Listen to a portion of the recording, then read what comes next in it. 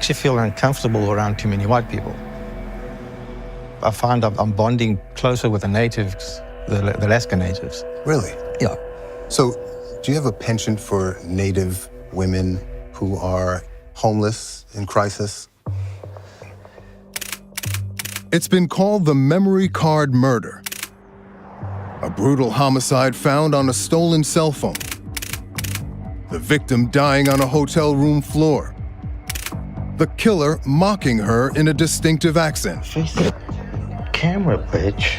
There's, at one point, blood coming from both sides of her mouth while the killer is sexually molesting her. He wasn't sexually molesting her. He was poking his fingers on her boob, okay? Is that not sexual molestation in your mind? It depends on the woman.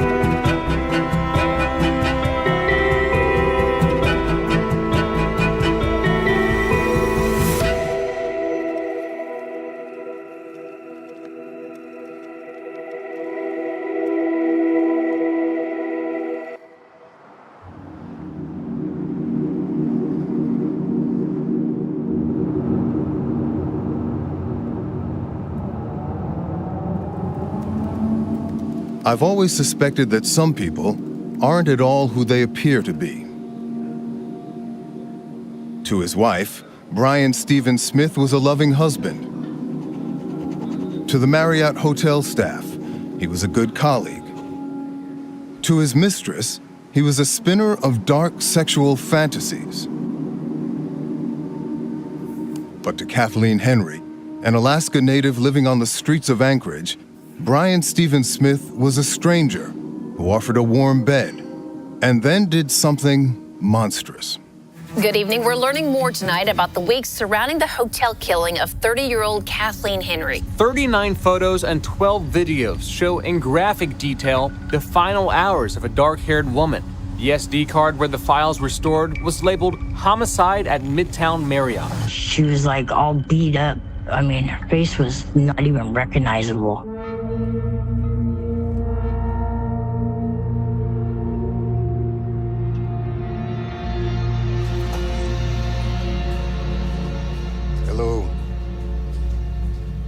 Brian Stephen Smith was found guilty in February 2024 of murder, sexual assault, and misconduct involving a corpse. How are we doing, guys? We're set. We're good? Okay. And now, for the first time, he has agreed to tell me his story and to answer for these crimes. Well, Brian, we're here because we really want to understand the mindset and motivations behind your actions in this case, okay? Tell me, why are you here today talking to us? Because you asked me to. You could have said no, but you agreed. Why? Yes, yeah. Well, I have my side of the story as well that I'd like to get out. You want to be heard?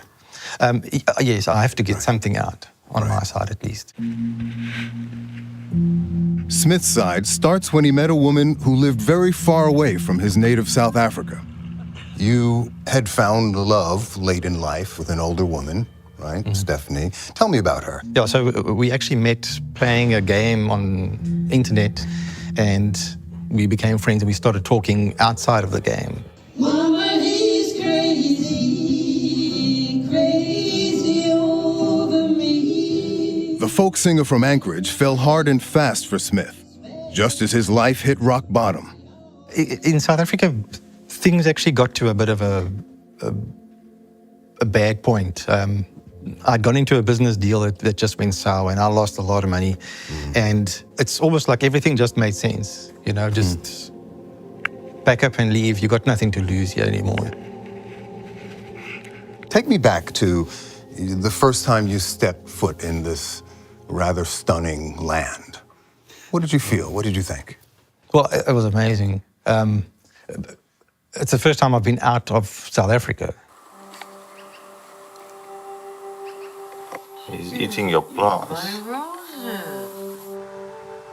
With camera in hand, Smith took to the Alaskan wilds and began shooting videos.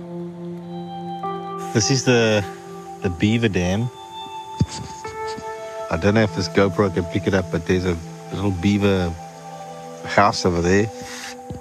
It's very similar to Africa. You've got the civilized, and then you've got the whole ethnic, rural, indigenous side of things.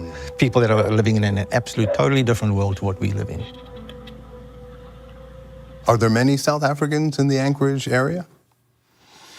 I think there's 2 or 3 or 4. There might be more, but Maybe a handful. yeah. It also seems like a good place for a secret life, if that's what you're looking for. Nobody knows you. There's lots of space. One could lose themselves in kind of withdraw from the world here if one wanted to. Yes, you could. You're correct. You can go get yourself a little cabin and you never have to deal with humans again. Right, right. Yeah. Whether Smith was looking for a second life or a secret one in Alaska, he struggled to fit into Stephanie's world. Are you still married? I signed the divorce papers about 2 months ago. Stephanie's a very social person. And she's got groups of friends that are in theater and music. At first I thought, yes, I could do it. But then it was just too much for me. They were all trying to be nice. Right, right.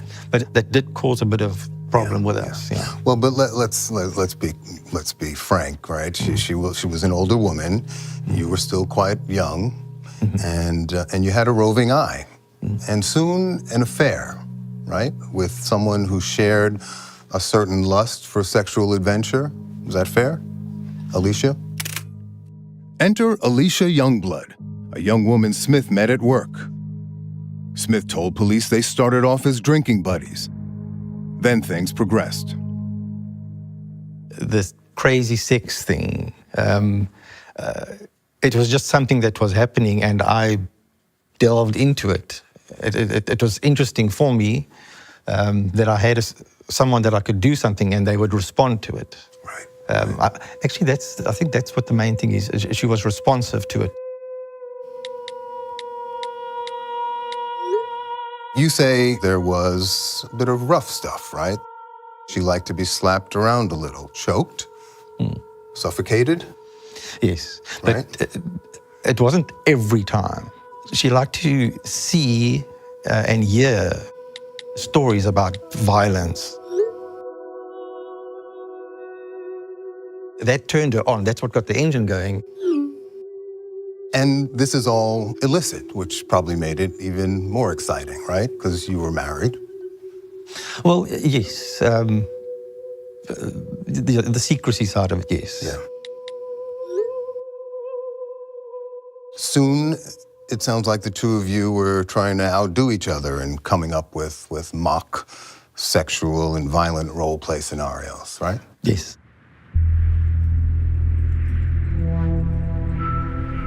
She would tell me about her criminal history. I knew they were not true stories. She would tell me that she'd been chased across America by the FBI, and she was part of a gang that used to rob banks.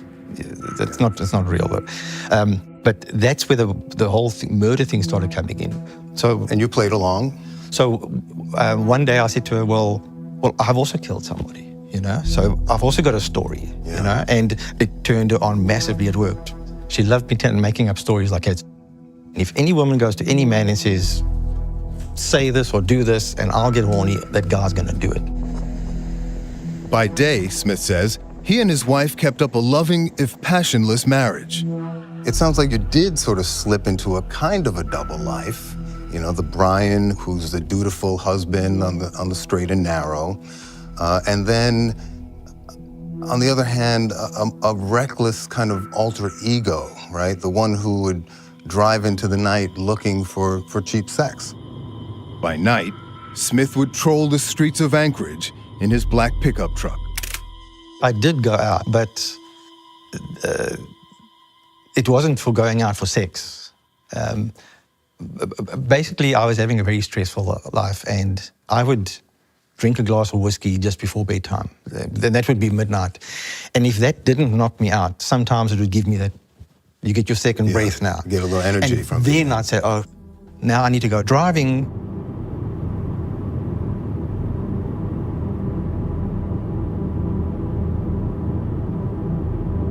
It was probably about 9:30 at night. Okay. And he pulls up, and I was homeless, living in a tent, and it was raining that night. And he goes, well, it's raining. You want to ride around with me? And, and I was like, sure. Valerie Kassler was on the street one night when Smith drove by.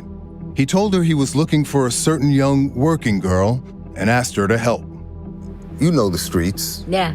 and I'm sure you're a pretty good judge of character. What was your first impression? He was nice. We went everywhere. We hung out out at the airport and watched the planes and stuff. I was with him till about 5, 6 in the morning. All night long? Yeah. When Smith stopped at a gas station to use the ATM, Kassler found herself alone in his car. That's when I dropped my phone. In the car? In his truck, yeah. You were in the front passenger Yeah, seat? yeah. And when I reached down, I grabbed 2 phones. And you get that chill feeling, You just got a vibe from it? Yeah. A feeling? Yeah, that something was not right. With Smith still inside, Kassler pocketed his cell phone, a decision on which the entire case would hinge. I went back to my tent and I turned it on, look and see if I recognize any phone numbers or if I recognize anybody on the pictures, and that's when I found it. You need your garbage. That's a sick mother.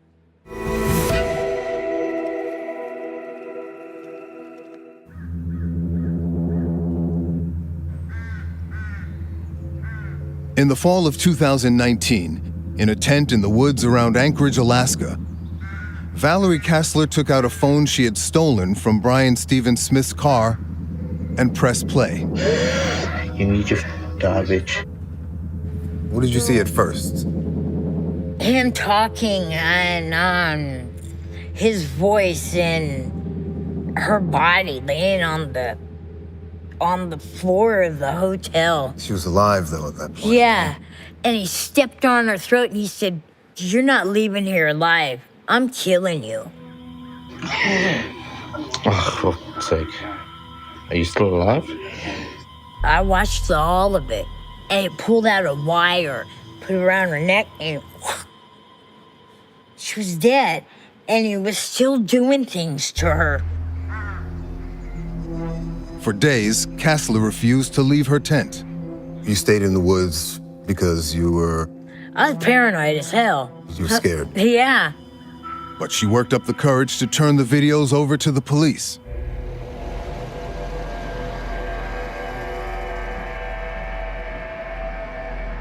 It was the hardest thing I've ever had to watch in my life, not just being as a police officer.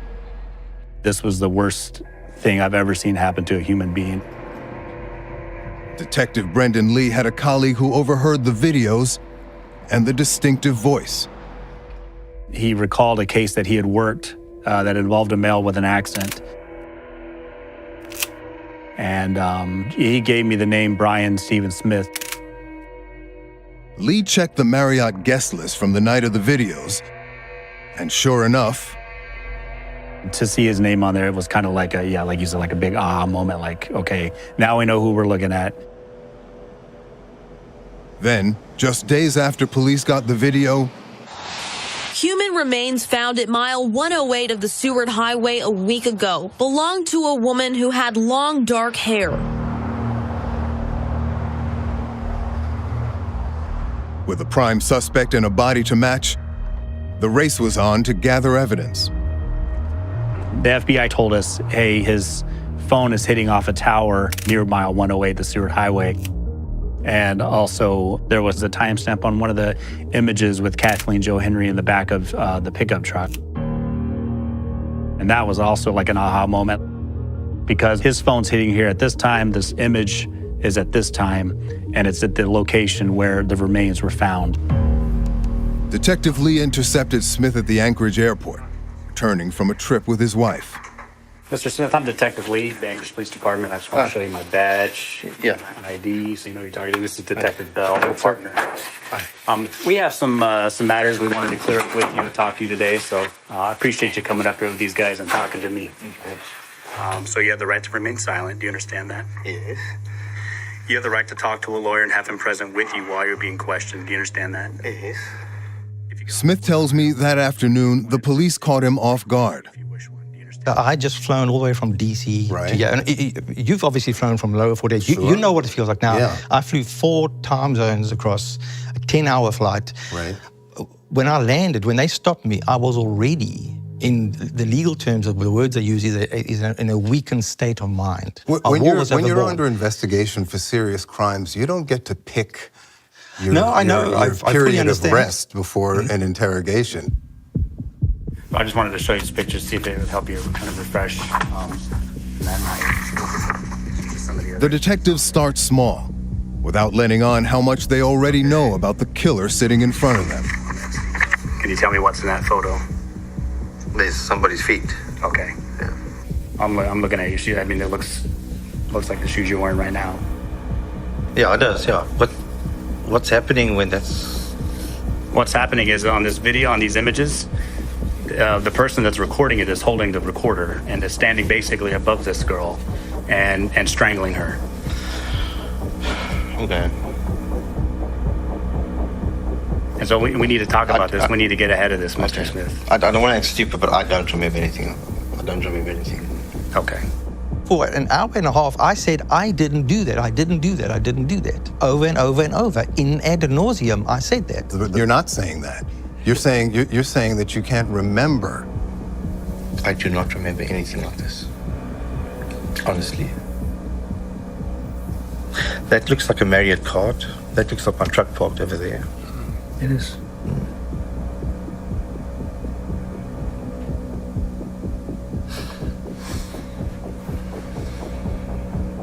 Piece by piece, detectives disclose photo evidence. Smith's hands, his stomach, Smith's truck, and license plate. There's cameras out on the highway at the way station, so there's no doubt about it that Inbound you were and out there. outbound. No doubt about it that you were out there. Look, I don't remember anything else. Really, I'm sorry. Then, about 2 hours in, Smith starts to crack.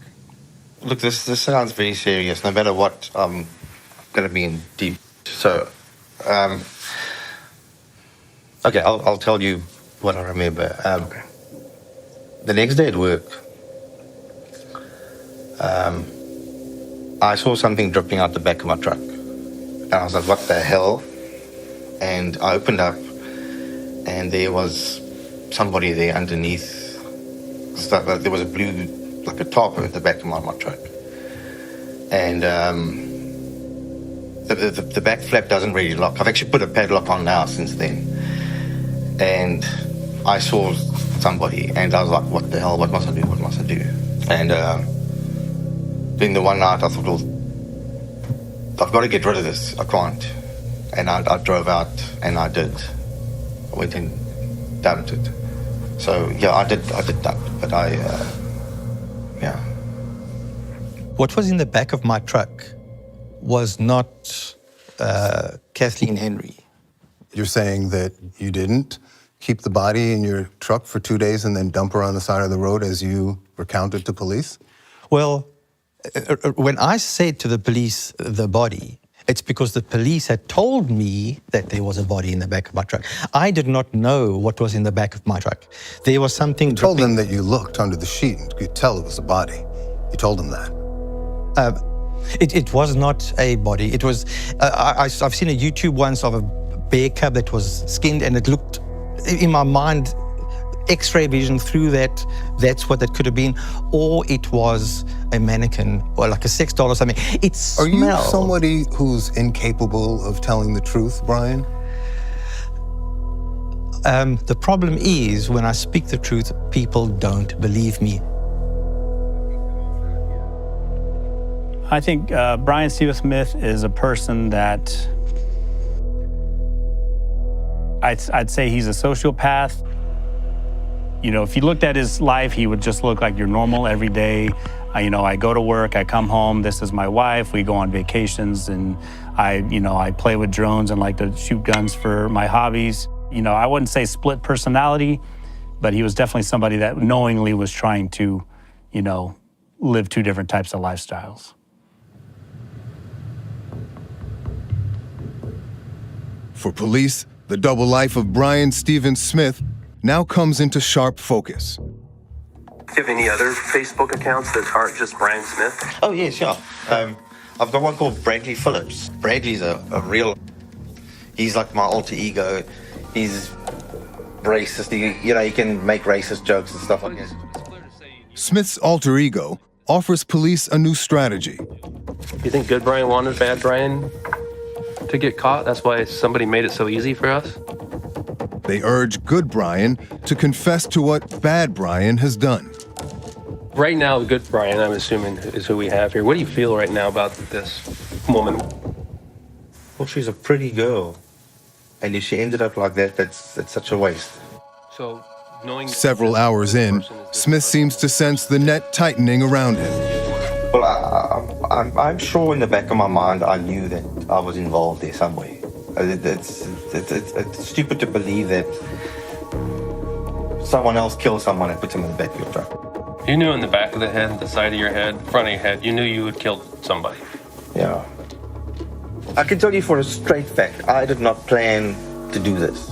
Okay. I've done it. I admit I've done that. I'll sign a piece of paper, yes, I did it. I know I did it. Yeah. Before we do that, With Smith's full-throated confession in hand, the detectives think they're done. down there first. Go with you. Just have a seat. Just have to get somebody. Okay. And then Smith drops the biggest bomb of the case. Are you guys in a rush to go home? Are we in a rush? Yeah. You want to talk some more? We're not in a rush. We got all night. I picked up a very drunk girl. My wife was gone. She was away for the weekend. I had to go home. And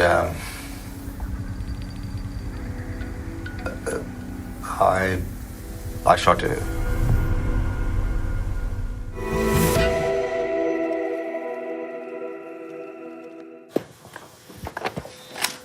Are you guys in a rush to go home? Are we in a rush? Yeah. You want to talk some more? We're not in a rush. We got all night. 5 hours into a police interrogation, Bryan Steven Smith had already confessed to the murder of Kathleen Henry. If I'm gonna burn on the electric chair for one, I might as well do it for two. Then, Smith volunteered details of a second murder, and police realize they've caught a serial killer. I shot this girl and then I went and dumped her out on that little side road going towards Butte when you turn off the highway. This is how you recounted it to the police. Your wife was away, you were drinking. You hit the streets, as in your words you were known to do. You went to get some liquor and you spotted her. She wanted booze, I knew that. She was drunk. She had a half a bottle of R&R on her there. And she was really drunk. She was slurring it. And I picked her up and I said, hey, you want some warm food and a warm place to sleep tonight? You bring her home. You were afraid, you tell the police, that she was going to leave her odor in the home and your wife would detect it. So you told her to take a shower. She was smelling. I knew she was homeless then. You know, she was stinking. And I was getting upset and I said to her, go take a shower, you know, because now there's smell in the house, you know. And she wouldn't do it. She kept saying, no. He said, I clearly remember this. And again, I'm not lying to you. I don't remember. I can't visualize the girl. But when I went to the garage and I got my pistol and I said to her, go to the shower, and she wouldn't. And I just did that. And I While she was on the couch? yeah. I just shot it. The evidence lined up perfectly with Smith's account. A human skull had been found 6 months earlier at the site Smith named, pierced by a bullet. Police would later find an SD card at Smith's home with a video of a woman lying naked on the floor. Forensics identified the victim as Veronica Abowchuk, another Alaska Native woman who disappeared from the streets of Anchorage.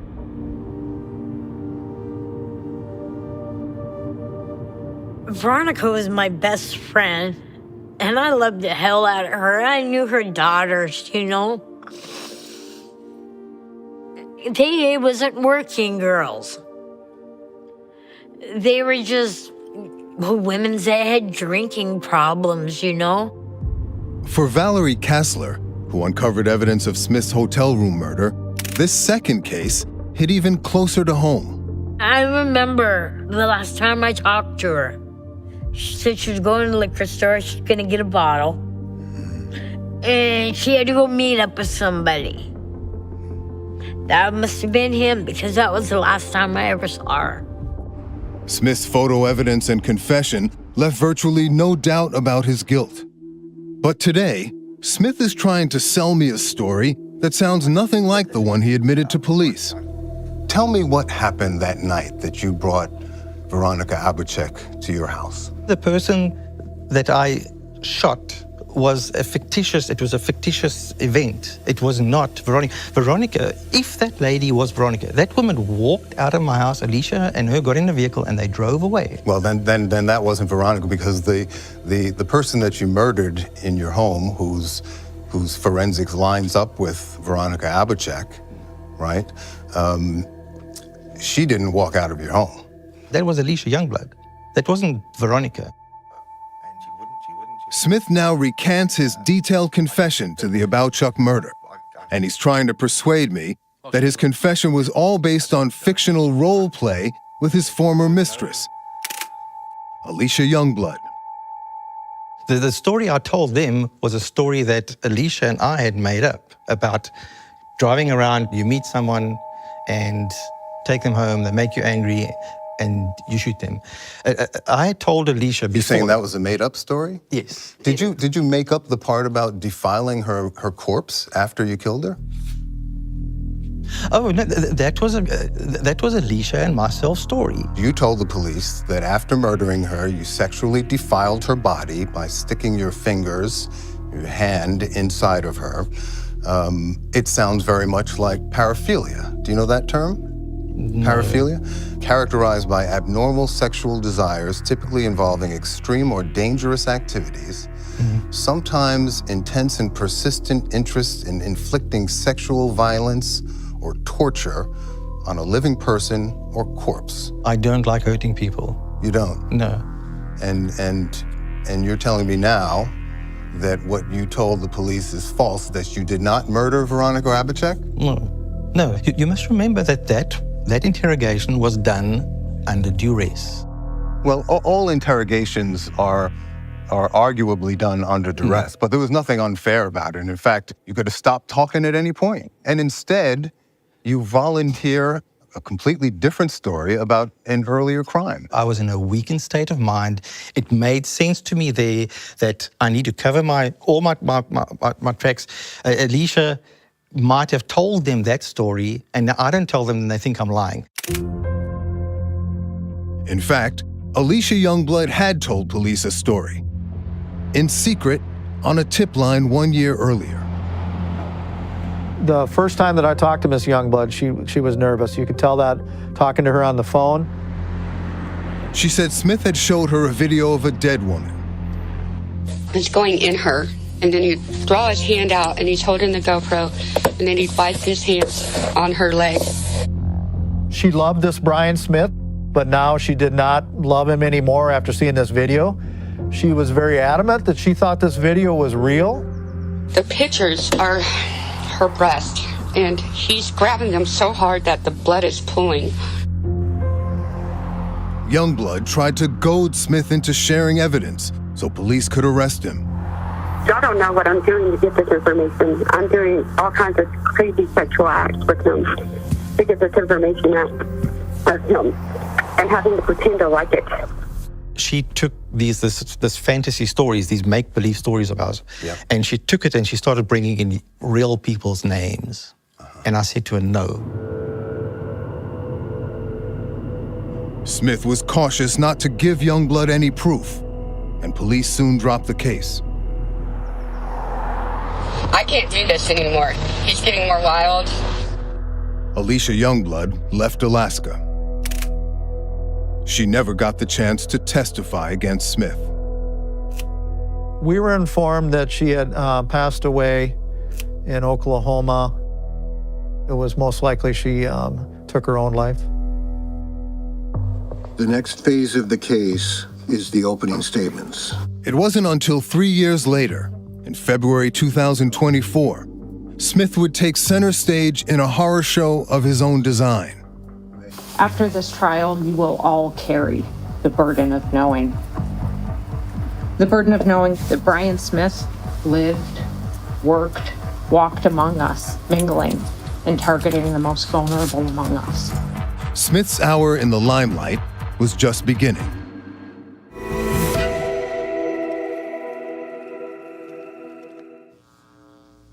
Let's bring the jury in. This is a statement. I call your first witness. My name is Christy Grimaldi.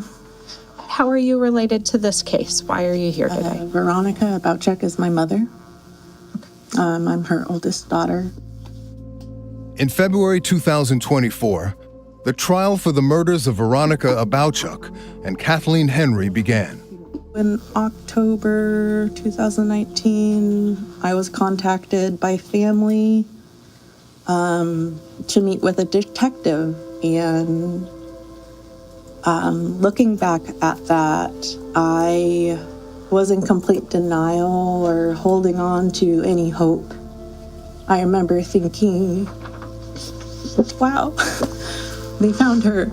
You know, maybe she's somewhere.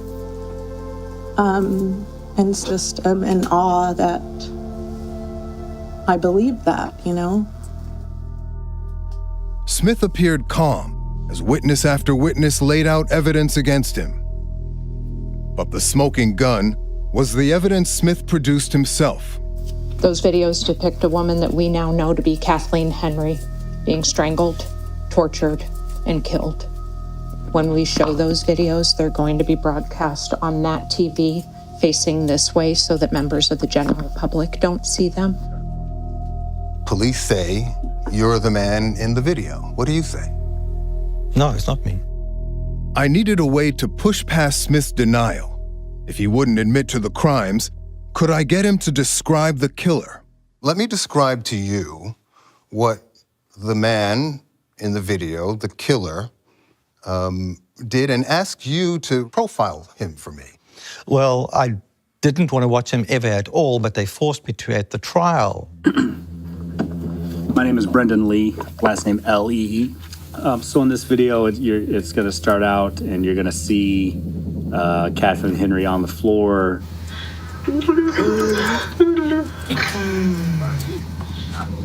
Are you lying?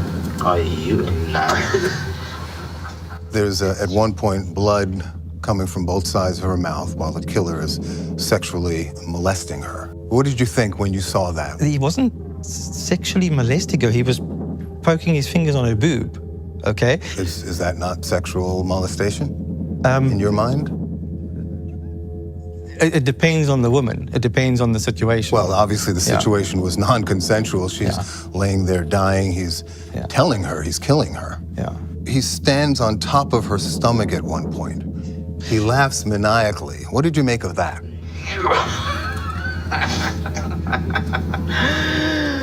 I don't remember him laughing.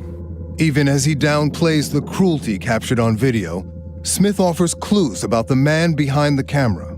Did it seem to you that the killer was enjoying himself? No.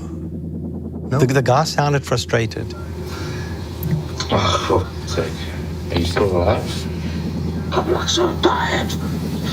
The guy said that She must hurry up. You know, she must die. She must hurry up. People need to cooperate. People need to know when they're being serial killers. The person sounded like he had lost control. Like he'd lost control. Interesting. So that it was unplanned, maybe spontaneous? No, from the wording the guy used, it sounds like he was documenting something, so it was planned. As you can notice, the tongue is like swollen. That eye is swollen as well. Why was he documenting? Yeah. Why would somebody do that? Well, they're obviously making money out of it, as far as I... Yeah. Could he have been doing that to watch it back and get thrills from it? I don't know, he probably could have. If you find him, you can ask him that. The killer is giggling and laughing. Do you remember that? Probably the ugliest part was where he had his foot on her throat. What kind of man could do that? A nasty person. She's making horrific sounds with her dying breaths. Do you remember those sounds? Well, that was the first noises that came out when the first video played. They showed the girl trying to breathe. Yeah. And that's, I do not like that. Can you describe them for me and how they made you feel? I didn't like hearing it. I don't like to hear that stuff. So he has the throat. He has the string I've got. Okay, I'm gonna pull the string quickly, okay? He's strangling her with a green string, straddling over her, right? You remember that? Berating her, fondling her. I'm trying to make a movie, you stupid blood-sucking. And it sounds like he's doing that for an audience. He's like he's making a movie. He's definitely making a movie.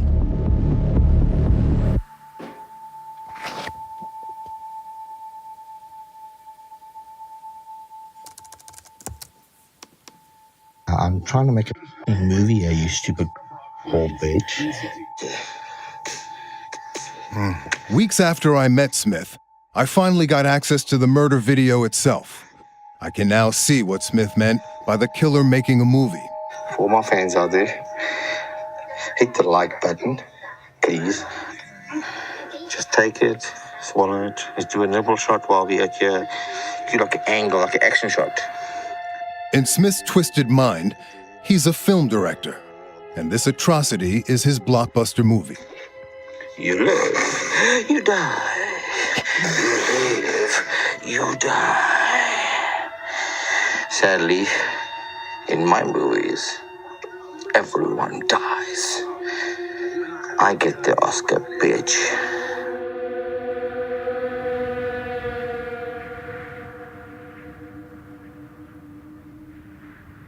Right. Court resumes. Secretary Arnold Captain's acting tonight. Please be seated. In the end, Smith's movie did meet its audience. Let's bring the jury in to investigate. 12 men and women, and they quickly delivered a verdict. Mr. Smith, would you please rise? I will read the forms, the verdicts. We, the jury, find the defendant, Brian Stephen Smith, guilty of murder in the first degree as charged in count 1. Guilty for the murder and sexual assault of Kathleen Henry and Veronica Abouchuk. His sentence? 226 years in prison. I can tell you as a professional journalist, the evidence against you is insurmountable. You're not getting over it. Isn't there a part of you, you're still a young man, isn't there a part of you that just wants to unload, unburden this whole thing and talk truthfully about what actually happened?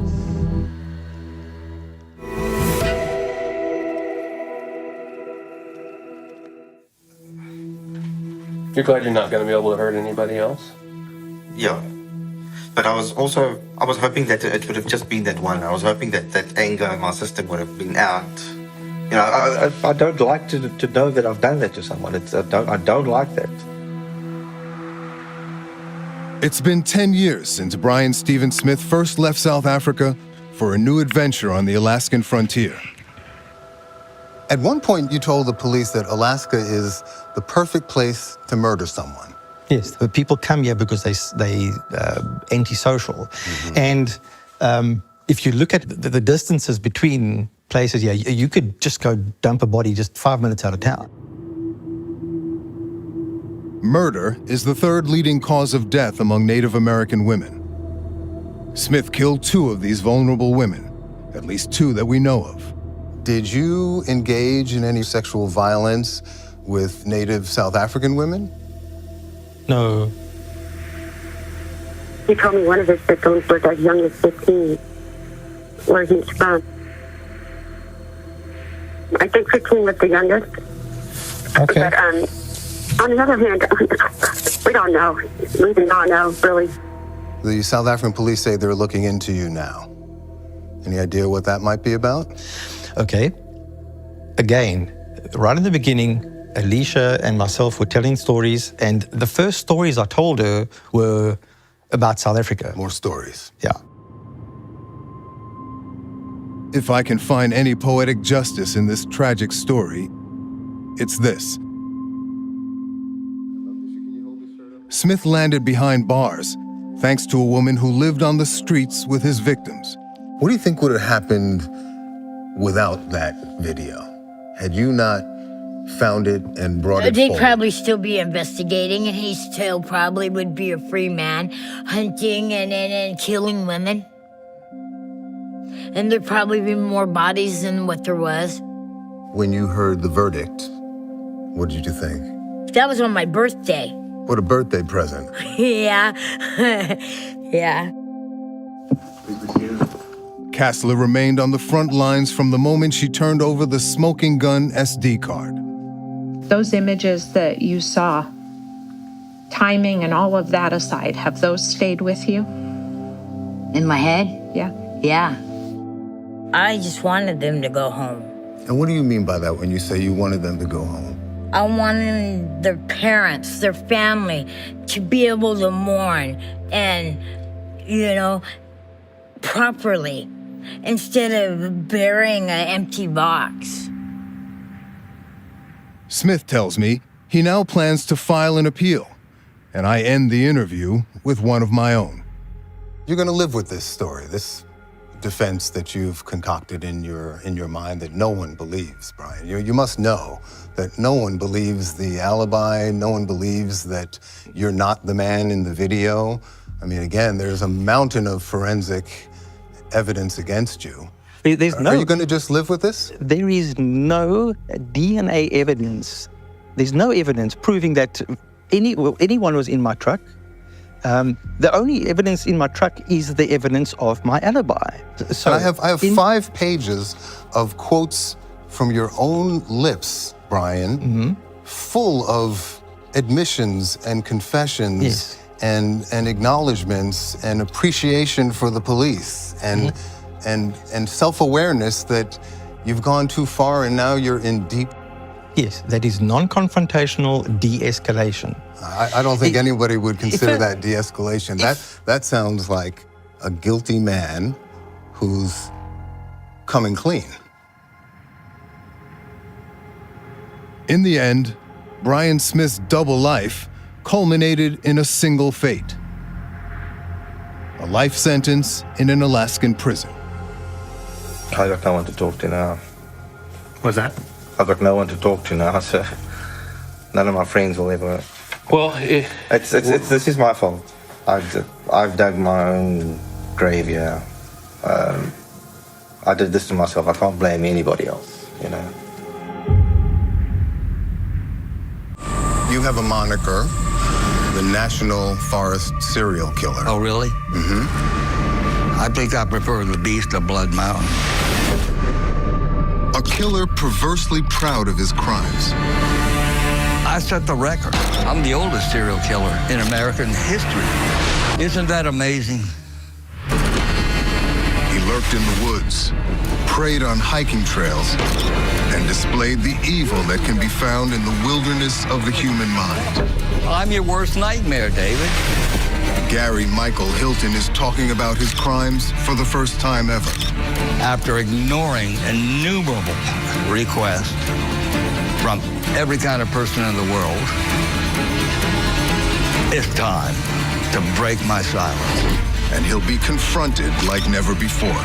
Now, you keep pointing to robbery, But was that just an excuse to torture and kill people? Torture and kill people? Yeah. Hold on. Torture? I didn't torture anybody. Kidnap people, chain them up in your car, beat them to death. You rape them. Most people regard that as torture. No. Where are we going with this? Well, I think we're going to the mind of a psychopath. A psychopath? Devoid of empathy, mercy, or decency. Narcissistic? Psychotically so. You're nuts. I killed him with it. Now awaiting a death sentence in Florida, Hilton says he's finally ready to come clean. I'm going to give you a news scoop. I did it. I'm confessing to a murder on camera. And reveal what really happened to his victims. She said something that really grabbed me. What'd she say? It's the last chapter of an American crime saga. Do you hate women? Yes and no. Yes. And our last chance to look inside the mind of one of the country's most terrifying serial killers. You have the power to haunt our dreams. Yes, sir. Turn them into nightmares. Do you enjoy having that kind of power over us? You know, in a perverse kind of way, I do.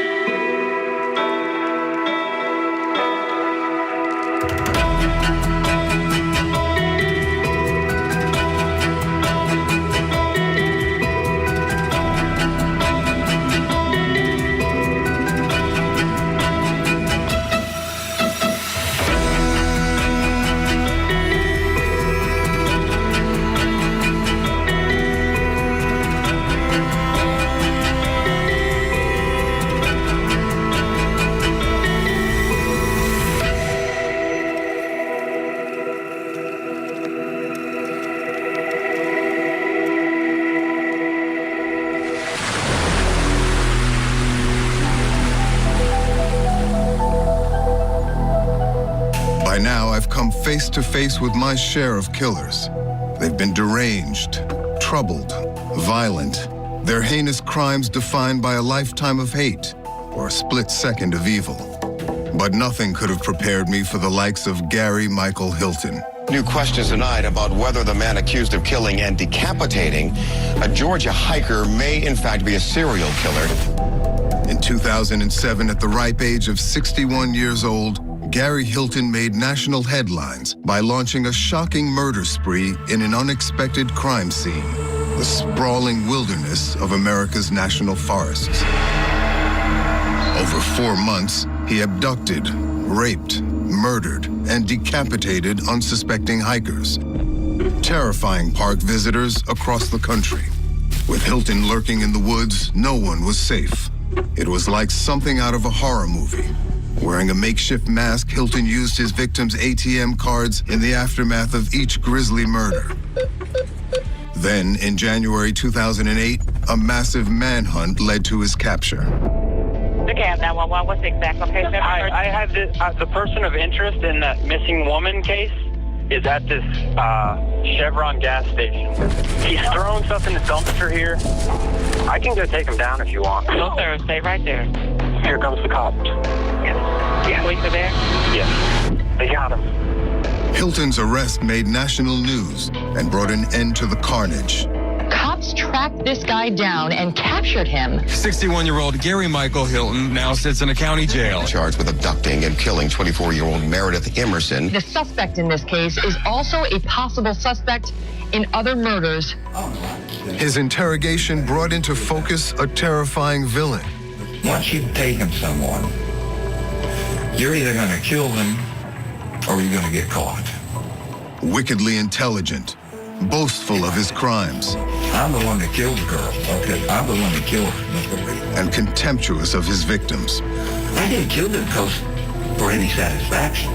It was distasteful. It was dreadful. Trust me. It was. Of course, I was able to do it because of my general rage against society. Of course. It's because Hilton pleaded guilty to murdering 24-year-old Meredith Emerson in Georgia, as well as John and Irene Bryant, an elderly couple in North Carolina. He was also tried, convicted, and sentenced to death for the murder of 46-year-old Cheryl Dunlap in Florida, a crime to which he has never confessed, until now. Today, he awaits execution after more than a decade on Florida's death row. But questions remain about Hilton's terrifying rampage. Many only he can answer. At 61 years old, he claims he became America's oldest serial killer. What caused him to snap? Why did he do it? Are there other victims? Despite all the attention, Hilton has never before spoken to the media. Okay, so the clock starts now. 10:42. Good. We have exactly 60 minutes. It was my first interview with a murderer sentenced to die. After all these years, why did Hilton finally want to talk? And what would he now reveal?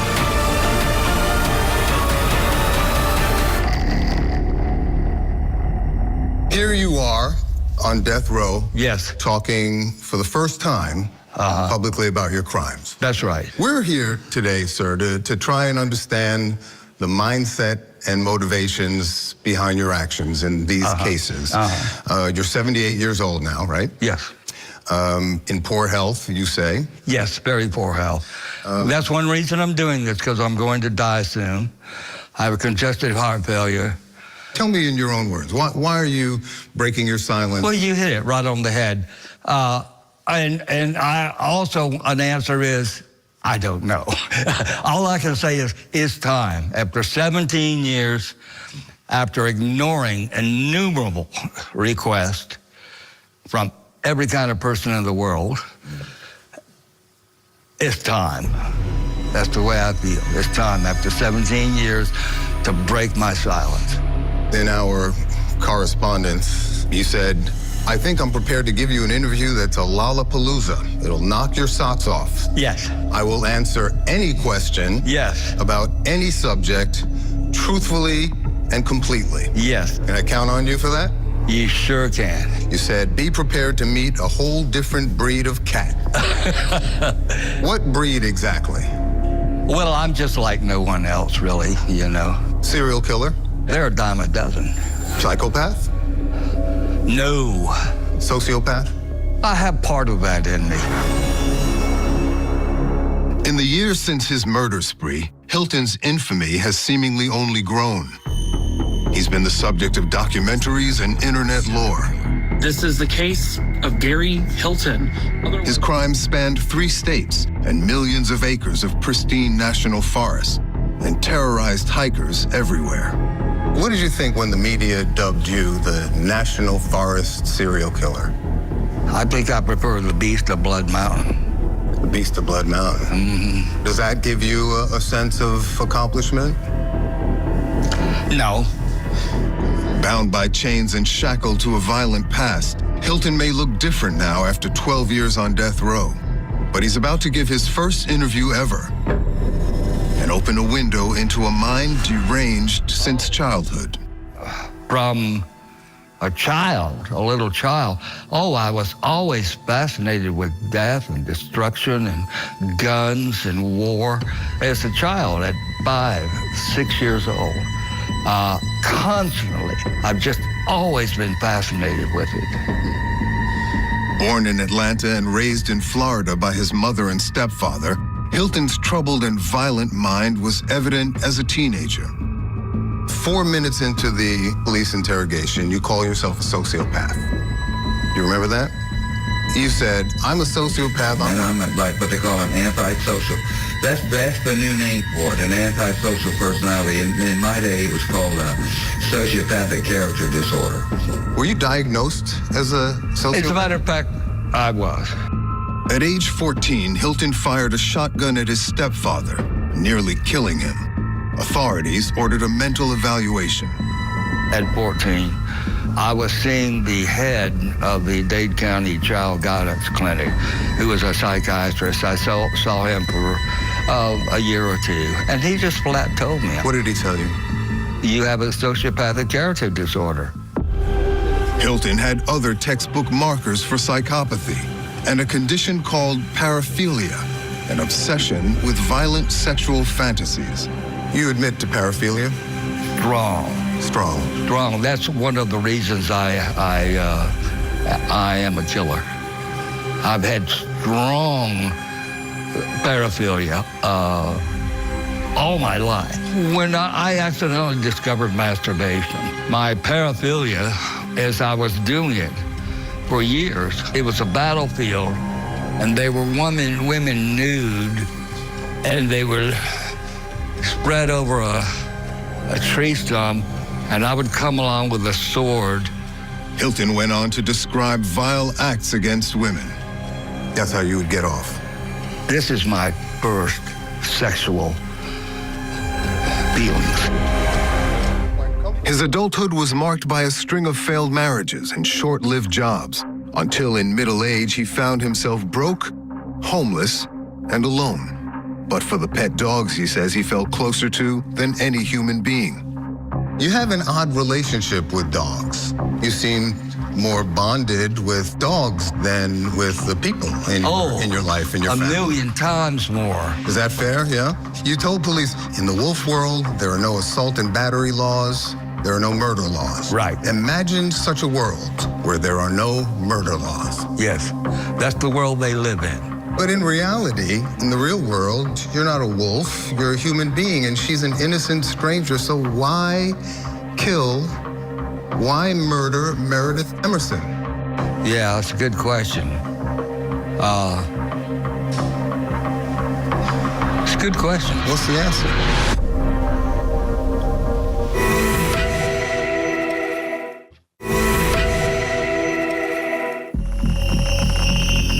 It's not clear exactly when Gary Hilton decided to start stalking and killing people, but it is known that for years he frequented national parks in multiple states in his white van, posing as an ordinary hiker. What you doing out here? Well, you're the fourth person to come along. Am I? Didn't ask me that. At some point in his middle age, a lifetime of madness and failure had pushed him over the edge. Outside of crime, your life is utterly unremarkable. That's true. Is that fair? A complete abject failure, a nothing, a nobody who never achieved anything, that never followed through on anything, who is a failure at everything. Except killing. Well, that started when I was 61. In January 2008, Hilton was scouting the trails of Georgia's Blood Mountain for human prey. He was armed with a bayonet, a police baton, and a friendly red retriever named Dandy. Chattahoochee National Forest. 750,000 acres of thick woodlands in the North Georgia mountains. At what point did you first spot Meredith? Can you remember? Yeah, I was coming down off the Blood Mountain Trail, and she was just coming up, and she had stopped and opened up her little collapsible dog bowl. 24-year-old Meredith Emerson was hiking with her dog on that day. The recent University of Georgia graduate was just settling into a new career and a bright future when she crossed paths with evil. She fit the profile, single. Oh, definitely good looking. Single woman. Yeah, good looking, young, and everything. Unlikely to resist, or so you thought? You told police that your MO was to lurk and sometimes watch with binoculars from a distance, just like a hunter would. Yeah. The Blood Mountain Trail is the most used day hiking trail in the state of Georgia. So on the one hand, that makes it an excellent hunting ground. On the other hand, it makes it no good because there's so many witnesses. You positioned yourself at the intersection of two trails, right? No, I was just coming down off the trail and boom, there she was. At what point did you decide she was the one you were going to strike? I'd already decided the instant I saw her. Closing the distance to Meredith on the trail was easy with the help of Hilton's dog, Dandy. You deploy your unwitting accomplice, Dandy, right? The icebreaker? I mean, you can't help but not use him. He's so lovable and everything. Well, you told police that was part of the strategy. You see, it's reverse anthropomorphism. Rather than assigning human qualities to an animal, they assign animal qualities to humans. So he's got his laughing, lovable golden retriever. He must be okay. Right. Reverse anthropomorphism. Some men use dogs to meet women that way. You use your dog to meet victims that way. It worked on her, right? Now you're walking up towards the summit on the trail in close proximity. The presence of so many other people on the trail didn't dissuade you? I'm telling you, it should have. I walked up the trail with her for a ways, and several people saw me with her. Right. And as a matter of fact, one guy, and it turns out that he was law enforcement. Yeah. One guy said, "Are you with her?" And I said, "No." That should have killed it right there. Moments later, alone with Meredith on the trail, the former Army soldier brandished his bayonet blade and prepared to strike. But subduing her wouldn't be nearly as easy as he expected. Meredith Emerson was trained in martial arts and ready for the aging maniac. You confront her with the bayonet, she attacks the weapon. She shocked me. She had real quick hands, and she grabbed the knife blade. She cut her hand slightly. Like I said, the bayonet was not sharp. She grabbed it, and I was so slack, I was like lollygagging around, didn't have a good, firm grip on it, and she twisted it right out of my hand. So she disarms you. But she loses control of the bayonet, too, at the same time. Now you know you've badly miscalculated. You resort to your second go-to weapon, the police baton. And she just proceeded to grab the baton and took that out of my hand. So now you're getting your ass kicked by a girl in the woods. No. Sounds like it. Not at all. Really? I sensed at this moment that pressing Hilton might help reveal just how prideful and heartless he is. To get inside his head, I needed to get under his skin.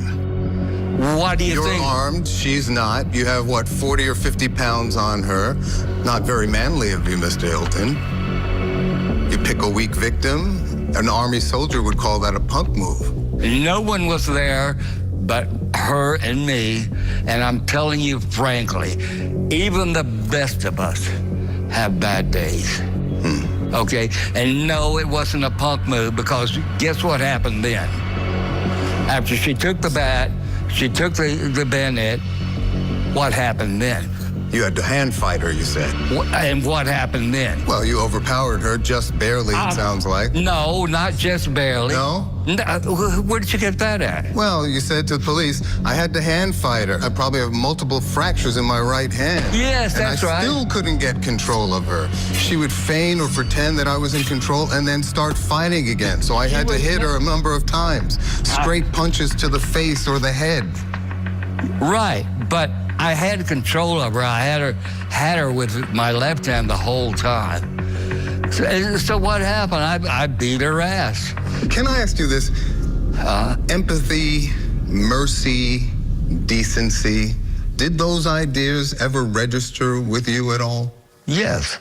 I have 4 different personalities. A soldier, a scientist, an artist, and a comedian.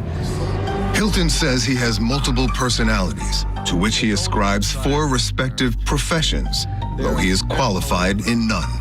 The soldier and the scientist, they're totally rational, unemotional. The artist is concerned with textures and feelings and emotions, and the comedian wants to make people happy. The soldier personality is emotionless. Kill them all, let God sort them out. That's the soldier mentality. Is it possible that all that talk about being an Army soldier was delusional on your part? No. No? No. I've been tested too many times. I've been in too many fights for over 20 years. Hilton forcibly abducted Meredith Emerson and chained her to the chassis inside his white van. While Meredith languished, a massive search was underway to find her that garnered widespread media attention. But the scale of the crime scene, nearly 1 million acres of Georgia's Chattahoochee National Forest, was daunting.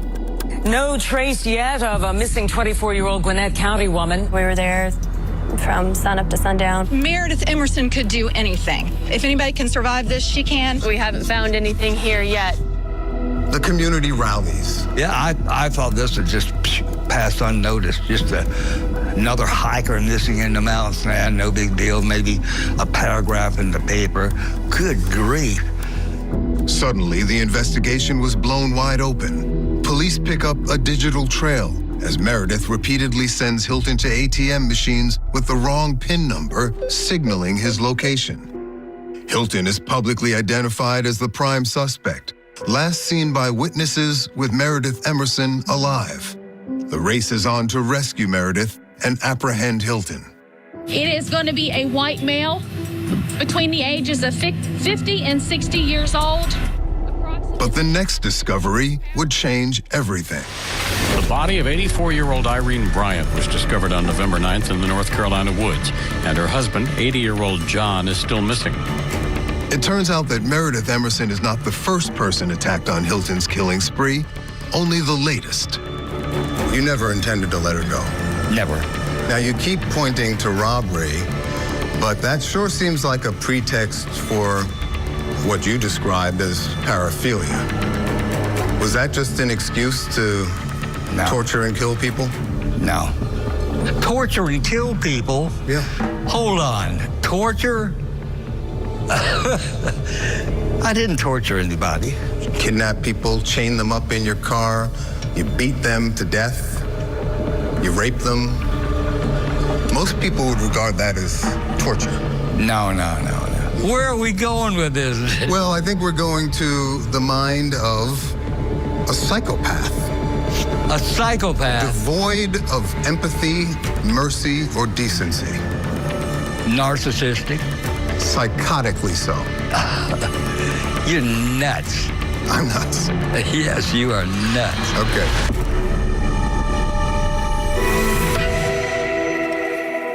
This week, Lori Vallow Daybell representing herself. What to expect and what to look for each day in the cult mom conspiracy trial. Opening statements with Julie Grant. Mornings at 8/7 Central on Court TV. The NWSL is on ION. Barbara Banda and the Pride battle the Spirit. Take it in the box! And Lola Bonta and the Current take on the Dash. What a strike! Coverage starts Saturday at 5 p.m. ION, it's on. All day above Blood Mountain, the State Patrol's infrared detectors scanned for body heat below. The search for Meredith Emerson made national headlines and was a desperate race against time. Do everything we can do to make sure that if she's up there, that we get her out of there safely. Police now knew who took her and which way he was driving. They also knew that Hilton could snap at any moment. It's a missing persons investigation right now, and that's how we're pursuing it.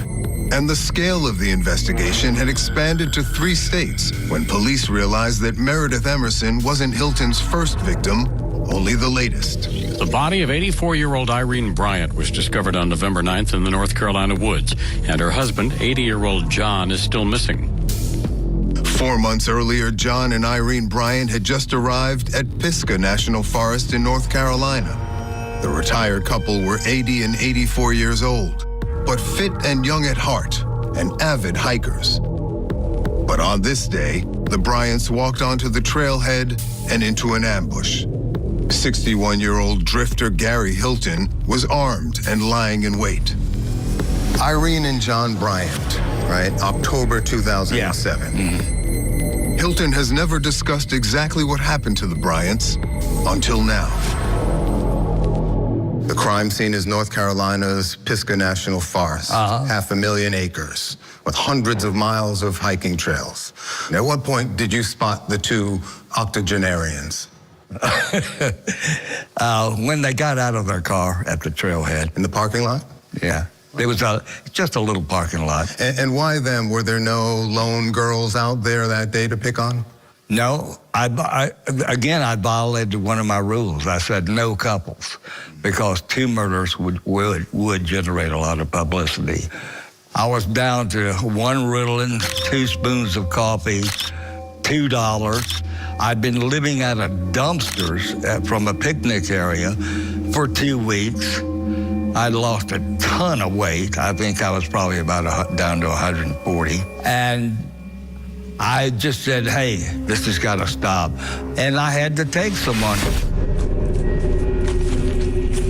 What do you mean when you say you had to take someone? To get money. For robbery purposes? Well, yes. I'm going to stake out this trailhead, and the first person that shows up goes. It was the Bryants? Yes. Okay. What happens next? So I kind of geared up, and so I said to John Bryant, you know what? We're going to take your credit card and run it. And he said, I'll go to hell. And he just brushed right past me.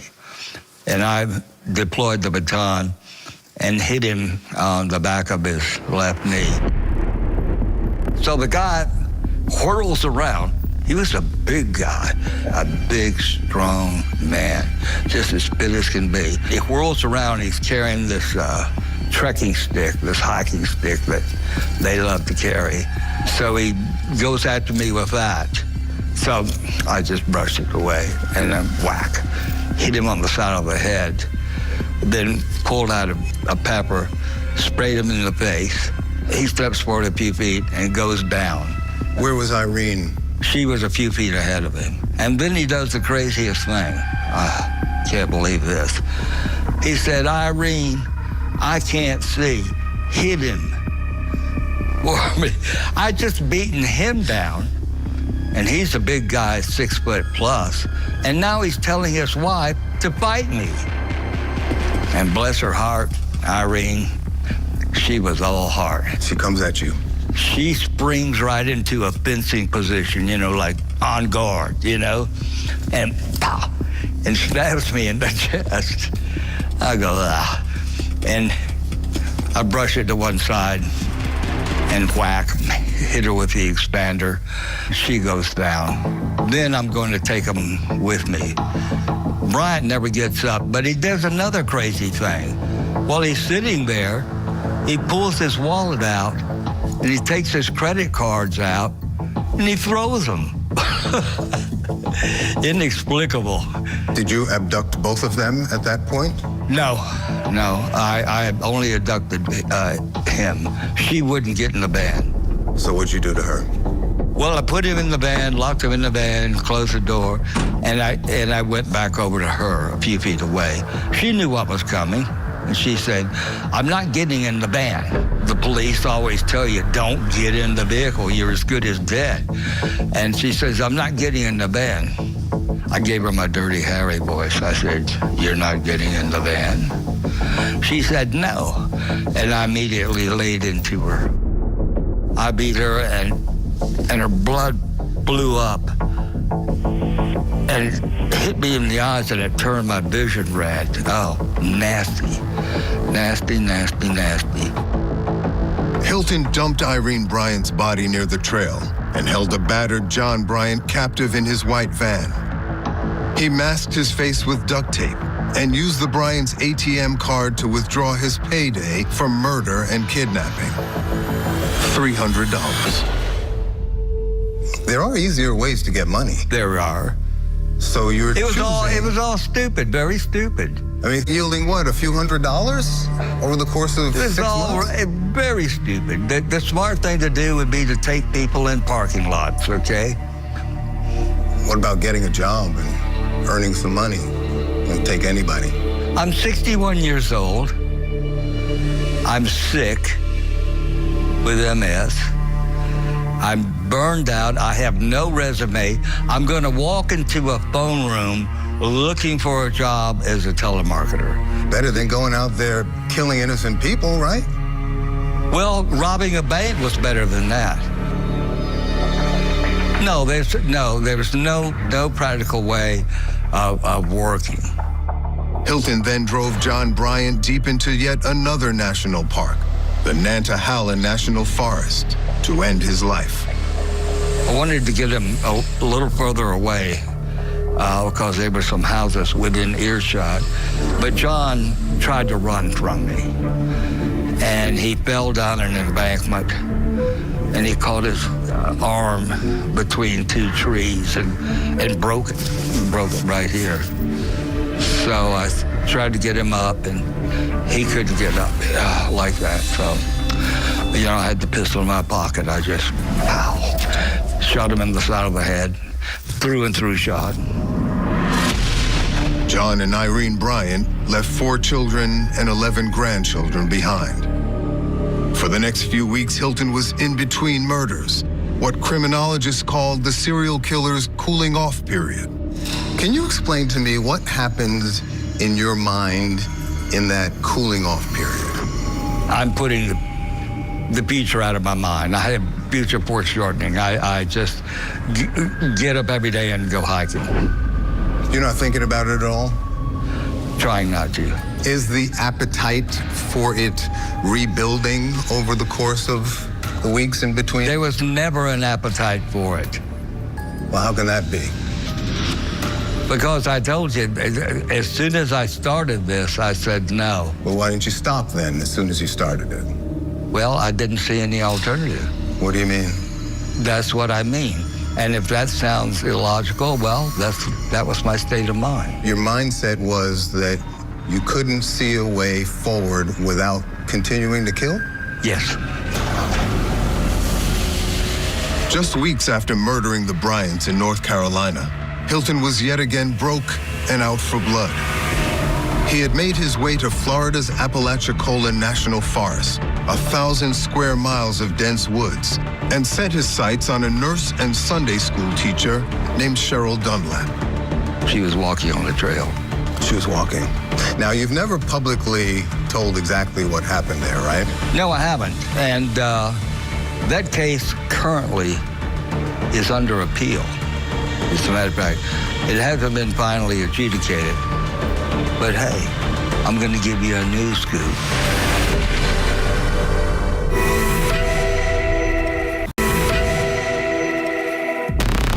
This is Gary Hilton at an ATM machine in Tallahassee, Florida in December 2007. His face is disguised to hide his identity. He's robbing his latest victim. But that is the least of his sins. You have the power to haunt our dreams. Yes. Turn them into nightmares, to worry about our daughters, to worry about our mothers, to worry about ourselves. Do you enjoy having that kind of power over us? You know, in a perverse kind of way, I do. The woman I killed in Tallahassee, that I have my current death sentence for, she was a devout Christian and a real wheel in the church. Cheryl Dunlap? Yes. Now, you've never publicly told exactly what happened there, right? No, I haven't. And that case currently is under appeal. Right. As a matter of fact, it hasn't been finally adjudicated. But hey, I'm going to give you a news scoop. I did it. So there you have it. You did it?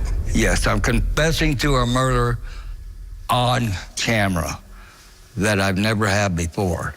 You murdered... So I'm giving you something, David. You murdered Cheryl Dunlap? Yes, I did it. I did it. And I'll be glad to tell anyone I did. After committing a double murder in North Carolina in the fall of 2007, Hilton fled one massive crime scene for another, arriving in Florida's Apalachicola National Forest. Yet again, Hilton found himself broke, hungry, and hunting for a human target. He was living out of his van and living out a fiendish killing spree. Where did you first spot her? In the Leon Sinks recreation area, on the trail. Mm-hmm. Did you follow her? I staked out the trail and I had binoculars. I was covered with a mosquito net. I see. For camouflage. Now, this is part of the Apalachicola National Forest, another enormous stretch of 1,000 square miles. It's about 40 by 40 miles. I finally had to get somebody because I had a little bit of peanut butter, some fruit juju, one Ritalin, a few spoons of coffee, and I had to take someone. When Cheryl Dunlap wasn't tending to her patients as a nurse, she was teaching Sunday school. But on this day, she was simply enjoying a walk in the pristine national forest. Hilton kidnapped and held Cheryl Dunlap captive, just as he had done to other victims, keeping her for days bound by chains to trees and inside his van.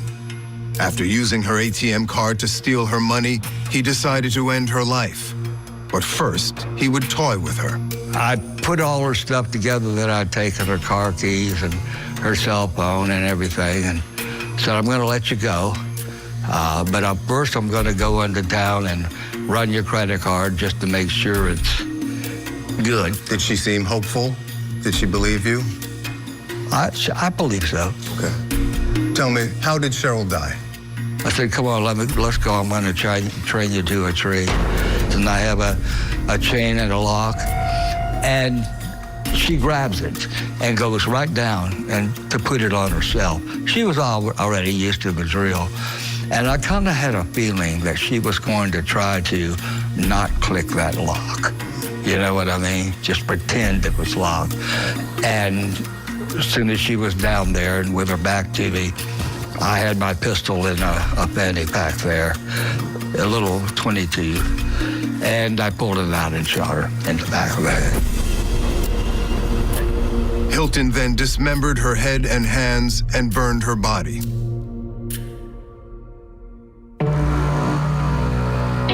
Cheryl Dunlap, she was all religion. And it gave me a kind of a perverse amusement to think I just terrorized an entire church, okay? I just have affected their life for the rest of their life. They'll never forget it.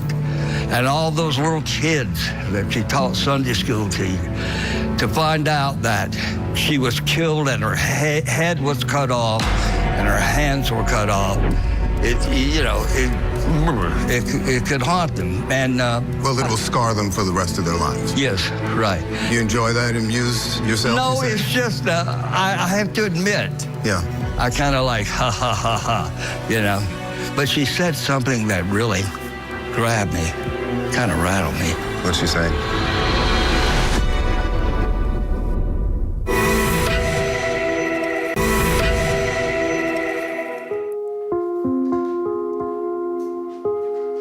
Cheryl was sitting here, and the girls that we mentored together were running through the room, and they were smiling and laughing, and Cheryl had the biggest smile on her face. She was so proud of them, and she loved them so much. She had her scrubs on. I love that picture because it was Cheryl. Cheryl Dunlap had lived a life of service. There's probably not a day that goes by that I don't think about her. No. Because she was really, we were like, in each other's lives, in a deep way. When she wasn't treating patients in her nursing job, she was teaching Sunday school. The thing that I miss most about Cheryl is her ability to listen.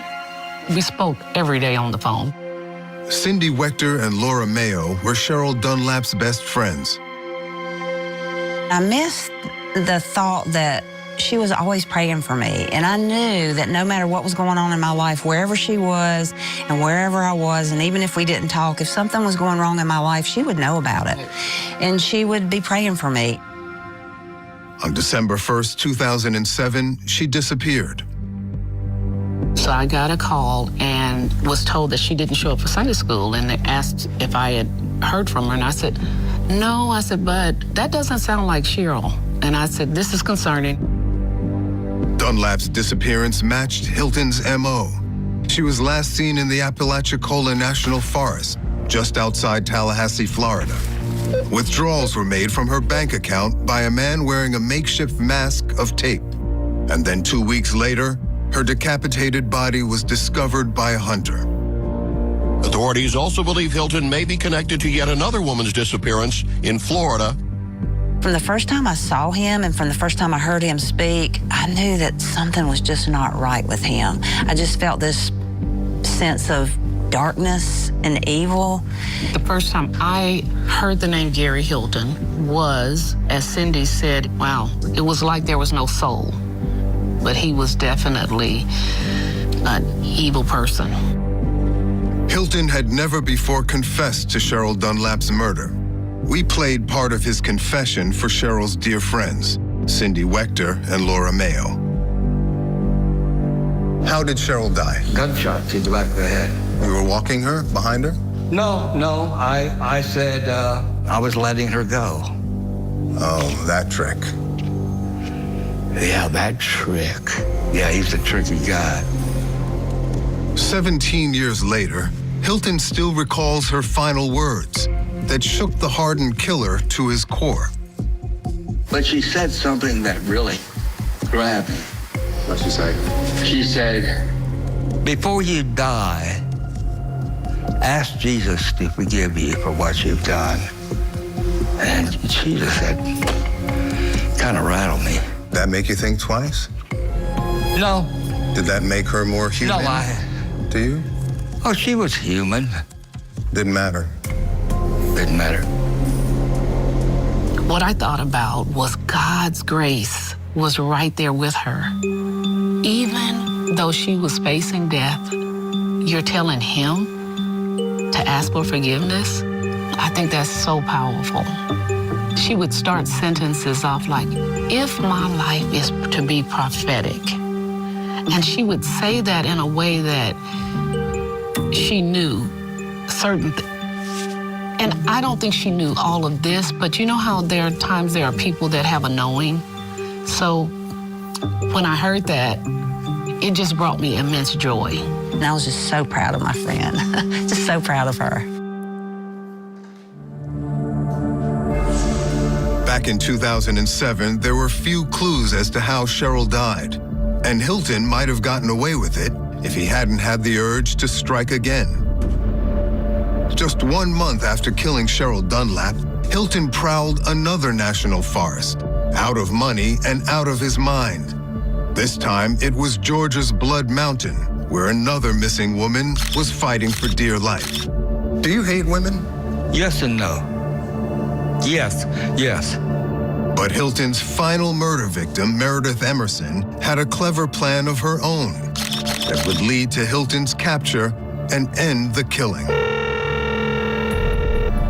Hi, I had this, the person of interest in that missing woman case is at this Chevron gas station.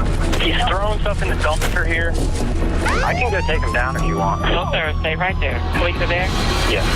They got him. Gary Michael Hilton is finally about to face justice.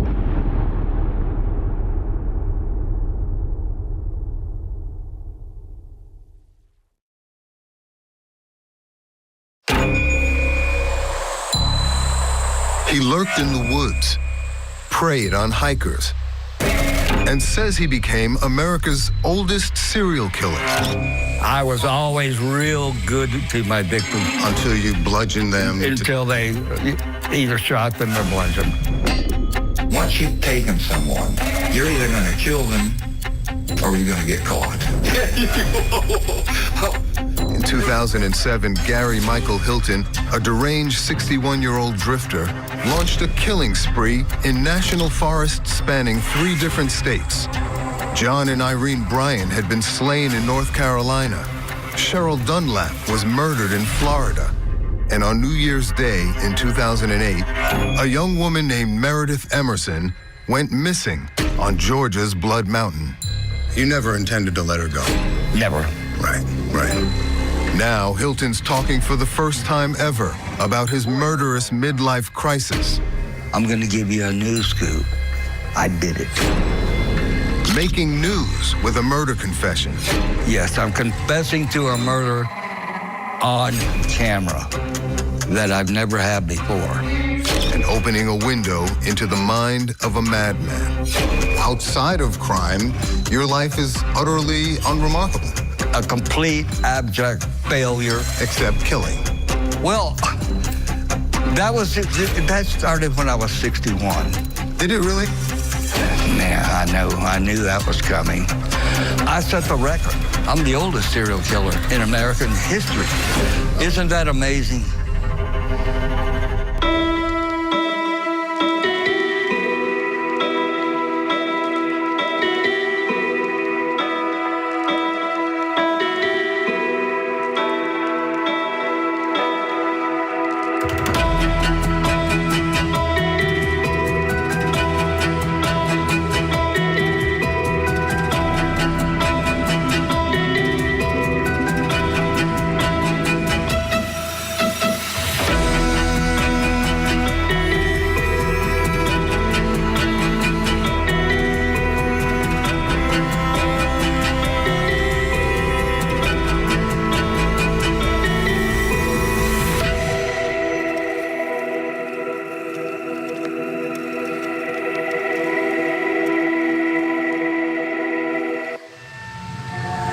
On New Year's Day, 2008, 24-year-old Meredith Emerson went for a walk on a mountain park trail and crossed paths with evil.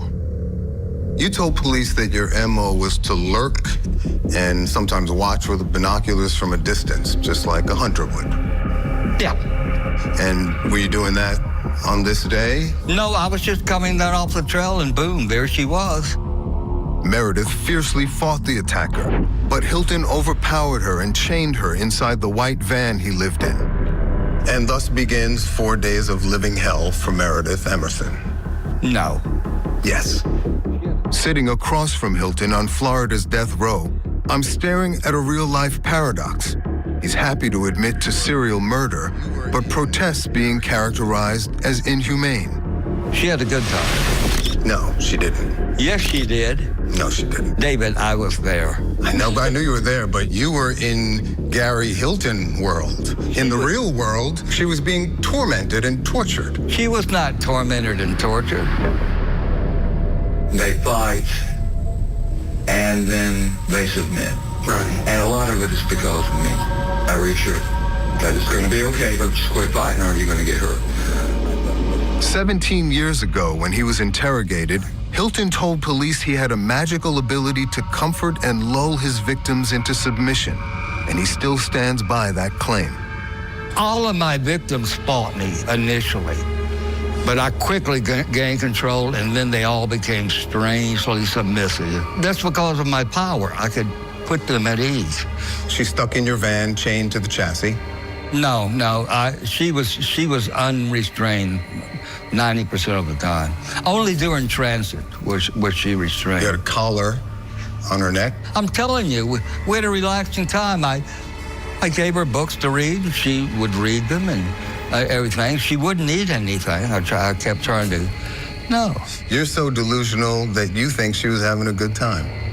Oh, well, she wasn't being tortured. You told police she was not having a bad time at all, enjoying herself. I could tell that. Well, in the sense she did. The advice to people if they're abducted is to engage your abductor and to make yourself a person to them. Hilton offered police this advice for anyone being held captive. Tell them about your family, what your dreams and hopes and plans and schemes are, because the abductor is psychopathic. He's looking at you in an inhuman way. You want to make yourself a human. Turns out that's exactly what Meredith Emerson tried to do in the clutches of the madman. But the cruel irony is lost on Hilton. She would joke. This is her engaging you to try and save her life. David, you are talking through your ass. You might be telling yourself that to make yourself appear less evil, but she was not having a good time, Mr. Hilton. No, I'm not. You're less evil. I'm your worst nightmare, David. You're not trying to appear less evil. No.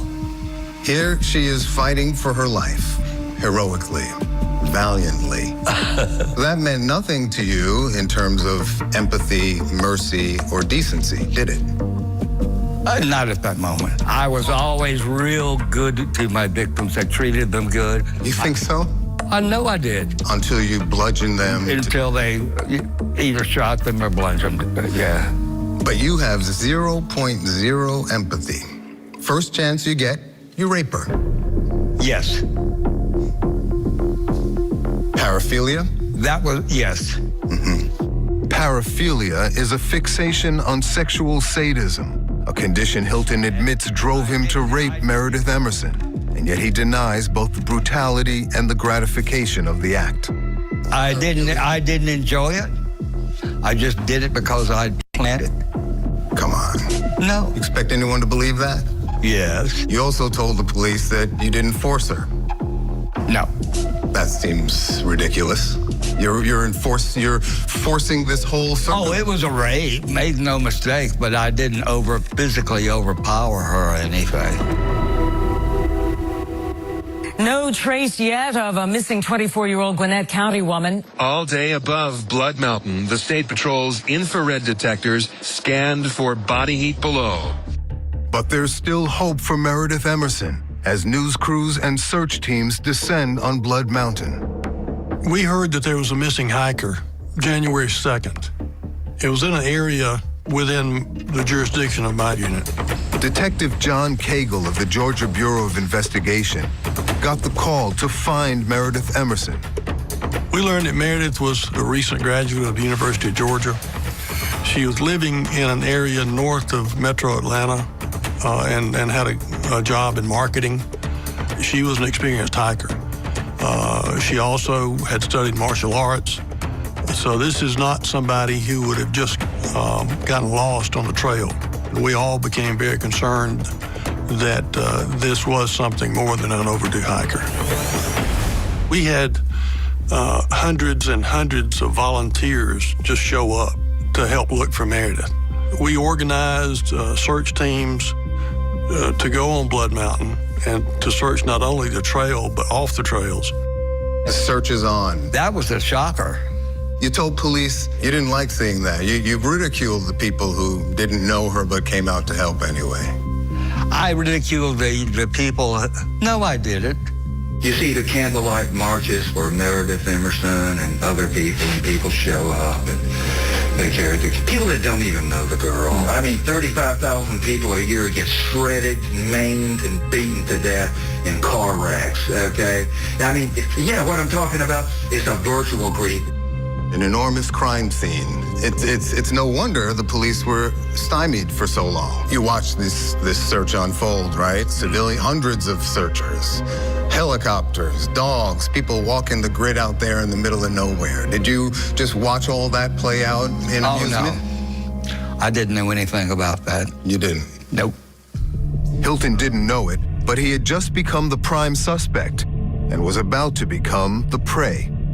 We began to interview people that had been on the trail New Year's Day and had seen Meredith. They began to comment that they had seen her talking with an older guy. The older guy was acting very strangely.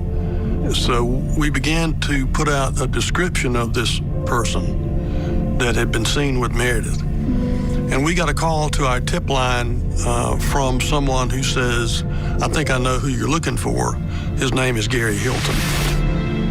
After stalking and killing unsuspecting hikers in 2 other states, Hilton is now the one being hunted. The captive Meredith has a plan of her own. They fight and then they submit. And a surprise in store for the aging maniac. She kept on fighting you, right, with her brains, outsmarting you with the bank cards. She didn't outsmart. Got you running around. You think so, huh? Oh, absolutely. Did you not figure out what she was doing?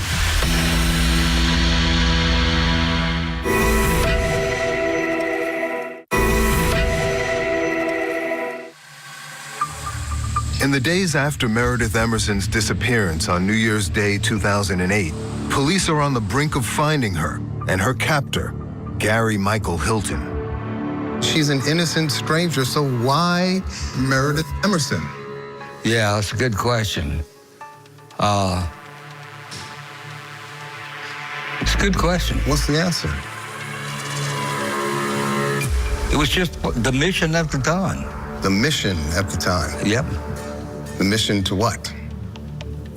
to kill, murder, and take her ATM card and get the money out of it. But when Hilton demanded Meredith's ATM card, she repeatedly gave him bad PIN numbers, which he used at machines along the escape route, leaving a trail of digital breadcrumbs for Georgia detective John Cagle.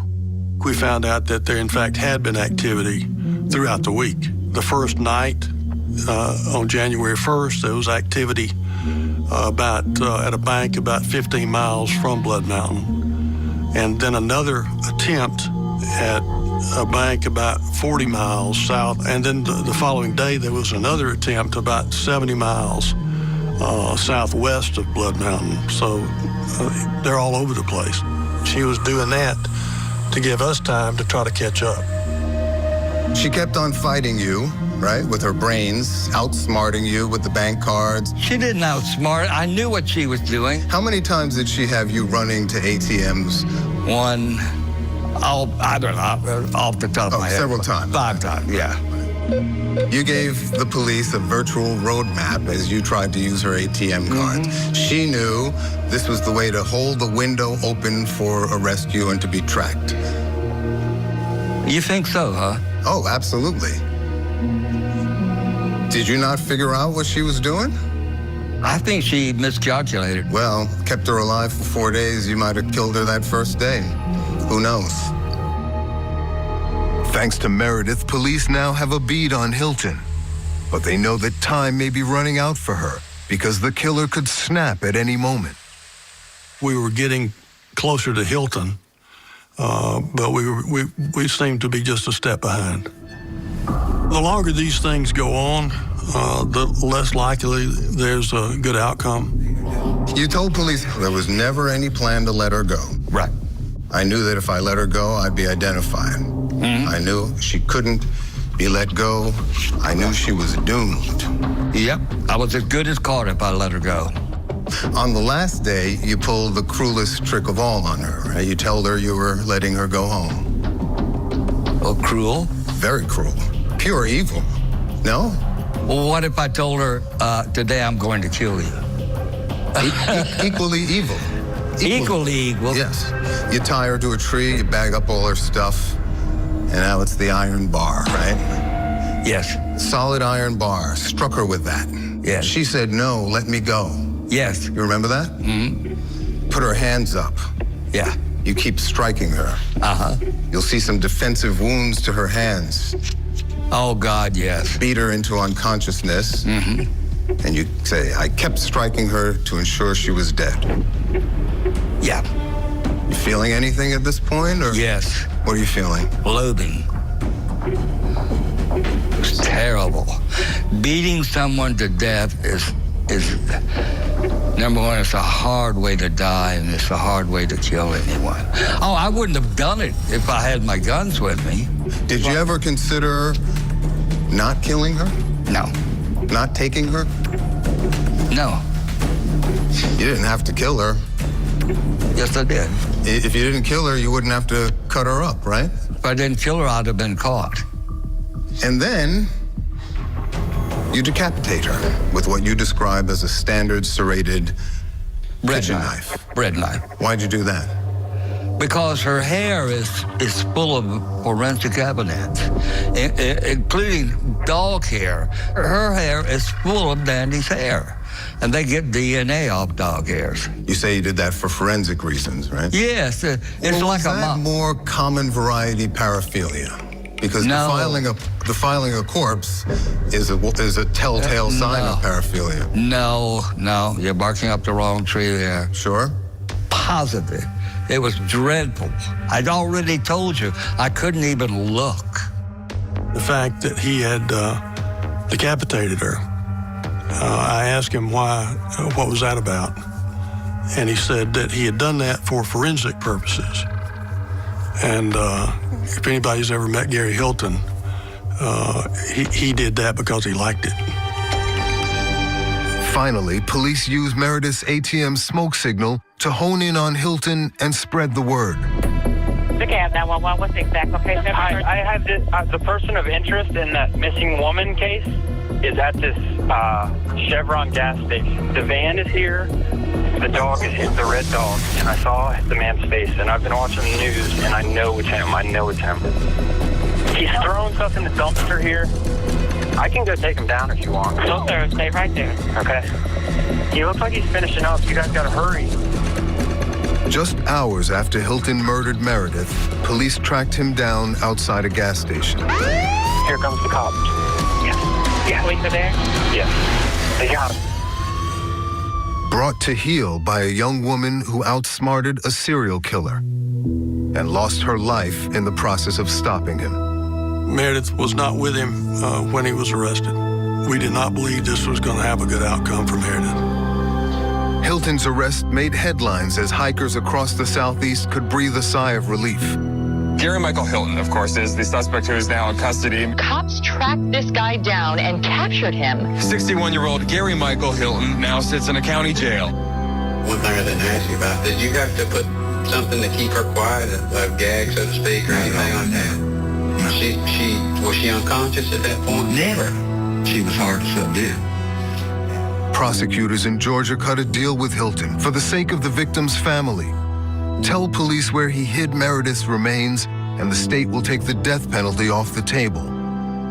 Cagle then set out to bring Meredith home from a remote location in the woods. I found her clothes first, and I began to just on my hands and knees began to push back leaves and brush next to the tree. And I went probably 15 feet, maybe 20 feet doing that until I was able to uncover the leaves that exposed her head. I had another agent with me, and I said, I told him to stay with Meredith because we're not going to leave her. The Emersons were finally able to lay their beloved and brave daughter to rest. They had a memorial service for Meredith in Athens, Georgia. And thousands of people came that didn't even know Meredith. Her friends, her family were all alike. They were all just good, solid people. And so it was a tough time for the family and the friends and the hiking community. But to authorities in Georgia, there were still unanswered questions. Why did Gary Hilton kill these people? And what set him off? Listen, I know as well as anyone, I'm a crime expert, and I know that serial killers never, ever start when they're 61 years old. And they don't wake up and start killing people. It doesn't happen. So how do you account for that? Well, let me finish. It's never happened in the past, and it's never going to happen again. I set the record for, I'm the oldest serial killer in American history. And I understand that the probability, that I have been killing people before is perhaps 90%, So I can understand someone not believing me, and trust me, nobody will believe me. My best friend of 10 years was visiting me a couple of weeks ago, and he still was not sure. My legal team is still not sure. You maintain, but contrary to common sense and logic and statistics. Let me answer that with a saying that I've come up with.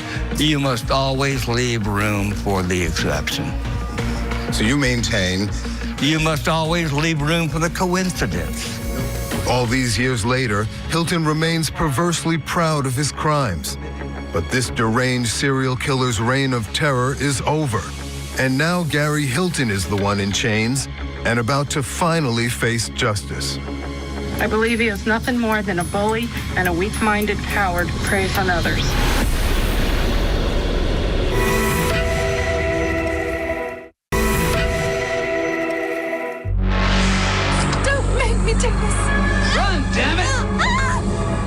In the 1995 B horror movie, Deadly Run, a psychotic killer kidnaps women and releases them into a mountain wilderness only to stalk and hunt them down.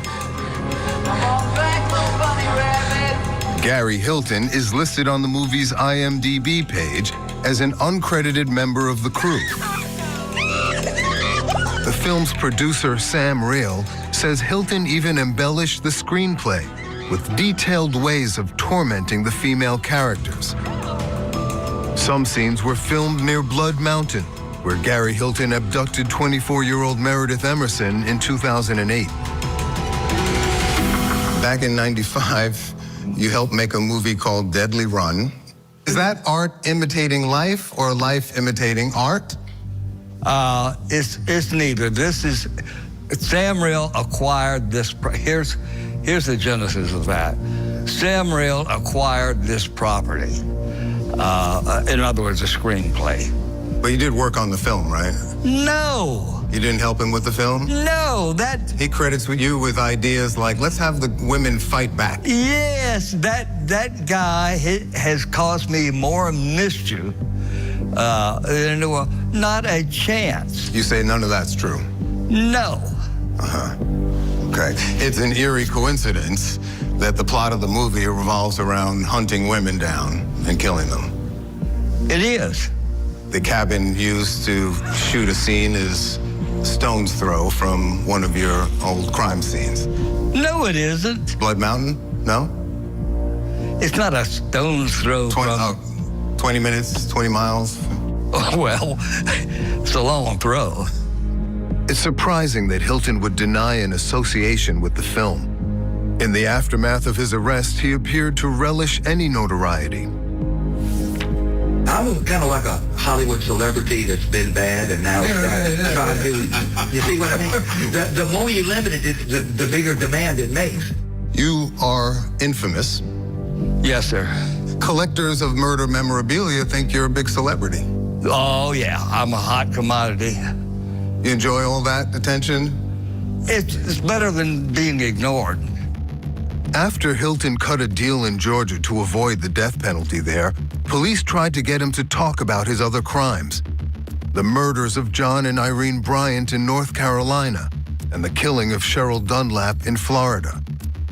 But instead, he put on a dizzying display of derangement. Let me tell you, in 4.5 billion years, the sun is going to run out of nuclear fuel. It'll start to collapse in on itself. It's kind of like the Lone Ranger. And the Lone Ranger would come galloping into town. There would be all the schmuck townspeople, right? And here the Lone Ranger would be wearing this mask, a skin-tight outfit, a really elaborate 2-gun rig mounted with silver with chrome pistols. I have a Rage Against Society, and I guess most people would fit the bill as far as the victim goes. Wasn't it you that asked me what's it like to cut someone's head off? Okay. It was dreadful, and the only thing you can do is so dreadful that the only thing you can do is go on autopilot. I told you it wasn't worth it. Hilton's no different than any other serial killer. They always think they're the most, important and the smartest person in the room. And Hilton's no exception. The only time he's smarter than anybody is when he's alone in his cell. That's the time he's the smartest guy in the room. Do you think you're smart? I am. You do? Oh. Now, they say serial killers are the smartest of the killing group. They do? But I can't tell how smart you are. Cunning, sure. Uneducated for the most part. Basing your crimes in such sprawling settings seems clever. But you did a lot of stupid things along the way too, right? Sure did.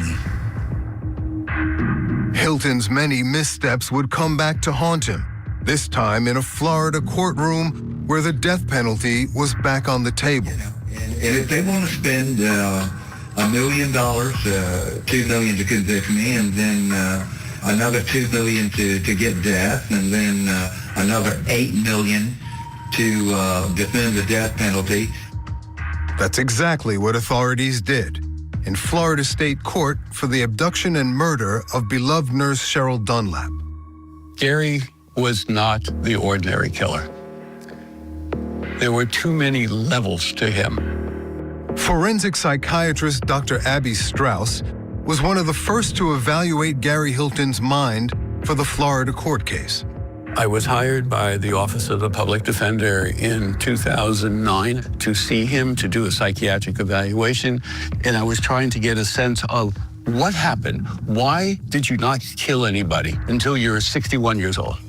Hilton greeted Dr. Strauss with his characteristic grandiosity. I said, Mr. Hilton, glad to meet you. And he said, Dr. Strauss? Oh, yes, I knew you were coming. By the way, did you read the New York Times today? I am there to talk to him about the charges of murder against him.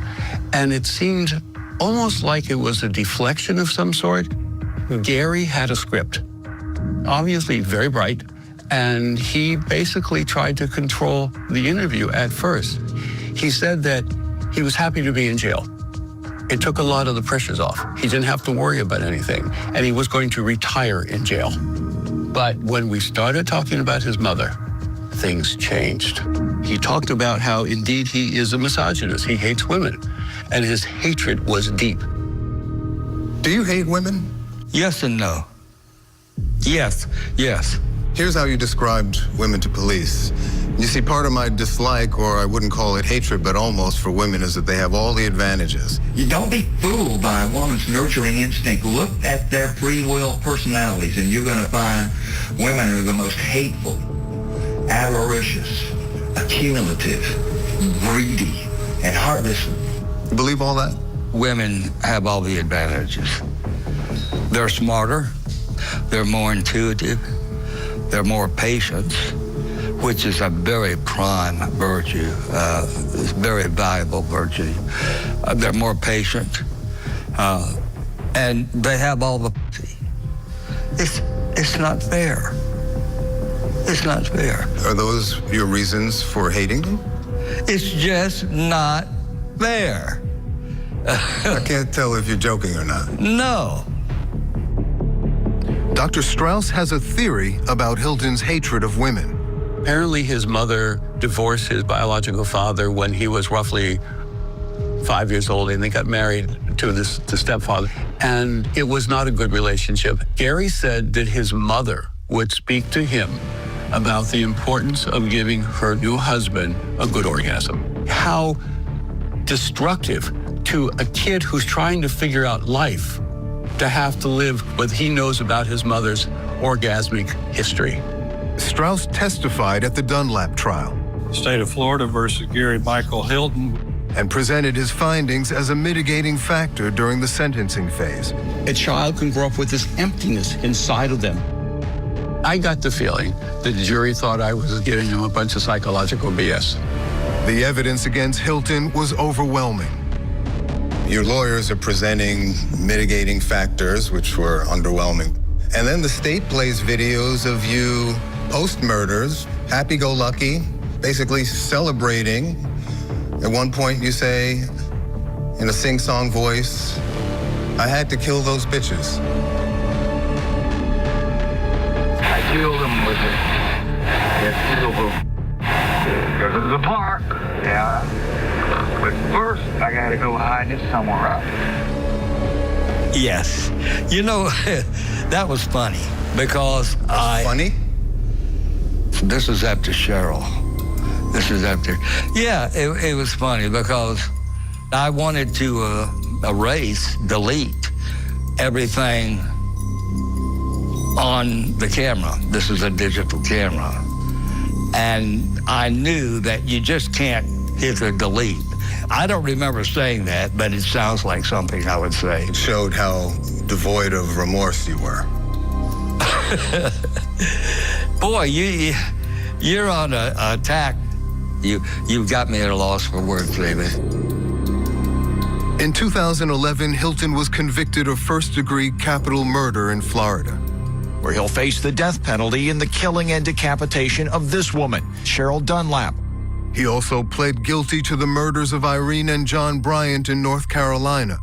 Their family took to local media to express their outrage at the serial killer. He beat my mother to death. He shot my father in the head. He murdered two people for no reason other than the trophies of their clothes and the $300 he got from their bank card. The Bryant's children say they don't believe that Hilton is sorry. No empathy, no mercy, no decency. Well, I think let's not go that far. Although, let me tell you, Meredith is the one that really gets to me.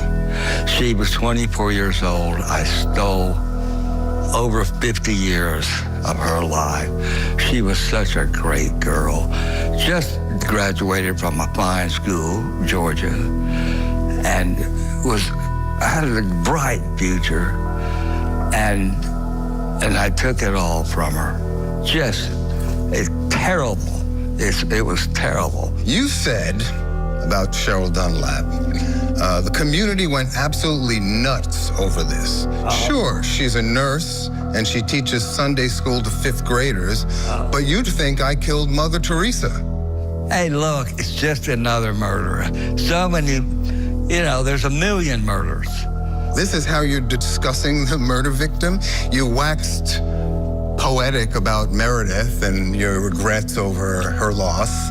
And here, you're deriding Cheryl? It's just nothing. What do you... I don't know how to answer that. Having terrorized and taken the lives of others, Hilton is now about to reveal the one thing that terrifies him.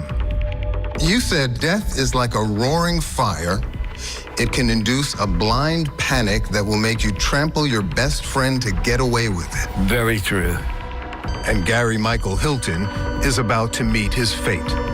The idea of your own death still frightens you. Yes. You're 78 years old now, right? Time is short. I guess you could say that it is against me.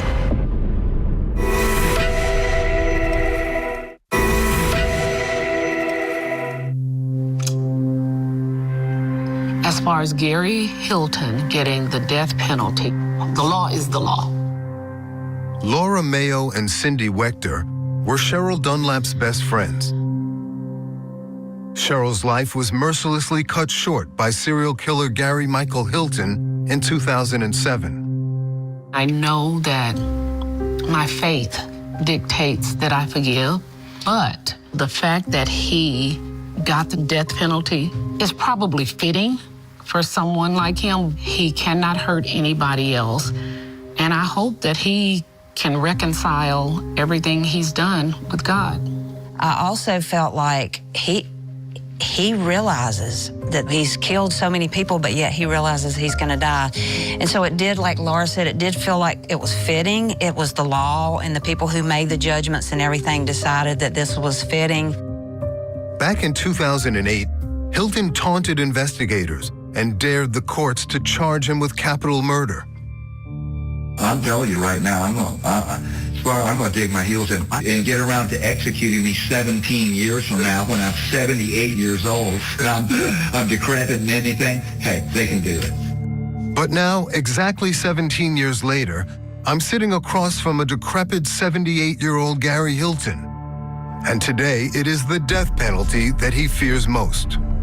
You said something in the correspondence that I thought was especially striking. I thought I'd start with this. You said, confronting the reality of death. Yes. Is, of course, much different from the abstract concept. Yes. Death is like a roaring fire. It can induce a blind panic that will make you trample your best friend to get away with it. Very true. Have you witnessed this intimately in the course of imposing death on your victims? No, their death was, to them, completely unexpected. And yet, what surprised me about that statement is that even after all the cruelty and killing you've done, the idea of your own death still frightens you. Yes, and for that, I'm ashamed and I feel guilty. Because the way you struck down those innocent people, you would think that life is cheap to you. But that's right. Does that just apply to other people's lives, not your own? No, it applies to their lives too. Does it apply to yours? Yes, and when I say I want to live, well, they wanted to live too. I know they did, and I know what I took from them. He wants people to remember how big a serial killer he is when he dies. We'll see what the look on his face is when they bring him in to be executed. Detective John Cagle once helped bring Hilton in, and now hopes one day to see him off. I look forward to being there for that. To stave off execution, Hilton has been appealing his death sentence for years. His latest effort is now pending at the U.S. 11th Circuit Court of Appeals. It's unclear how his stunning admission to the Dunlap murder earlier in our interview will impact his appeal. I'm going to give you a news scoop. I did it. You did it? Yes, I'm confessing to a murder on camera that I've never had before. You murdered... So I'm giving you something, David. You murdered Cheryl Dunlap? Yes, I did. I did it. And I'll be glad to tell anyone I did. Why'd you wait so long to confess to this crime? You know, you have lawyers and they pounded in you, you know, not to say anything. But as I told you before, I'm to the point where I don't care. I don't care. There's nothing they can do to me. Hilton may finally be on the brink of his long overdue demise, but 17 years on, will nature take him before the state of Florida can put him to death? You're in poor health, you say? Yes, very poor health, because I'm going to die soon. Is that why you're here today? Well, yeah. Time is short, but hey. And then there's the question of other victims. No prior murders? No prior felonies committed, violent felonies committed against persons of any type. Until you're 61 years old. It's unbelievable. It's very hard to believe. Isn't that amazing?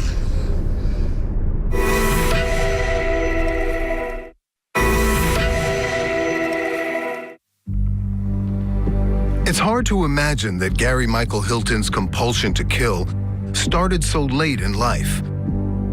And some in law enforcement suspect that Hilton could be behind similar unsolved murders. For former Georgia detective John Cagle, there's one outstanding case that hits close to home. The 2004 disappearance of Patrice Andrus, a hairdresser from Cumming, Georgia. Patrice had been abducted from her hair salon that she had. In his lengthy interrogation with investigators, Hilton revealed that he liked to visit beauty salons to hustle money for a fake charity. That's where that beauty shop comes from. So they're working on Saturday, and that's primarily. That's their day. That's when the owner is going to be there. That's the busiest time of the week on any beauty shop. It's Saturday morning. Do they tend to give up good money as Yes. women in there? And, It's what? Patrice's remains were found near the same wooded area where Hilton hid Meredith Emerson's body. The remains of Patrice Andrus were recovered 3 miles from the Dawson Forest Wildlife Management Area. The loose connection to a beauty salon or a hair salon, and then the proximity of the forest where her remains were recovered, kind of reopened our thoughts. No prior murders? No prior felonies committed, violent felonies committed against persons of any type. Until you're 61 years old. It's unbelievable. It's very hard to believe. Isn't that amazing? When I started doing this, after having all these fantasies and everything for so long, I found that I didn't like it at all. It wasn't anything like the daydreams. The reality, no. And I dreaded it. And then putting it off. Procrastinating it. Because the impulse was in you? No, I didn't. Once I actually did it. I see. Once I actually did it. Hilton has come under suspicion in connection with several other missing persons in the years leading up to his killing spree, including Judy Smith, Jason Knapp, Rosanna Miliani, and Michael Scott Lewis. All vanished from national forests in the southeastern United States, Hilton's hunting grounds. But he has never been charged in connection with these or any other attacks. When I started out, if anyone saw me in the area, or even worse, with the victim, it was an abort decision. However, by the end of the whole thing, my mind was just ragged, disordered. And as a result of these crimes, or some kind of descent into madness? Not into madness. I was already mad. Right. Were you taking these chances to amuse yourself or increase the challenge involved? No. Is there anything that could have happened to prevent you from murdering these people? Is there anything we at large could have done to stop this? How would you advise us with respect to all the other Gary Hiltons out there? Couldn't help you on that. Yeah. That's a good ending question. Thank you, ma'am. And with that, Gary Hilton's first and likely last interview comes to an end. If he has any secrets left, he may now take them to the grave. While the families and friends of his victims continue to pick up the pieces of their lives from the carnage left in his wake. For Detective John Cagle, the Meredith Emerson case would finish a long career in law enforcement. This was the last case I worked at GBI. I retired in April 2008. There are people, even to this day, 17 years later, that remember this case and are still struggling with it. As for Laura Mayo and Cindy Wechter, the last thing they want to do is think about the man who took their dear friend Cheryl Dunlap's life. When I think about Cheryl, I do think about her life. I'll think about just a random something funny. I would get in her car for lunch. And her car would be a mess. I remember the good times. I remember us walking around the lake, Lake Ella, remember, in Tallahassee, and then we would stop and pray, and we would talk about things, and she was just always there, you know? I want Cheryl to be defined by her life and not her death. My case is being used to achieve cheap political points. Cheap political points? Yes. You say the FBI knows that you are innocent? They know that. You make it sound like you're the victim here. Exactly. Behind every murder, there's a mind that conceived it. Amina later wrote, you intended to sell them to the highest bidder. Okay. What do you think about Very that? funny. Did you kill your daughters to shut them up? All this is not true. This is just accusation. The mind behind the murders of 2 teenage girls in Texas belongs to Yasser Saeed, their father.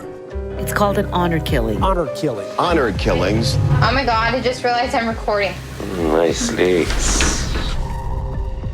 Saeed is now on the FBI's 10 most wanted list. We have no indications where he may be or where he has gone to.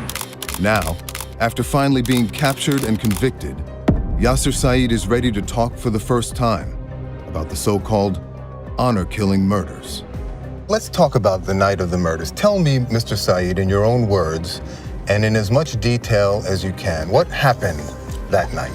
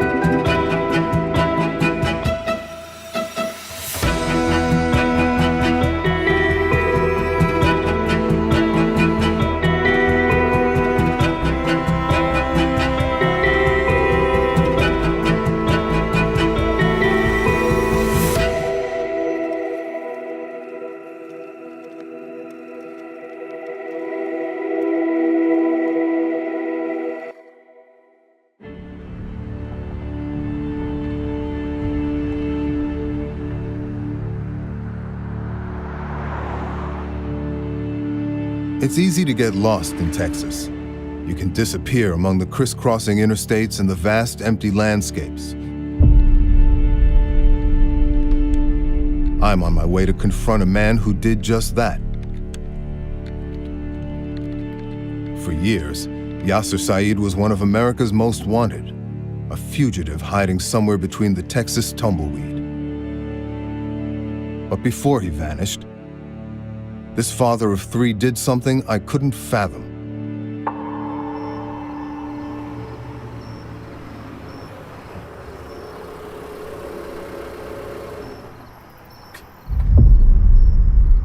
Harvey 911, what is your emergency?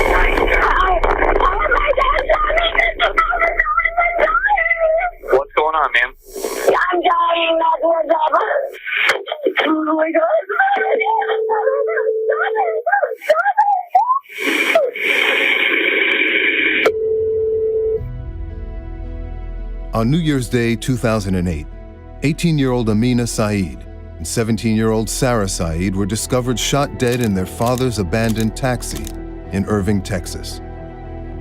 The crime made national news. According to police, their father, Yasser Saeed, a cab driver who'd emigrated from Egypt, was adamantly opposed to his daughters dating anyone.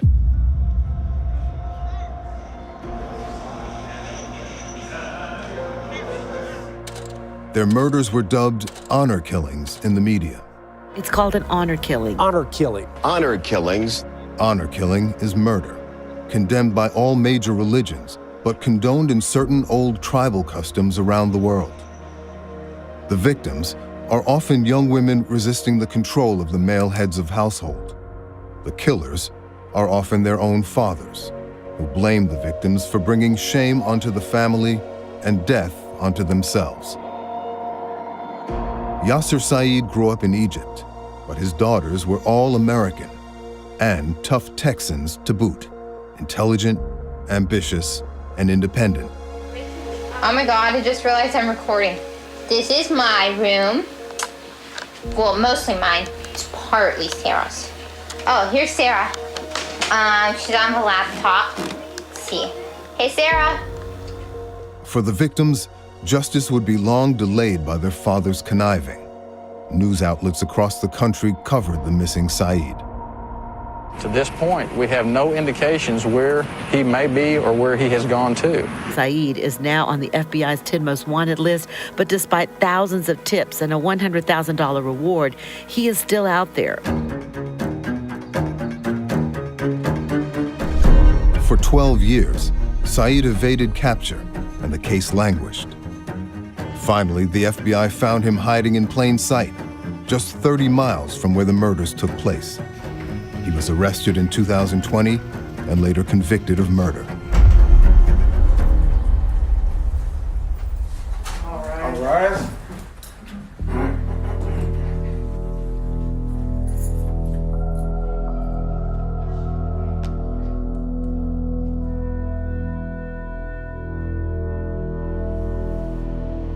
I'm driving east from San Antonio.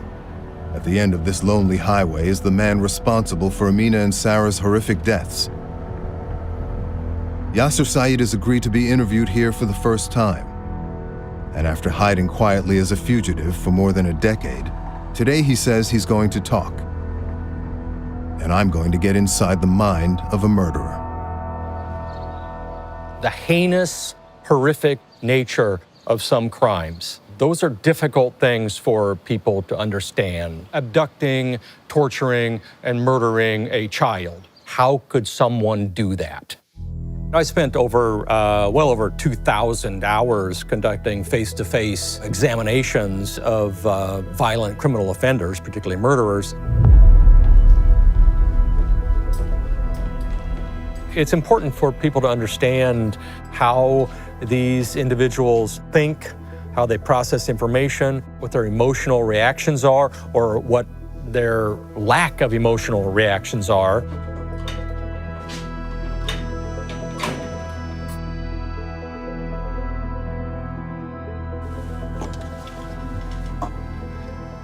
Good morning, Mr. Saeed. Good morning. You've agreed to sit with me for an hour, right? And truthfully answer my questions? Okay. You've agreed to that, right? If I can, of course, yes.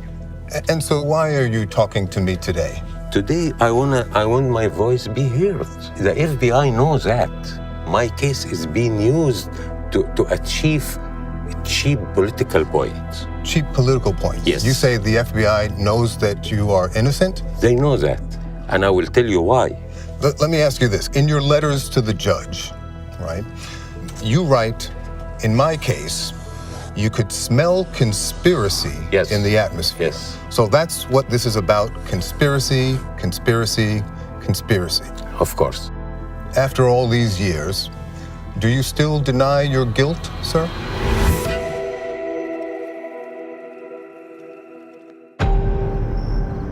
Harvey 911, what is your emergency?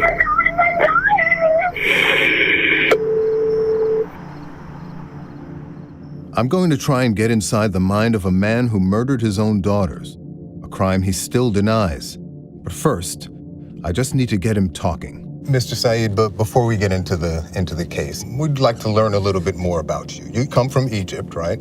Yes, yes. And you married into a rather poor white American Christian family. Yes. Tesi, we call her Tesi. You were 30 years old, right? Almost 29, yeah. 29. And she was a minor, right? She was 15 or 16. She was 16. In fact, Tissy, or Patricia Saeed, was only 15, below the legal age of consent in Texas. That is a very big age difference. Here, yes. You understand that? Yeah. Right? In your culture, is that quite common?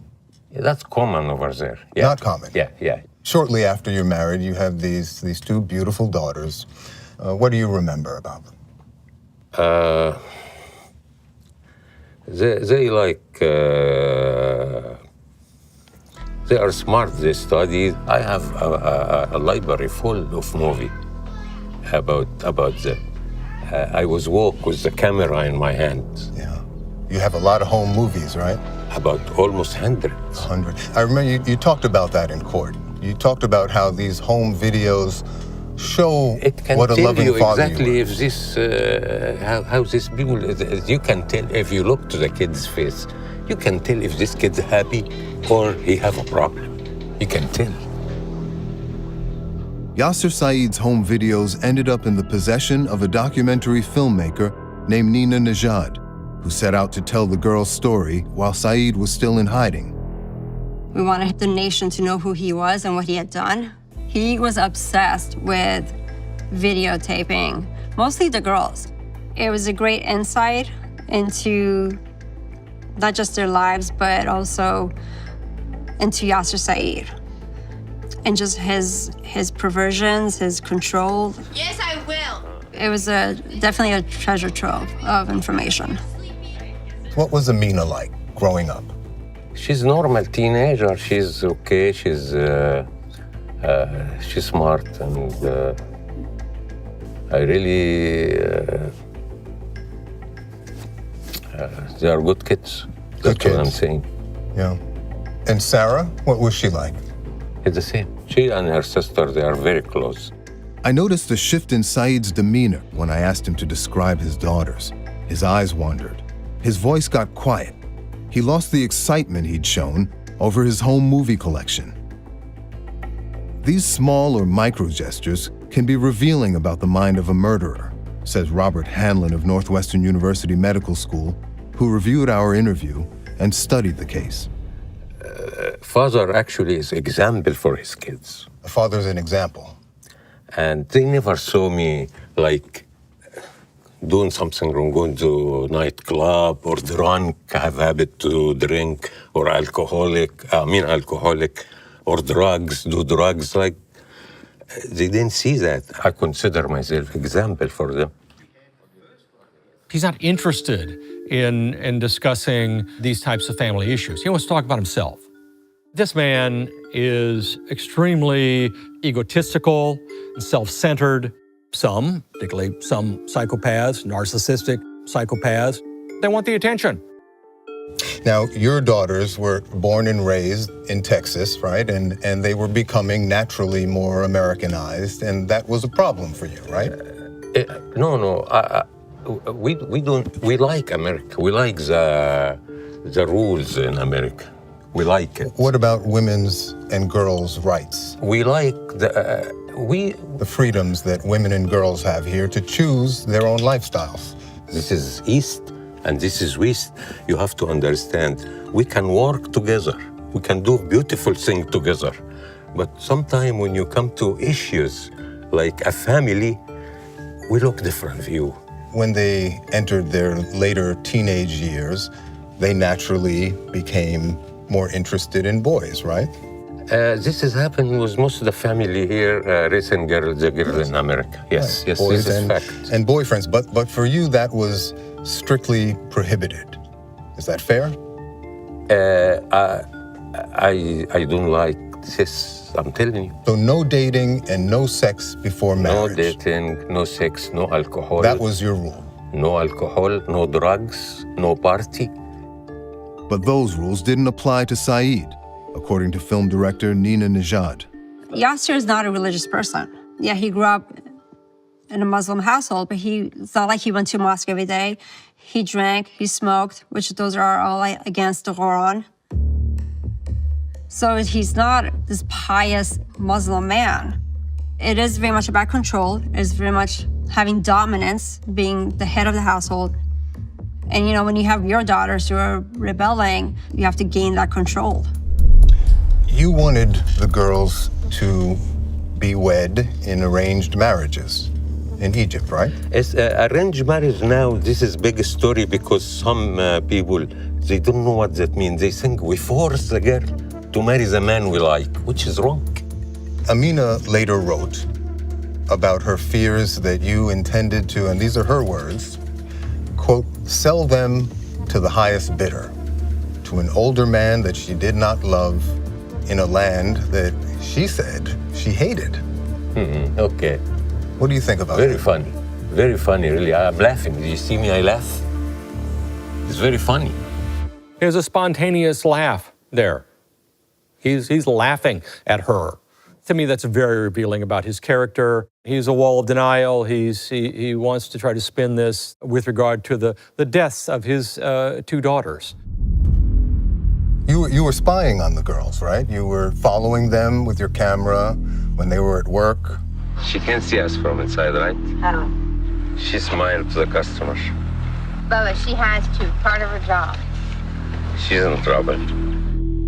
You're talking about our culture. Our culture, in the family, there is this chain of command. Chain of command? Yes. I'm direct my kids. Right. I'm telling them what to do to make sure they didn't harm themselves, they didn't go do suspicious activity. That's my right. Including sex, right? No, we don't allow this to happen. I was working my way into Saeed's psyche and to the crux of the case, his desire to control his daughters and their sexuality. How important was your daughter's virginity to you? This is a very important issue to anyone in the Middle East. And I imagine that if they were not virgins, that could compromise or undermine a plan to arrange their marriages, right? Mostly no one marry a girl, she's not virgin. So if they were having in the sex, Middle East, not here. If they were having sex, would that have given you a motive to kill them? No, no. No? No, I told you I didn't think the way they think over there in the Middle East. Let's talk about the night of the murders. Tell me, Mr. Saeed, in your own words, and in as much detail as you can, what happened that night?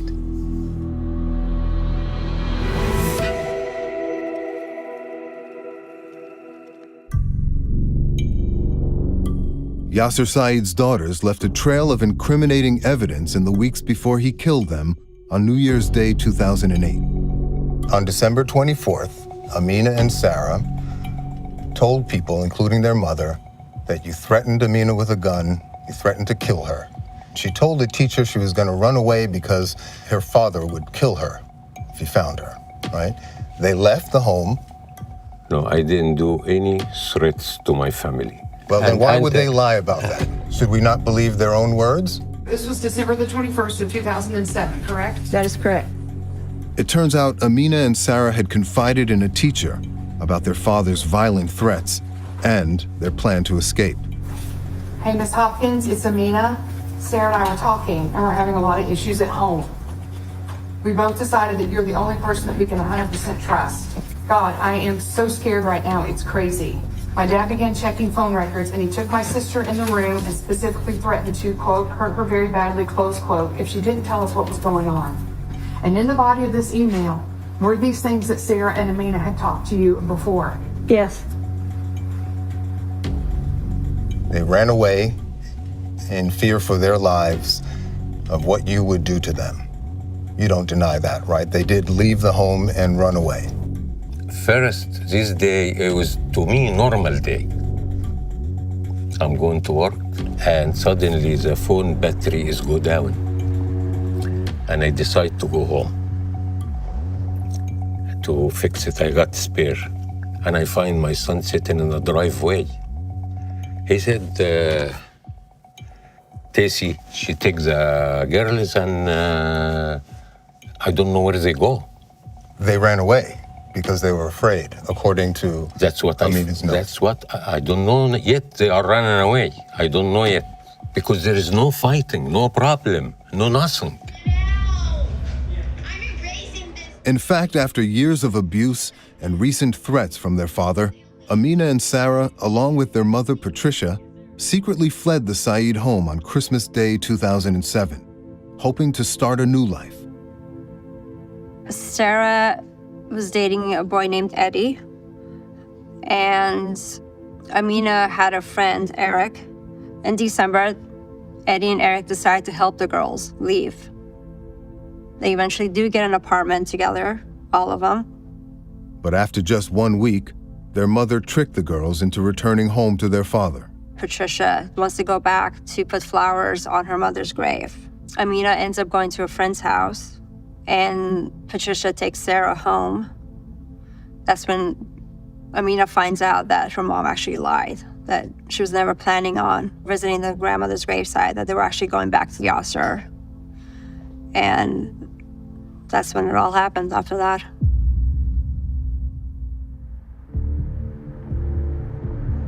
On New Year's Day around 7 p.m., Saeed told Amina and Sarah that he wanted to take them out to dinner to talk. He put the girls in his taxi cab and told their mother she wouldn't be joining them. Tell me, Mr. Saeed, in your own words, and in as much detail as you can, what happened that night? I was going to talk to them. And their car was following me. And you became alarmed that you thought you were being followed. Yes. Right? And then what happened next? I stopped in an area where everyone can see us. The Dart bus station. I left. You left the car? I left. I was mad and I left. Just take myself and left. You were mad or you were afraid? Both. And you need to know who follows this car. They said, oh, later on in the court I find out the father of the boy, one of the boyfriend, it was one of this car, because I say two cars, they say one car, but I guess. Saeed claims it was out of fear of unknown assailants that he abandoned his car and daughters and fled the scene before they were murdered. But none of that adds up. You had never reported any threats against you. You never called the police or asked for help. Why did you think you were in danger? They want to get rid of me, not the girls. Who? Who wanted to get rid of you? The ones they follow me. Who would be following you and trying to get rid of you? That's what FBI want to know. That's what the FBI What this wants car was following me. This car, these two cars. Why they was follow me and what they see. And where is the man he was follow me? Where he go? This is not important questions. I smell the conspiracy is very strong. The smell of conspiracy. Saeed has offered this explanation before. At his trial, he surprisingly took the stand with the help of a translator and suggested a conspiracy had implicated him in the crime. It was a secret agenda, and then all the media was steered in a certain direction and fueled against me, that I will not get a fair trial. Prosecutors say there was no conspiracy against Saeed the night of the murders, only a coincidence that he later seized upon to point the blame elsewhere. Amina's boyfriend testified that he and his father happened to see her in the taxi and briefly followed before driving away without intervening. But Saeed still claims an international conspiracy framed him for the crime. How when I get arrested, they launch this law right away in United Arab Emirates. You're saying that your case is a conspiracy to change the laws in the Emirates? Yes. That's absurd. Phone records from the night of the shootings leave no doubt about Saeed's bizarre alibi. Saeed answered a call from the girl's mother at exactly 7:29, still with the car and his daughters. He made no mention of any threat or cars following him. You were in the car at 7:29. You took that phone call. I guess, yeah. Right. And then 4 minutes later, just 4 minutes later, your brave daughter, Sarah, uses her last breath to call 911. 4 minutes later. All right, now, are you ready?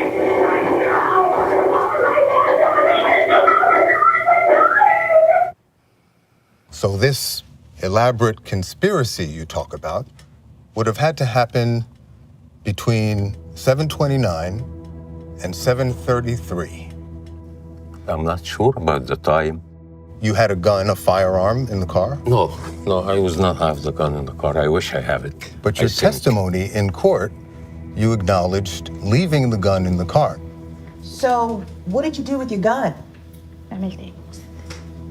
Because it's a dangerous area where I'm going to work at night, I would take my gun with me and place it between the seat and the cubby. But not every day. You left the gun in the car, is that what you're saying? Yes. Why would you leave your gun behind? At this time, you didn't think about guns. You think about to run for your life. You were running for your life? Yes. And you didn't think to keep your gun to protect yourself? There are so many contradictions in your story. That's why I'm asking you. You sensed danger, but you left your girls to face it on their own. I never thought it would go that far.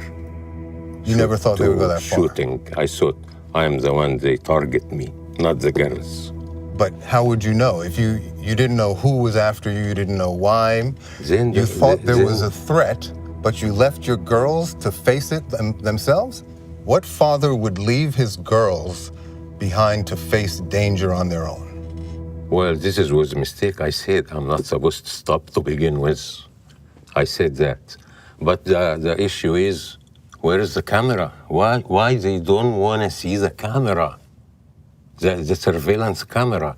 You make it sound like you're the victim here. Is that what you believe? Exactly. You're the victim? Yes. It is not uncommon for individuals convicted of murder to spin the crime as if they were somehow victimized. It's classic antisocial personality. He's going to lie directly to the interviewer. He's going to lie directly to the camera because he believes it's in his self-interest to do so. In this letter to the judge, Saeed also makes the claim that his case was being used by the U.S. government to pressure the United Arab Emirates to change its laws on sex, alcohol, and honor killings. The case was called the honor killing murders in the media, right? Mm-hmm. Right? Why is it What do you think that? about the practice of honor killings? Is that condoned in your culture? I tell you this. I'm telling you. If you want to know, I'm telling you. Over there, I'm telling you about how they think, how their mind over there. They have closed mind in this issue. But for me, because I live in America more than 4 decades, I think different than these people. But if you want to know, yes, over there, this is issue.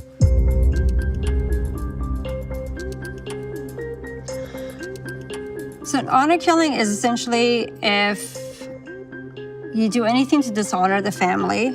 So basically anything that brings shame to the family, especially as a woman or as a young girl.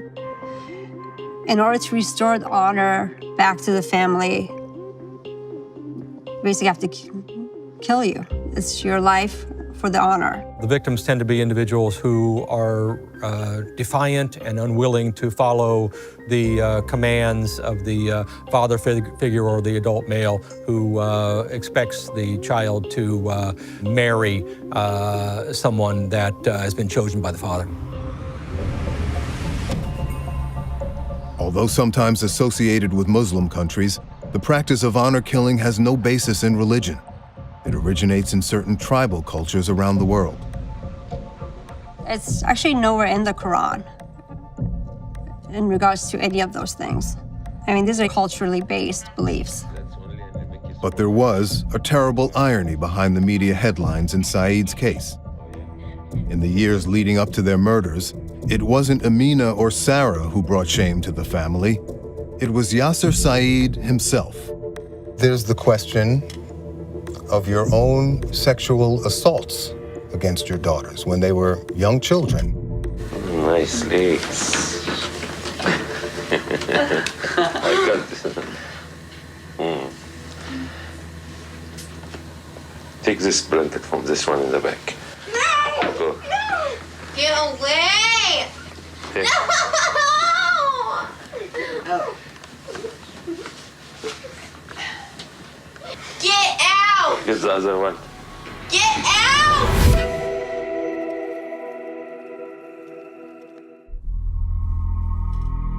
And then there's the question of your own sexual assaults against your daughters when they were young children.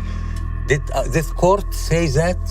This is accusation. Why you bring accusation? It's to not this just an case? accusation. You were Listen, investigated for it. If you have something against me, why you bring accusation? No, because it's part of the record. It's not just an accusation. You were actually investigated and indicted for it. Indicted? I go to jail You were for it? indicted for 2 counts for penetration of the vagina and or Wait a anus minute, of wait a a minute. child by penis and or finger. No. This is all fake. This is false. These are lies? What you mean? Why I didn't go to jail for it? Wow, look at these eyes. I put my eye on you. I'm gonna get sick now. Okay, turn it off, Dad. So in 1998, Amina and Sarah had told Trisha's mom that their father was abusing them sexually. And they ended up taking him to the police. They filed a report, basically that he would go into their rooms and touch them, fondle them. There was supposedly penetration. We know the police did do an investigation and they did indict Yasser Saeed. And then later on, they recanted their stories. So I think there was some fear factor used to have the girls recant the story. Testimony at trial revealed that Saeed threatened to kill his wife if the girls didn't recant, and out of fear, they did. The case was then dismissed. You don't deny that this indictment is part of the record, right? No, this is false. False. This all. Why would your 8-year-old and 9-year-old daughters tell people that my father put his front part inside my front part? No, that's. He was wearing gray this is shirts, really- gray shorts and a T-shirt. No, Very that's detailed really accusations disgusting. that And were then that's- investigated and you were in fact indicted. No, that's nothing even close to the truth. I think growing up in the Saeed household must have been very tough, very hard, very emotionally and physically and mentally draining. You have a father that's explosive, that's abusive, who's watching your every move. You probably feel very caged. It's just as likely that he killed these girls because he had lost control of them and they were going to pursue other sexual interests, which he could not tolerate. That to me is very different than the concept of honor killing. Amina, just weeks before she was murdered, she told a teacher about the tension in the household and that she was terrified of you. She said, "We are running away before the break ends. I know he will search for us until he finds us, and he will, without any drama or doubt, kill us." She's talking about you. Well, I don't think this is true. You don't believe that? No, I didn't believe that. It's in an email she wrote to a teacher. I don't know how this email is made, and I don't know if it's real or not. You think it could be a fake? I think so. Really? I think so, yes. Would that have given you a motive to kill them? Not because of their disgraceful behavior, but to cover up your own disgraceful behavior.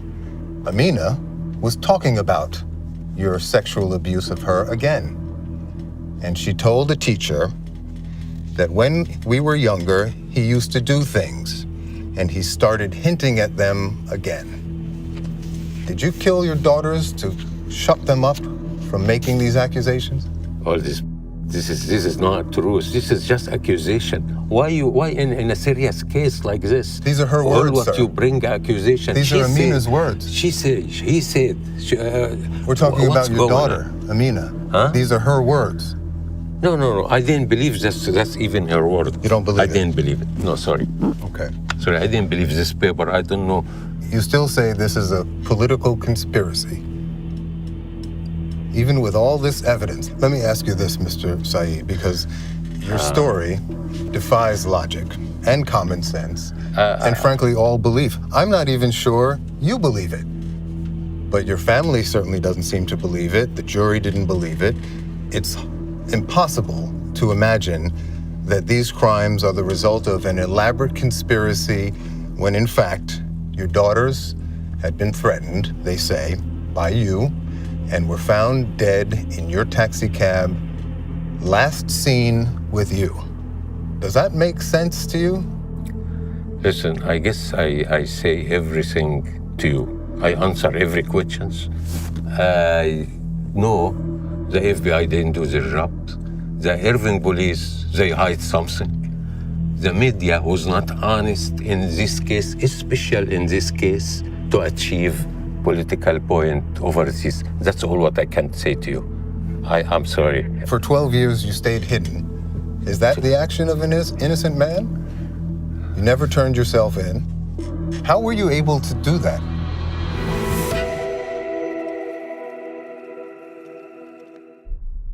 Immediately after the murders, you disappear for 12 years. You didn't even go to the funerals to mourn them. Go to the funeral? Yes. I was I will not get fair trial. That's why. But you didn't- disappeared even before there were media reports. How you want me to go to the funeral? What innocent man would not go to mourn their daughters at their funerals? Most of the people advise me not to go to the funeral. Who told now. you not to go to the funerals? Huh? Who told you not to go to the Everybody. Everybody? What do you mean, your family? No, even the community. How were you able to stay hidden for so long? When people around you, when your community know you're not a criminal, you get help from the community. You mean your family? No, the community too, by itself. Oh, no. The Muslim people in your community tell us that you didn't attend mosques. They didn't really know you. You didn't even attend the mosque service for your daughter. So I highly doubt that the mosque helped you. For years, the FBI scanned the globe looking for Saeed. But filmmaker Nina Najad had a hunch. Could Saeed be hiding in plain sight, right there in Texas?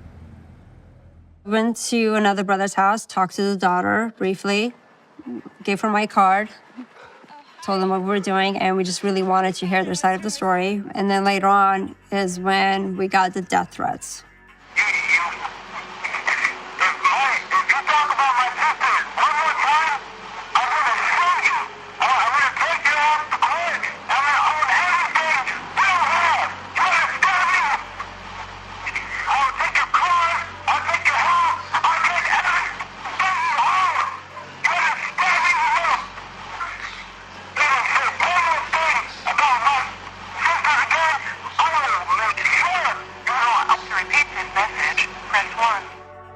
Yasser Saeed's son Islam had let loose his rage and tipped his hand. It was scary. It was kind of unexpected. Because for you to go to that extent to try to threaten me shows me that you're scared. And why would you be scared unless you're hiding something or someone? Because they could have just not said anything. Nina Najad's film, The Price of Honor, was released in 2014 and raised awareness that Saeed was still on the run. When we premiered it in Dallas, we had security because we knew some of his family members were going to be there. And so we had security. So I know they're aware of the film. The movie helped put Saeed on the FBI's top 10 most wanted list. and law enforcement soon got a tip about an inconspicuous house in Justin, Texas, just 30 miles from where Amina and Sarah were killed. Police watched the house for several days and finally arrested Yasser Saeed 12 years after the murders. It's remarkable to me that he was able to maintain his freedom and not be detected by law enforcement as long as he did. This is a fairly smart guy who was able to pull that off. Saeed's brother Yassin and son Islam orchestrated an elaborate system for supplying the fugitive in his hideout. Both are now serving long sentences in federal prison for aiding and abetting. Mr. Saeed, you seem to be without conscience or remorse, either for the dead or the living whose lives you ruined. Are you not prepared today to take responsibility for any of your crimes? I didn't do crime. My history, check my history first, because you talk about somebody. I'm the only one here without criminal report, without crime. And you know that because when it's come to politics, it becomes dirty. Amina herself, she knew this was going to happen. She told people this was going to happen. We are running away before the break-in. I don't know whose people I know she told. that he I will didn't search hear. until he finds us, Now and he this will, didn't make without any sense. drama or doubt, kill us. This Those are didn't- the words of your own daughter, Amina, about you, just weeks before you murdered them. No, I didn't murder nobody. I didn't murder nobody. Why would she write this? I don't think even she writes this. I don't know. This is very shocking news for me. I don't know. I used to treat That's my shocking. kids very nice. Let me I read treat some them of very good. her other words to you. God, I am so scared right now. As you know, we are not allowed to date, and my dad is trying to arrange my marriage. We do not want to live by the culture or marry men from over there, especially men we do not know or love. My dad began checking phone records, and he took my sister in the room and specifically threatened to, quote, hurt her very badly if she didn't tell what was going on with the dating. When we were younger, he used to do things, and he started hinting at them again. That's wrong. He has simply made our lives a nightmare. He's one man, not God. Someone should be able to stop him. Those are your daughter's words, sir. No, I didn't believe this is her word, because what I see is different. I always take care of them. I always take them everywhere. See, that didn't make sense. Why would she say these things? I don't know. I don't think even she say that. Are you sure you don't want to take this opportunity to face up to these crimes and take responsibility for your actions? No, I didn't do any crime. That's, check my history to know who's you talking about before.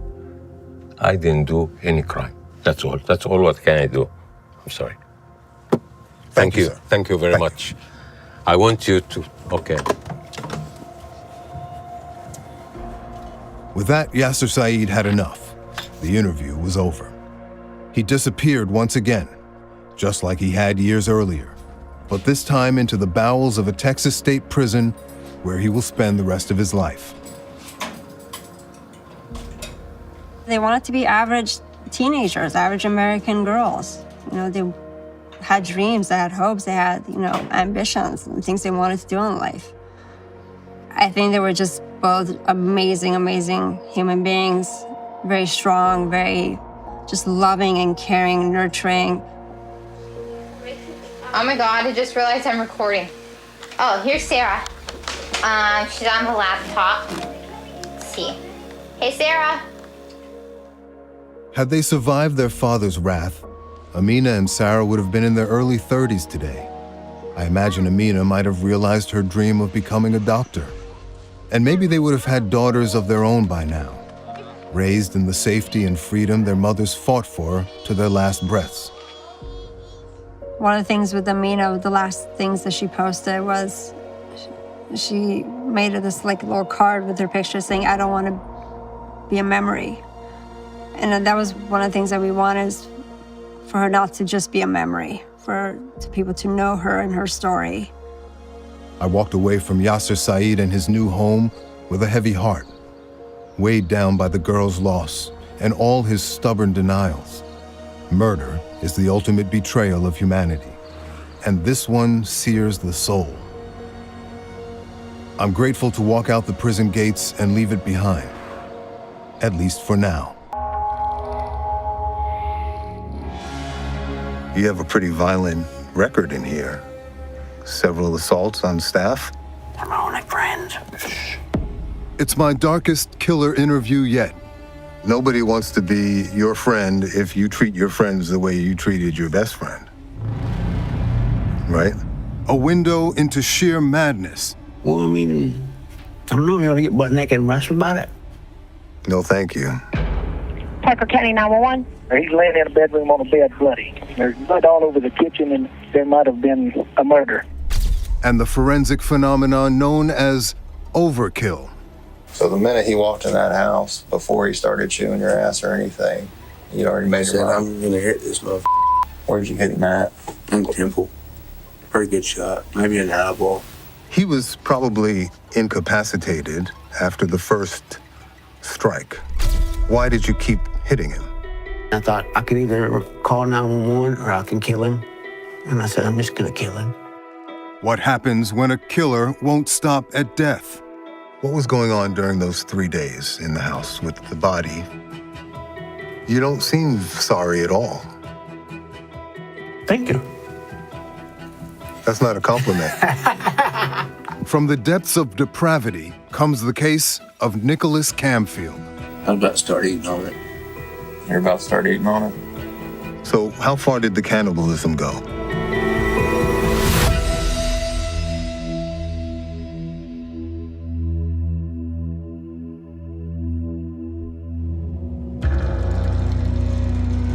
Parker County 911.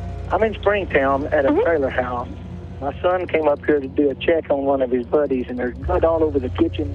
He thinks there might have been a murder. On January 16, 2013, a disturbing call came into 911. On an otherwise quiet night just outside Fort Worth, Texas, a wellness check uncovered a crime scene worthy of a slasher movie. He's laying in a bedroom. My son wouldn't go in there. He's laying in a bedroom on a bed bloody. Okay, is he moving? Do you know? The killer, Nicholas Camfield, was still inside, just feet from his best friend J.D. Doss's corpse. We're scared to go back in the house now because this guy may have a pistol. He's kind of crazy. I don't know if you've ever heard of Nicholas Camfield. Nicholas Camfield was known as a ticking time bomb. Now he had killed his friend with a pickaxe, and the horror continued for days afterwards as Camfield mutilated and defiled the dead body. The brutality went beyond what law enforcement in the county and even the state had ever seen. It's what forensic experts call overkill. Immediately after his arrest, Camfield told detectives that he was hearing voices. How long have you been thinking about killing somebody for? The gears and the voices started ticking in my head. The shocking case was all over the papers.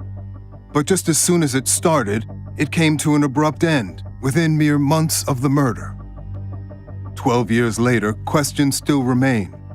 Was Camfield truly hearing voices? What made Camfield kill a friend so viciously? And why the need for overkill? What I was about to learn was far darker than I could have imagined.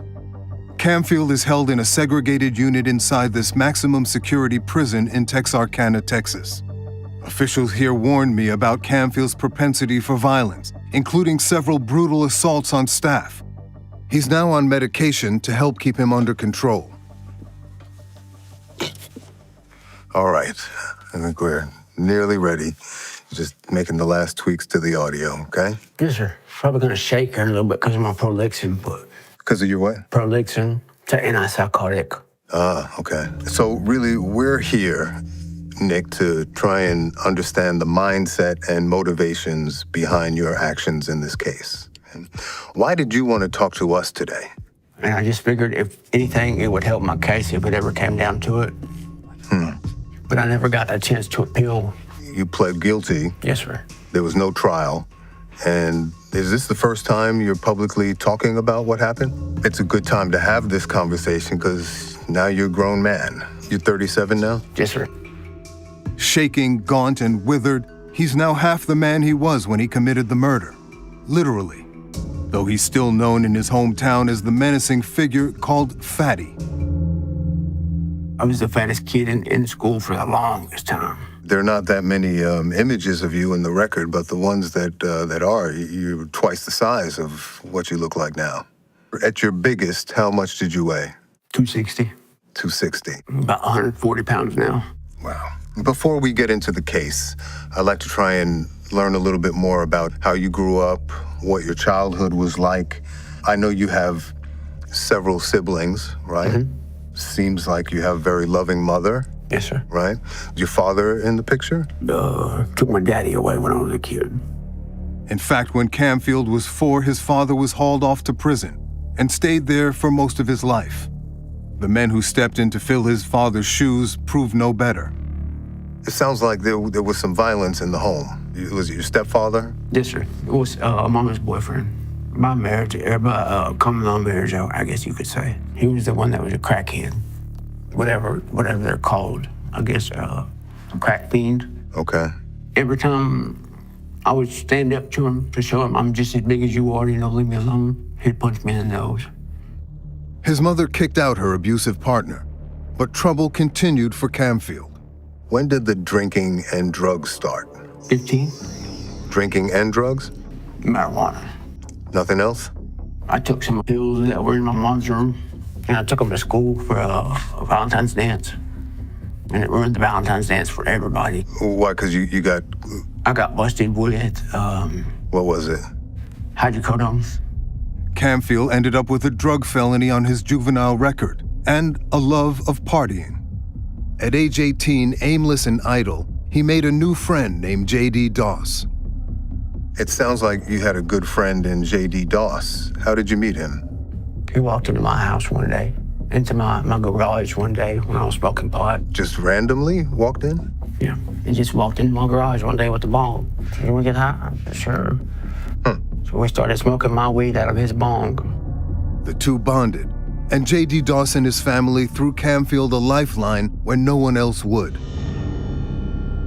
He was my friend, my best friend at the time. J.D. came from a family of proud linemen and held a sought-after trade job maintaining utility poles. He had struggled with addiction, but was trying to overcome it when Camfield entered the picture. Is it true that when it sounds like you had nowhere else to go, J.D. and his family took you in? Yes, sir. Is it true that J.D. got you a job working the utility poles? His dad did. But you were happy staying with the Doss family? More than anything in the world. Why do you say that? Because it was like a nurtured environment. Nurturing environment. I was happy there. I mean, absolutely happy there. And how did it end? Why did you end up moving out of their home? J.D. wanted to move in with somebody else that was a druggie. After Camfield left the Dosses, he started using harder drugs, like heroin and K2, a powerful synthetic known to induce psychosis. And when he couldn't get his hands on those substances, he drank himself stupid. By the time you were in your early 20s, you had racked up 8 arrests. Some of the DWI incidents were described, including one incident where you crashed your car into a ditch, and in the car crash, you were found drinking gin, right? After the crash, you're still drinking in the car. Right. Smoking and drinking. That's incredible. You blew a .34 in that incident. Yep. I'm most proud of that one. Did you feel like you were falling apart? Like your life was falling apart? I felt I was together. I don't really feel falling apart unless I'm in the penitentiary. His desperate mother tried to step in, often to no avail. One day she found Camfield covered in blood in the bathtub and rushed him to the hospital. They told my mom that I was psychiatric, or not psychiatric, but schizophrenic paranoid. They put me on risperidone, but it was like $500 for a 1-month prescription. Okay. So we couldn't keep up with it, and put me in psychosis. So then when I went to county the couple times and I tried to get back on it, it put me even further in psychosis. The dangerous combination of mental illness and substance abuse made Camfield a menace. Police were called on him 7 times in 9 months, including for arson.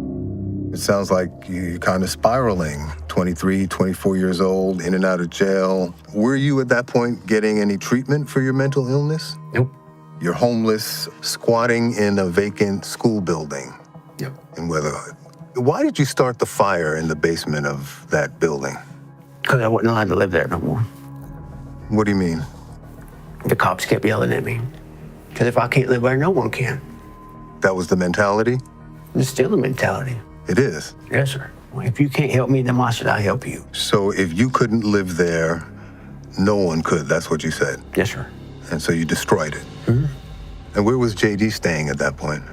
I have no idea. You weren't in touch with JD? I mean, the deal was every time I'd get a job, he would show up and tell me, we're gonna go drink, we're gonna go get high, you want to drink? And I'd be like, sure, why not? And then when I would get caught getting high by myself, the deal was, you need to quit getting high and get a job and do something with your life. Did you blame him for that? We live in America and we believe in things like manifest destiny. I noticed Camfield's growing resentment of his victim. There's something very personal behind this murder, and very twisted in the killer's mind. It's like he took my drugs every day. He needed me to, pay for his way into the bar again so he could rip me off for $400. In fact, it was J.D. Doss who had gotten sober, and after battling addiction for years, he was keeping his distance from people like Camfield. But today, Camfield reverses the roles and attributes to J.D. a corrupting influence on him to justify his crimes. Do you see how you're putting on him all these acts of aggression? He on me every chance he got. On January 13, 2013, Camfield's delusional thinking and resentment towards J.D. Doss would bring him to a breaking point. Camfield would find himself alone with Doss in a mutual friend's mobile home.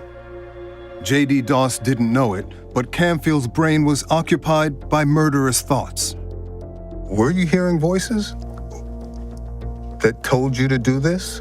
Or was that voice who you really are? Was it your voice? That told me to kill him? Yeah.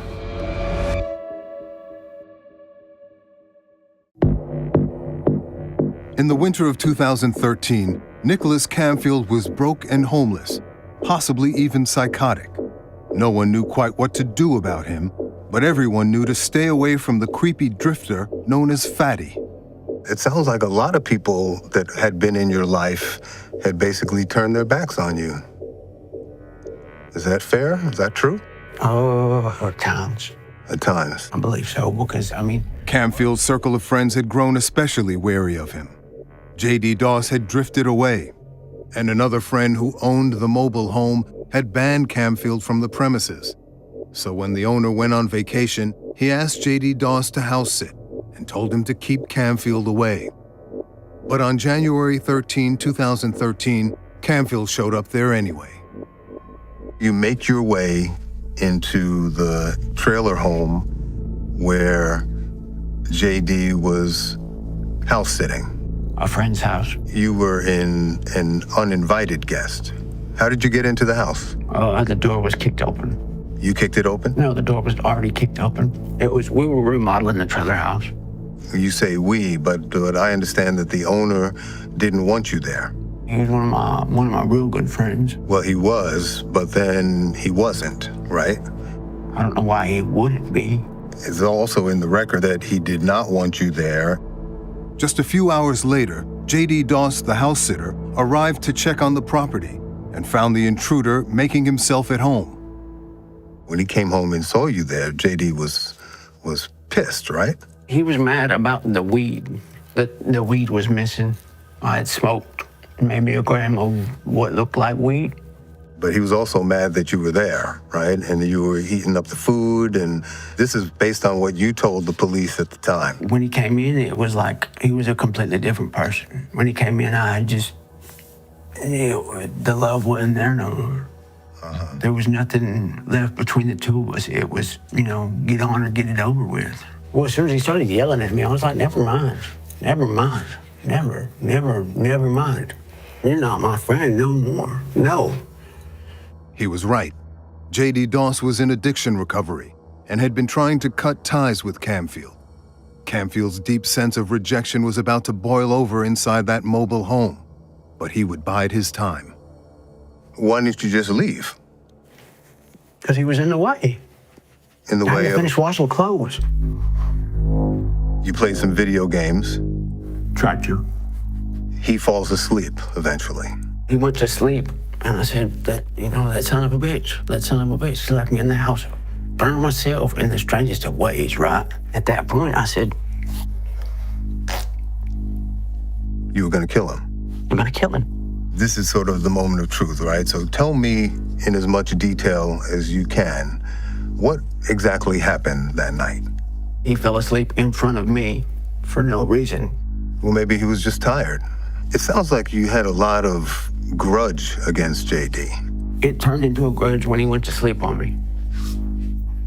He falls asleep and that was the trigger for you? That was the trigger. Why? Can you explain it to me?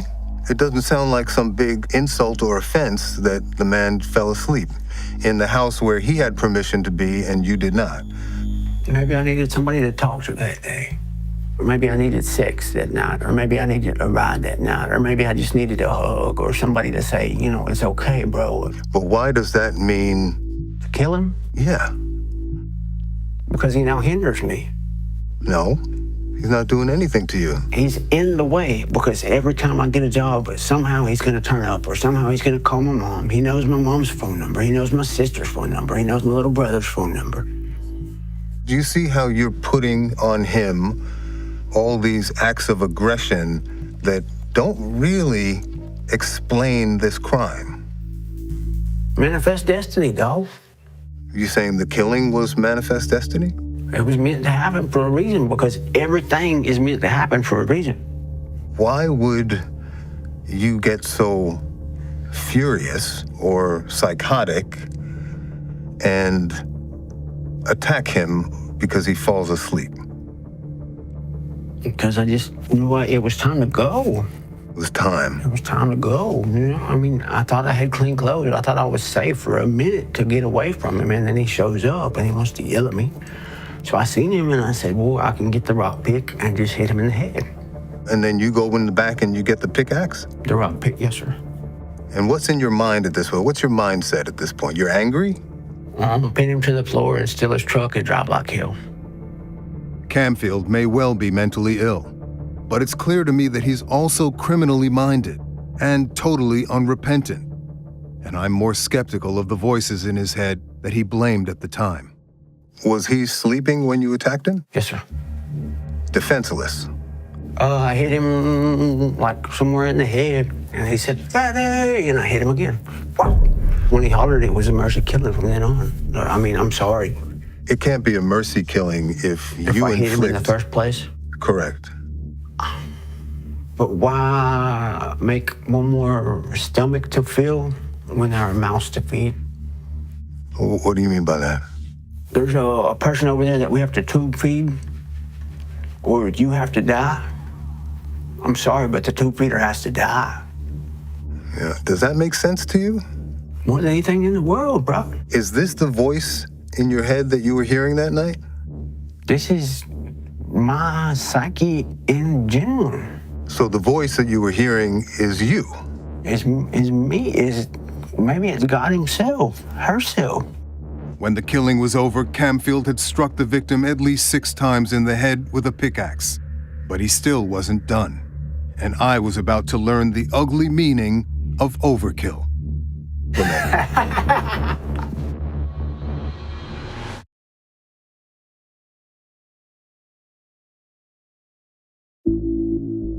On January 13, 2013, wielding a pickaxe, Nicholas Camfield killed his best friend, J.D. Doss.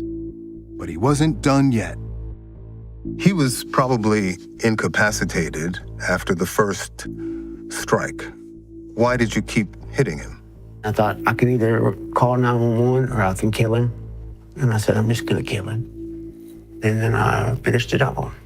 You don't let that deer just run off in the woods and just sit there and die. I mean, you chase it down and you bring it back and you knock it in the head and you eat it. But JD wasn't a deer. He wasn't prey.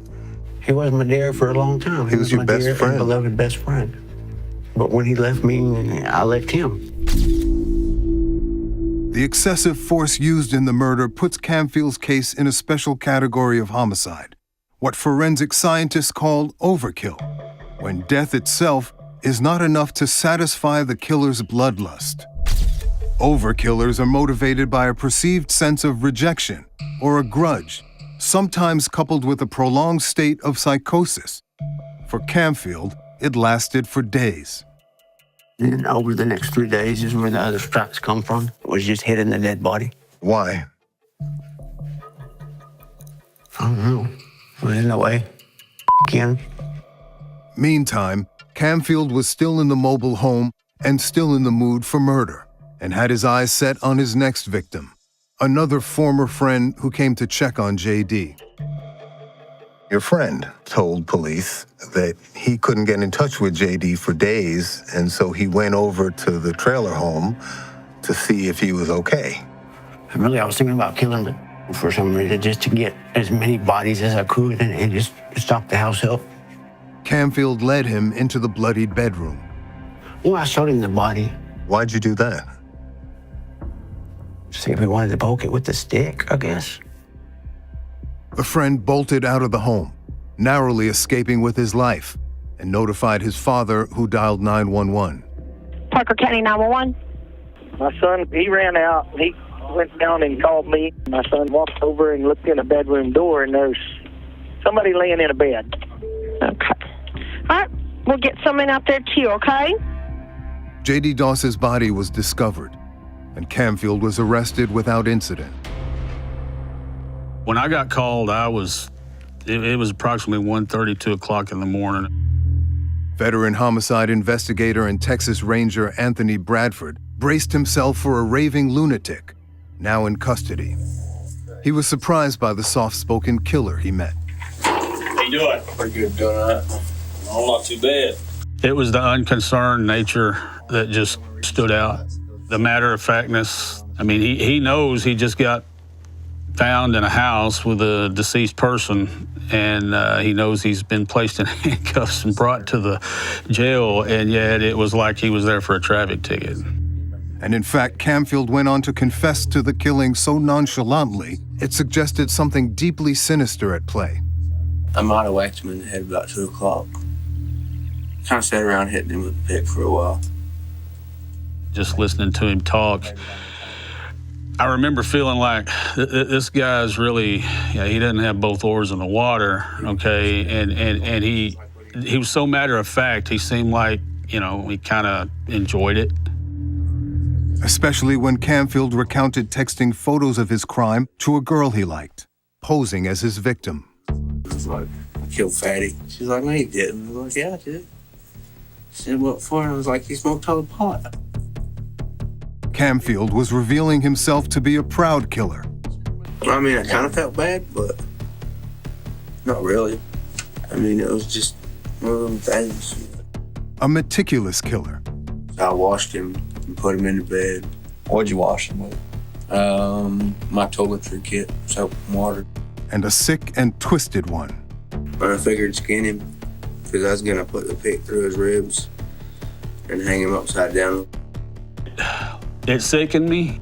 It's probably the most disturbing description of what a killer did to a victim post-mortem that I've ever personally experienced.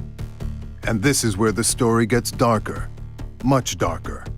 Some viewers might find the details too graphic. Did you do something else to him before you put him in the bed? Put him in the tub. Washed him. Did him twice. You did what now? Jim. How'd you do that? In the butt, condom. Did you do it? You said you did it more than once. Mm-hmm. Did you use a condom both times? And then put pickles in his ass the third time. Where'd you get the pickles from? The fridge? Fridge. Okay. Yeah, they bitched to me for eating them. Okay. So I sent them with him. When I ask Camfield about these shocking disclosures 12 years later, he's just as forthcoming and matter of fact. What was going on during those 3 days in the house with the body? Necrophilia. Necrophilia. Necrophilia, right, is a kind of fetish with dead bodies, often sexual. I'm actually struck that you identify it as necrophilia. Were you getting pleasure from all of this? I found the porn stash and I was just like, So you were getting sexual pleasure from it? But it didn't end with sexual assault on the corpse. Camfield would also admit to mutilating his victim, and worse. Because I scalped him too. Cut the hair off his head. In that kitchen, police found parts of JD's scalp next to 2 open blades of a Swiss Army knife that had his flesh on it, right? You also had an electric knife out. You know where I'm going with this, right? I was thinking about eating it. Sorry? I was thinking about eating it. At the time, he told police he had a long fascination with cannibalism. How long you been thinking about that for? I don't know. I guess like since I was born, because it's kind of like bred in kind of thing, you know. I don't know. I seen it on TV and stuff. Hannibal Lecter and all like the serial killers off of TV and history books. And eat people and drag people off and stuff. How far did the cannibalism go? I sat down with his calf and his foot in my lap. And I kind of looked at it while I was eating pickles and changed my mind. Change your mind? I just didn't want to know it no more. Camfield's appetite for violence and cruelty continued. Still holed up inside the mobile home with Doss's body beside him, he began texting women from the victim's phone, sending photos of the crime scene to one and baiting another by posing as JD. You sent her photos. Why'd you do that? I just wanted to talk to somebody. What were you intending to do when you used his phone to try and lure that woman? To get laid. So what was your plan? To get laid like a son of a bitch. Of all the killers I've sat across from, Camfield showed the least connection to humanity and the least shame. Can you now, looking back, do you have any sense of how depraved, just how sick these acts were? At times. You defiled, you sodomized. With a pickle too. I'm not laughing, I'm crying. No, you're laughing. I'm not laughing, I'm crying. You're laughing, and what do you think that says about you, that you're laughing? I don't know. That I'm really crying the whole time. Camfield is clearly deranged, but at the time of the murder, it was unclear if he was legally insane. He claimed he had heard voices that told him to kill. How long have you been thinking about killing somebody for? The gears and the voices started ticking in my head. But did he really? Can you admit now that it was not some disembodied voice, but you that was driving these decisions? You took some antipsychotic medication. When's the last time? It's been a while. I want to say 6 to 8 months. Who put you on the antipsychotic? You remember the doctor, or was it while you were in jail somewhere? I don't remember, cause started hearing voices or something.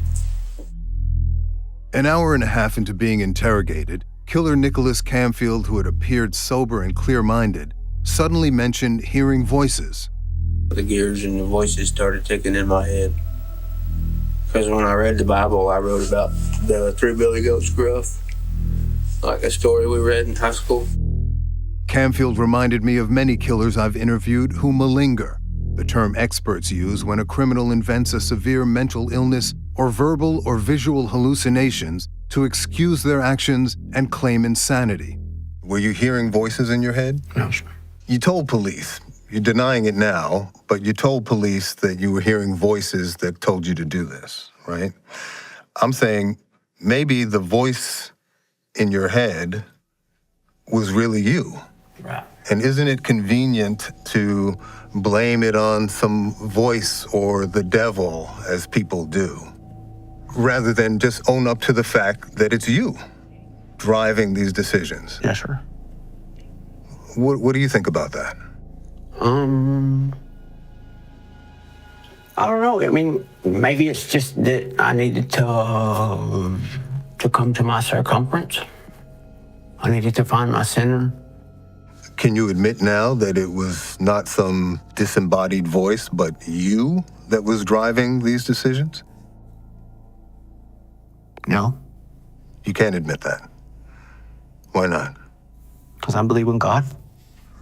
Right, but God wasn't the voice, right? Your actions in this case were so depraved and went on for so long that it makes me think that it was you all along. Were you hearing voices that told you to do this? Or was that voice who you really are? Was it your voice? That told me to kill him? Yeah. Probably. This finally had the ring of truth. There was no disembodied voice, just Canfield's own deranged mind, consumed by feeling scorned and driving him to overkill.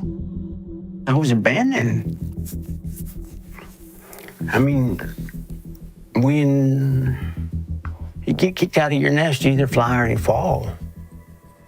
And I went on. But that doesn't really make sense because he was in a home where he had permission to be not hurting anybody.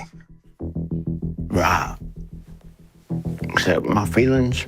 Except your feelings. And so because he hurt your feelings and you couldn't handle it, you killed him? Yes, sir. Sometimes the motive is shockingly and simply evil. Canfield murdered J.D. Doss and defiled his body, enraged by a sense of rejection. And at 37 years old, do you think that makes sense? That's justified? Like most of us get our feelings hurt and we have to be adults about it. You know where the word berserk comes from? Where? Berserker. Berserker, yeah. Mm-hmm. Kind of like Blitzkrieg. Is that what happened in your mind? Blitzkrieg? But would Canfield's malingering pay off in court? Could he use his mental problems to excuse his crimes? My name starts with the N. Insane. This is the place where I grew up. We're a small, tight-knit community. You basically know everybody. For prosecutor Nikki Grote, the Nicholas Canfield case was personal. We don't have murders often in Parker County, and that's a good thing. But when someone does take a life, I wanted to be one of the people that made sure that justice was done, that the death was answered for. In this particular case, I looked at Canfield's criminal history, and I knew that there was more to this story. This was a person who continuously engaged in criminal actions. When he grabbed that pickaxe, at what point did you decide you were going to hit him in the head with it? About the time he came in the house. You'd already made Said, your mind. I'm going to hit this motherfucker. JD's the only person you killed? Yes. Okay. Shot a bunch of frogs with 22. Okay. Run an armadillo over one time. Like chasing skunks. But no, he's the first person I ever killed. In 2013, after confessing to murdering J.D. Doss, Nicholas Canfield was hoping to get off by reason of insanity, but prosecutors didn't buy it. I knew that this guy wasn't just an insane, person who didn't know what he was doing. I was skeptical too. Do you think you're sane or insane? My name starts with the N.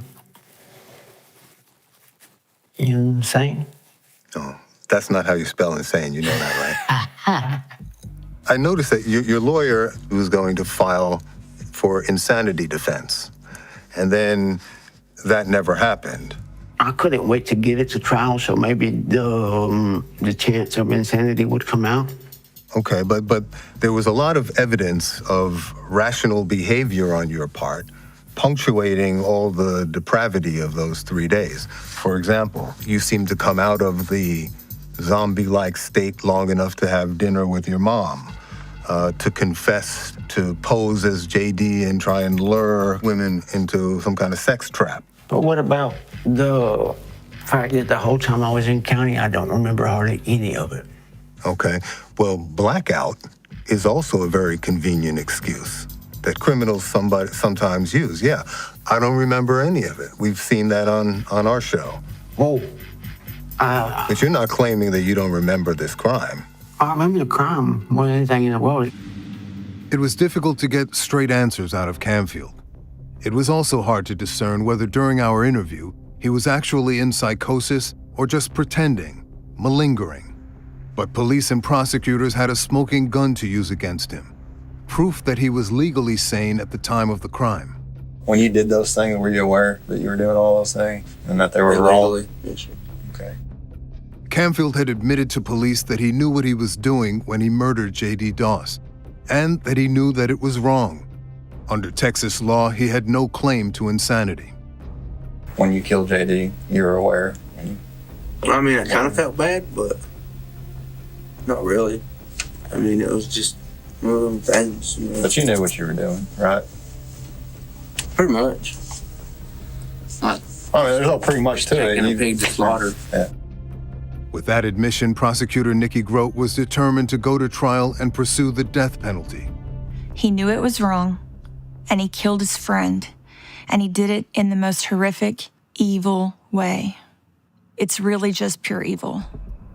Do you think you deserve to die for what you did? No. No? I was having a bad day. A bad day? What about taking responsibility for your murderous action? In the end, the two sides struck a deal. Just 5 months after killing his one-time best friend, Camfield agreed to plead guilty to capital murder and accepted a sentence of life without parole. As much as I think that this evil person deserved the death penalty, there are reasons that he was given a plea. We listened to the family and what they wanted. And they didn't want to have to go through years and years of an appeal, which is what happens when someone is, given the death penalty in Texas. Appeal after appeal, dragging it out. And that was something that they couldn't fathom given what they'd already been through.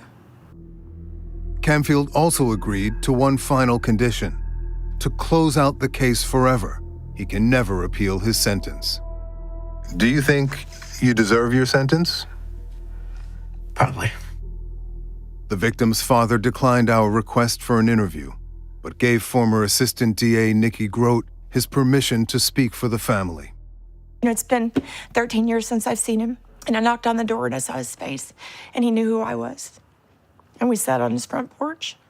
And yes, I want people to know who my son was. And the world deserves to know.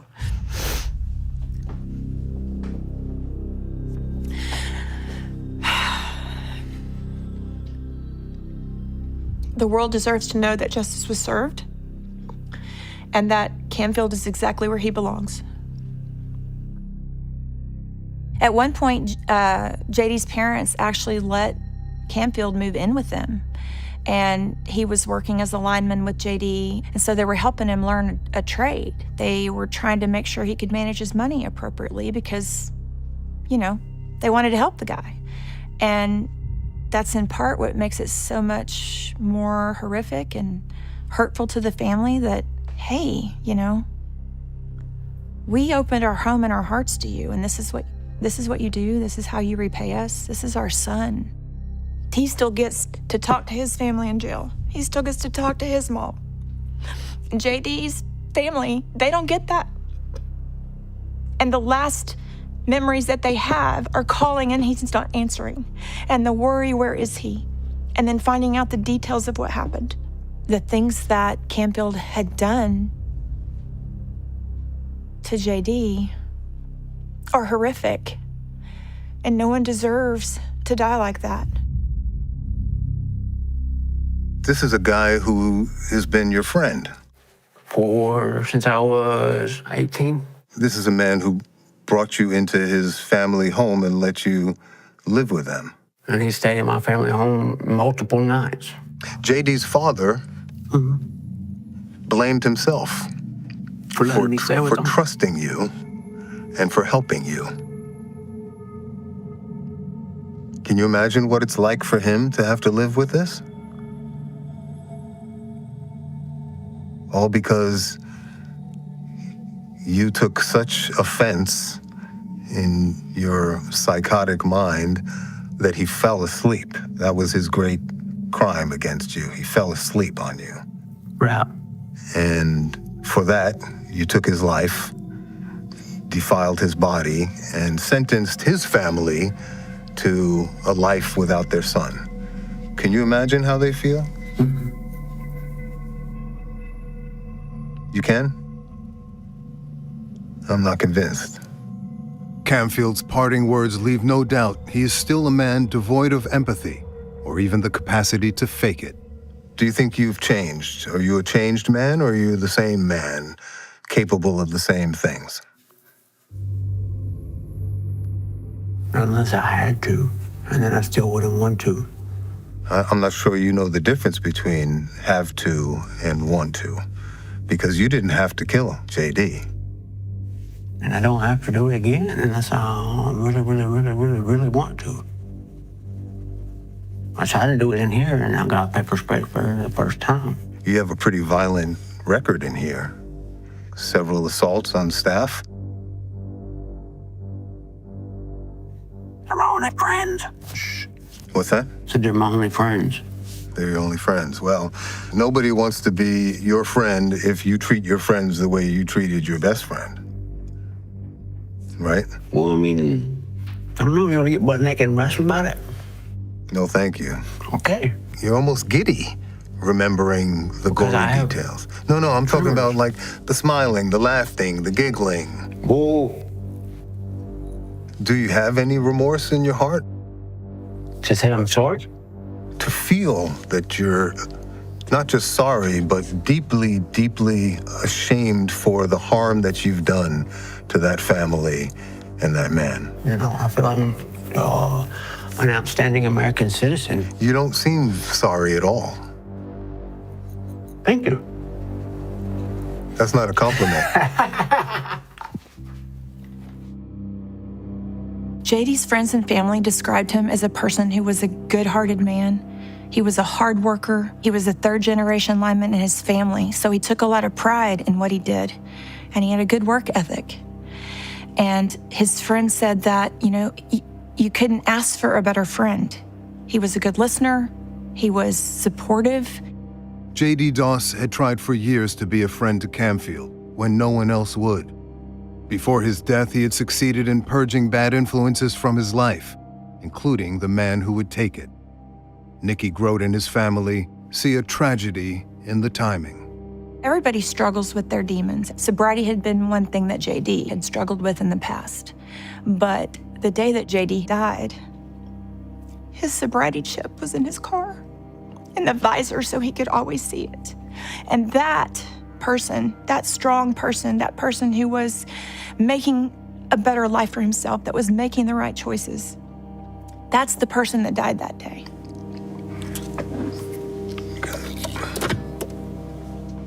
I left Camfield reeling from my trip to the dark side and thinking about the men and women who have to supervise him for the rest of his life, lest Camfield kills again. Every day before I brush my teeth, pick my pistol up. That pistol is mandatory. Especially the life I was living, it was mandatory. The killer was a hardened drug dealer and lifelong gang member. You also called yourself Agtown's Grim Reaper. Yeah. And what did you mean by that? I mean, that's pretty self-explanatory too.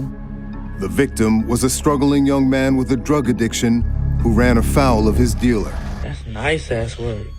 The punishment began with torture. I started tattooing his back. And blacking it out. Now I'm mad. And ended with cold-blooded murder. The switch is flipped. Yeah, so now there's no way to unflip it. From the vicious world of street gangs and drugs, a killer talks for the first time. There's a code to that life, right? How you pay respect, command respect. Mm-hmm. If they see any type of weakness in you, you're not gonna last long, it's over with.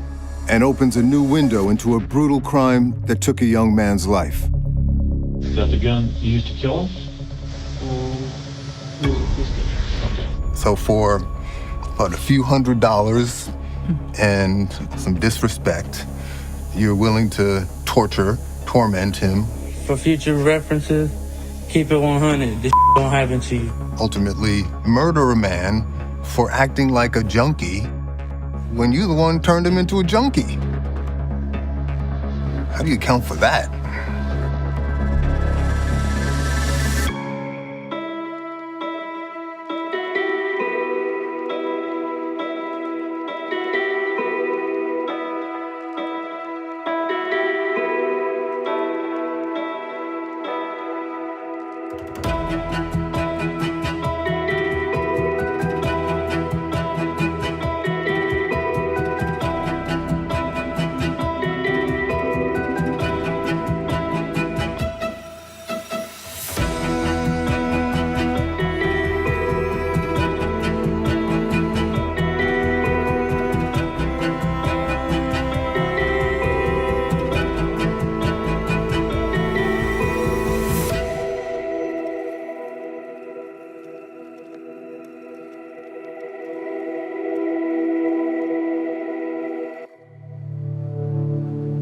Arlington, Texas, a mix of everything and everyone. The rich, the poor, and the middle class. Whites, blacks, browns, even Kurdish refugees, who built a strong community here after fleeing genocide in Iraq for a chance at the American dream. But for one immigrant family, those hopes were dashed when a young man got caught up in the dark underbelly of the drug trade and paid for it with his life. I'm here to find out why. Morning. Good morning. How you doing, Benjamin? I'm good. How are you? Benjamin Delgadillo is serving a 50-year sentence for the torture, abduction, and murder of 22-year-old Yunus Al-Hassaniani in February 2021. First time talking about the case publicly? Yeah, I ain't talked about my case, nothing. Right, because there was no trial. No trial, no nothing. Delgadillo pleaded guilty to murder, but left the victim's family and the public with many unanswered questions. Today, he's agreed to talk for the first time about the crime and the gang code he says was behind it. We wanted to talk to you to try and understand the mindset and motivations behind your actions in this case. Does that make sense? Yeah. Why did you want to talk to us? I mean, it's an opportunity for both sides, really. Y'all can understand what really happened that day, and I could have a chance to voice and tell y'all the truth. You want to say your piece? I mean, yeah. Okay. Delgadillo is deemed so dangerous by prison authorities that he's not only seated behind glass, but inside a metal cage as an extra precaution. You're in here doing 50 years Yeah. for your part in this crime, right? Far more than anyone else implicated in the case, right? Do you feel like you took the fall for this murder? I don't really necessarily say I took the fall, but I guess I'm just the one who got stuck with it. Interesting. Okay. We're going to get into the case in a moment, but I want to take a moment to learn a little more about your background, okay? Okay. You're from the south side of Arlington, Okay. right? Yeah. Grew up, born and raised there? What was that neighborhood like? You know, I really grew up with a little single mama struggling. So by the time I grew up and I was around like 11, 12, I went out there and tried to help my mama. On the streets? Yeah. So I started going out, selling drugs, robbing people. How old were you? 12, 11. 11 years old? Yeah. And you're out there in the streets robbing people? I mean, that's the only thing I knew. How did you know it? Who turned you on to that life? You know, the people I grew up around, you know, that was the culture, that was the lifestyle. Gangs, drugs, stuff like that. So I became a gang member about the age of 12. Which gang? I'm Five Deuce. Five Deuce is an affiliate of the Crips gang that originated in Los Angeles and now has a large membership in Texas. Delgadillo says he's been a member for most of his life. Most of us know very little about the life of a street drug dealer or gang member. What's it like to be in that kind of life? Like, when you first start off, I mean, yeah, it's exciting, but, you know, being in the streets, selling dope, shooting, getting shot at, that's scary, you know? Like, I mean, you think it's fun till you bullets flying past by, you see your partners dropping, getting shot. And there's a code to that life, right? A kind of street code about how you act, how you pay respect, command respect. Respect gonna get you a long way. You respect people, they're gonna respect you. How important is it to project an image of strength in that game? Oh, it's very important. If they see any pushover, any type of weakness in you, you're not gonna last long, it's over with. On social media, Delgadillo openly promoted his business and his brutality. It was his brand. You advertised yourself as BDA. What does that mean, BDA? BDA, all right, so BDA, that's a neighborhood clique. That's my neighborhood clique. That's, you know, we in the world of BDA 241. I got it, you know, tatted all on me. It stands for About That Action. So, I mean, it's pretty self-explanatory. Emphasis on the action. Yeah, we about that action. You also called yourself Agtown's Grim Reaper. Yeah. And what did you mean by that? I mean, that's pretty self-explanatory too. Were you, in fact, as ruthless as that suggests? I mean, I already signed for my time, so I mean, I myself wouldn't speak on myself, like my actions. I would have somebody else speak on me. That sounds like a yes. I guess, yeah. Everyone uses nicknames, right, to avoid government names, right? What were yours? My first one, Puppet. I had got that like 10 years old. I had got that name though because hey, go tell him what to do. Go tell him what to do. He's gonna do it. As soon as you tell him, he's gonna go do it. So they had me like little strings. Puppet on a string? Yeah. You were also known to always carry a gun. Yeah. Right? Yeah. Did that start at 11 years old? I mean, yeah. Once they put that first pistol in my hand, you know what I'm saying? Every day before I brush my teeth, pick my pistol up. Then I'm gonna go take care of what that pistol is mandatory. Especially the life I was living, it was mandatory. Required equipment at 11 years old. And were you, even at that age, ready to use it if you had to? I told myself I was. I told everybody else I was. Nobody really knows until it's that time. Delgadillo became a full-time gunslinging drug dealer. Meth, coke, heroin, etc. But his own drug of choice was something known as bars. I was so hooked on them bars. I was a bar baby for real. Like, I got introduced to them like 13, 14, young. As I understand it, it's basically 2 large doses of Xanax kind of melded together. It looks like a bar. Yeah, right? Yeah. Everything just feels amazing. Everything feels good, slow. Everything just... Slow down the game? Delgadillo was high on Xanax in early 2021 when he says he nodded off in the backseat of a car after selling meth to Yunus Al-Hassaniani. When he woke up, his customer was gone, and so was his supply of drugs. That's when the trouble began. How long had you known Yunus? Probably not even 6 months, really. Did you know he was struggling to get clean? Yeah, I did. Yunus was born and raised in Texas, but his parents were refugees from Kurdistan and part of an ethnic group persecuted in their homeland in northern Iraq. His family had recently sent him to Kurdistan in the hopes of kicking the drug habit he picked up in Texas. But now he was back in Arlington, and so was the habit. Looking back on my life now, like, a lot of the people that I did a lot of deals with, I really shouldn't have been like dealing with them because I seen I was really hurting them more than I was helping them. You could see that? Yeah. Or you can see that now, you mean? I knew it was wrong when I was doing it. You did? I knew everything I was doing was wrong. So you knew the difference between right and wrong? Yeah, it's just, I've been so caught up into this so long, it's not about what's right and what's wrong anymore. It's about me taking care of myself. Delgadillo estimates Yunus stole about $1,000 worth of drugs from him. There was meth, I had some Exos, heroin, some weed, like a whole bunch of little amounts of everything.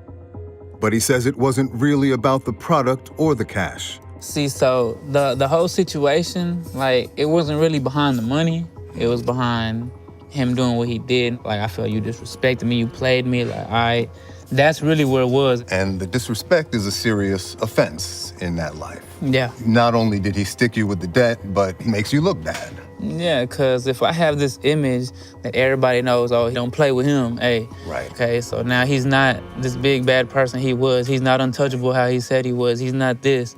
Let's go try him. Because you can't show weakness, right? And so you can't let it stand. Tap out session. So if you got some money, you want to do the same? Come through.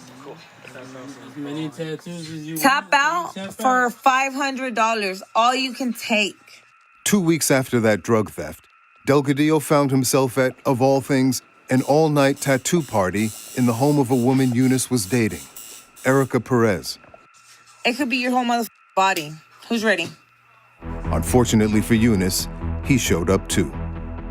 I ain't know he even knew them, but yeah, like, I'm getting my tattoos done, and then knock on the door. They open the door, it's Eunice. I ain't know this whole time Eunice and Erica is a couple. Yeah, so I ain't know that. So I'm like, oh, okay. But I'm not tripping on it, you know? Me, I'm not tripping. That's cool. Stage is set now. Yeah. Right? Walk me through what happened that night. This is the turning point. I'm getting tattooed. I even give them some drugs to go do. Here, boom, go do that. You want to get high, go get high. Boom. I see too much movement in my peripheral. Too much movement. I got a backpack with some dope over there. That's when I see it again, the movement. So I look, but this time when I look, he grabbed my bag. Eunice? Yeah, he grabbed my bag, tried to take off running with it. So this is a second offense. Yeah, so if I felt disrespected the first time, felt played the first time, this time you're doing it in front of me. I had already hopped up, pushed the tattoo artist off me and ran. I ran behind him. I had my gun. So by the time I run up behind him, he's trying to unlock them hoes, I put my gun on. Hey. You must have been pissed off at that point. I was mad. Hell yeah, I was mad. That's really what this whole situation was. Delgadillo says his reputation as a drug-dealing gangster had been twice tested by Eunice and was then at stake. According to the code, you have to act. Yeah. So he crosses the line, you can't let it stand, right? Yeah. You can't be the dealer who got punked by some small-time junkie, right? So by the street code, right, what would be the punishment for an addict who steals repeatedly from his dealer? That's the question. Yeah. What's the answer? The answer begins with torture and ends in murder. So, me, I want to embarrass you. I want to make sure that you remember me for the rest of your life. Scar him for life. Yeah.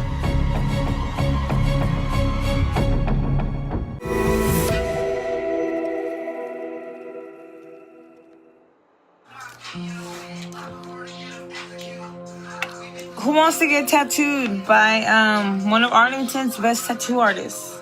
On the night of February 1st, 2021, Erica Perez hosted a gathering. It was a tattoo party where people pay a flat fee to be inked up all night by a local artist. He had did the tattoos on the back of my head. So I had already got some work from him. So I was like, okay, you're pretty good, you're decent. Which ones did he do? Can you show me? Yeah. He did the whole back of my head. Oh, he did all of that? Yeah. So he did the whole back of my head. And then, so I mean, I knew he was pretty decent. Delgadillo might have gone for the tattoos, but when one of his customers showed up too, the night took a dark turn. It was Erica Perez's boyfriend, Eunice Alhassaniani, who had robbed Delgadillo of his drug supply, and now the code of the streets required that Delgadillo retaliate. Some people would have just killed him. Yeah. Right there and then? Yeah. By the street code, that would be acceptable? Yeah. Advisable? Yeah.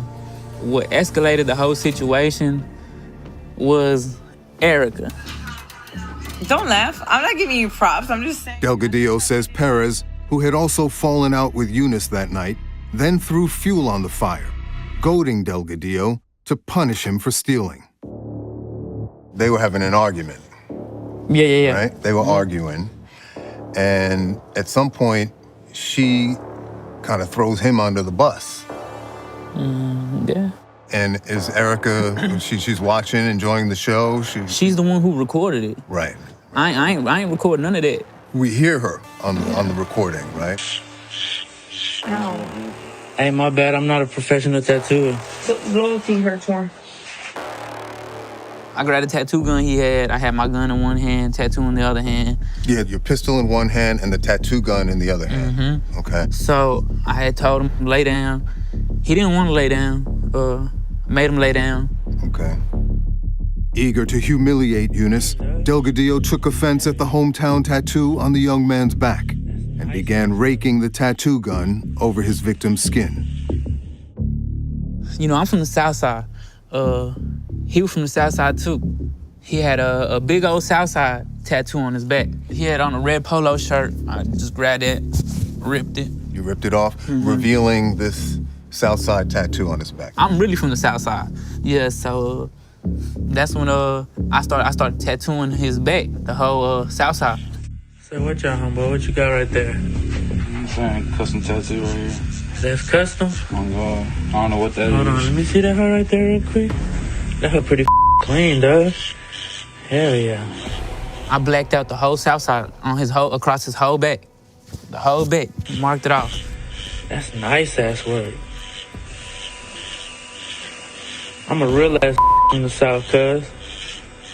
You better ask about me. I'm BDA.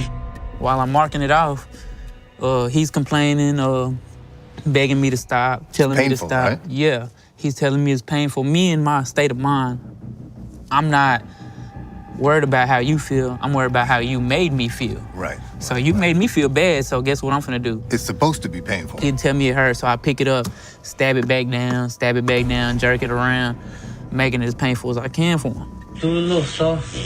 You said do it soft. What the hell? Do it soft? Yeah? Ouch. Ow. Hey, my bad, I'm not a professional tattooer. Punishment fit the crime? At the time being.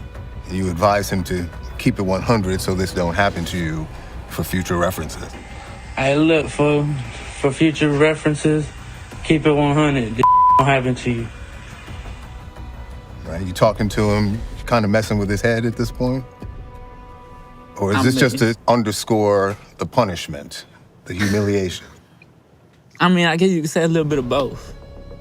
Like, I'm trying to add to the punishment at the same time letting them know, like, you did this to yourself. This is what happens when you try to play with people. Like, you don't touch fire and expect not to get burned. He looks totally defenseless. Did he resist at all? No. No. He must have been terrified.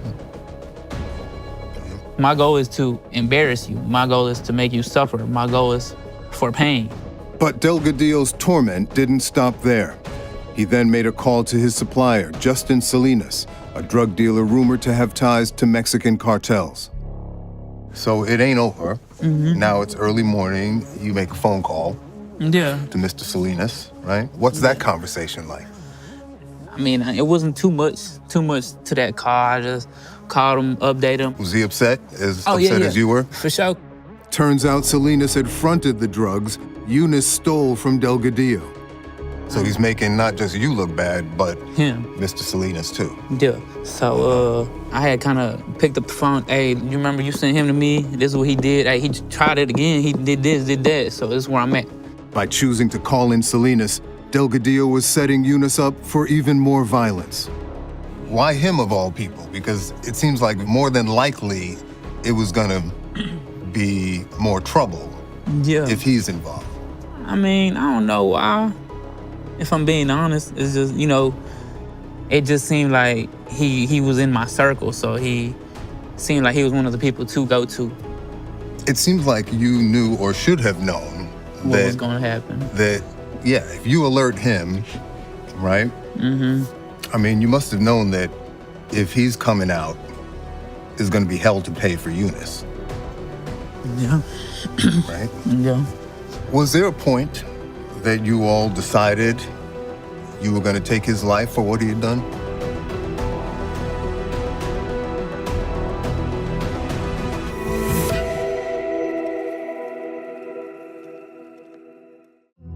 Do it soft? Yeah. After torturing Eunice Al-Hassaniani with a tattoo gun over a drug debt, Benjamin Delgadillo then called in the big guns. 3 more drug dealers arrived, armed to the teeth. One of them, according to the record, is openly carrying an AK-47 of some kind. Yeah. He walks into the apartment with it? Yeah. So now you got 4 men armed, right? Pissed off, aggrieved, and ready to act. You guys tell Eunice he's going for a ride home. Delgadillo says Salinas then confronted Eunice, painting a scene straight out of a gangster movie. Yeah. Before that, they talked though. Like they had Juju had sat down. Did you hear started that talking conversation? to him. He just sat down in front of him, started talking to him, telling him why he messed up, and why like certain things had to happen. By way of reprimand. I mean, like at that point, we didn't really outright say what was gonna happen. Right. Nobody really just knew what was gonna happen, but everybody had an idea. So. Everybody had an idea, including Eunice, who pleaded for his life. What was he saying? Do you remember? He was just kind of really just throwing it out there, like, "Hey man, just let me make it. Go ahead, just y'all ain't even gotta do nothing. Just open the door. Let me walk out. Just I ain't gonna tell nobody nothing. It's over with." So Salinas tells him, how did you put it? We can't just let you make it. Make it meaning walk away. Yeah. Okay. Now, if armed drug dealers tell somebody, we're gonna take you for a ride home. Yeah. And you know that person has just stolen drugs. Yeah. It sounds like that means you're dead. Yeah. Is that fair? Is that right? Yeah. By then, the tattoo party was over, and Eunice was dragged from the apartment by Delgadillo, Justin Salinas, also known as Juju, and 2 other men. Erica says, whatever y'all gonna do, don't do it here. You remember that? Yeah. And so you walk him out to the car. Everybody gets in the car. Who's calling the shots now? Really, when we left that apartment, it wasn't really no talking. It was more silence. It was more actions. It's just more, we knew what to do and what was going on. The less said, the better. What's the vibe in the car? You said no music, no talking. Yeah, just silence. And there's no clear destination. Kind of driving around. Was Eunice pleading his case at all?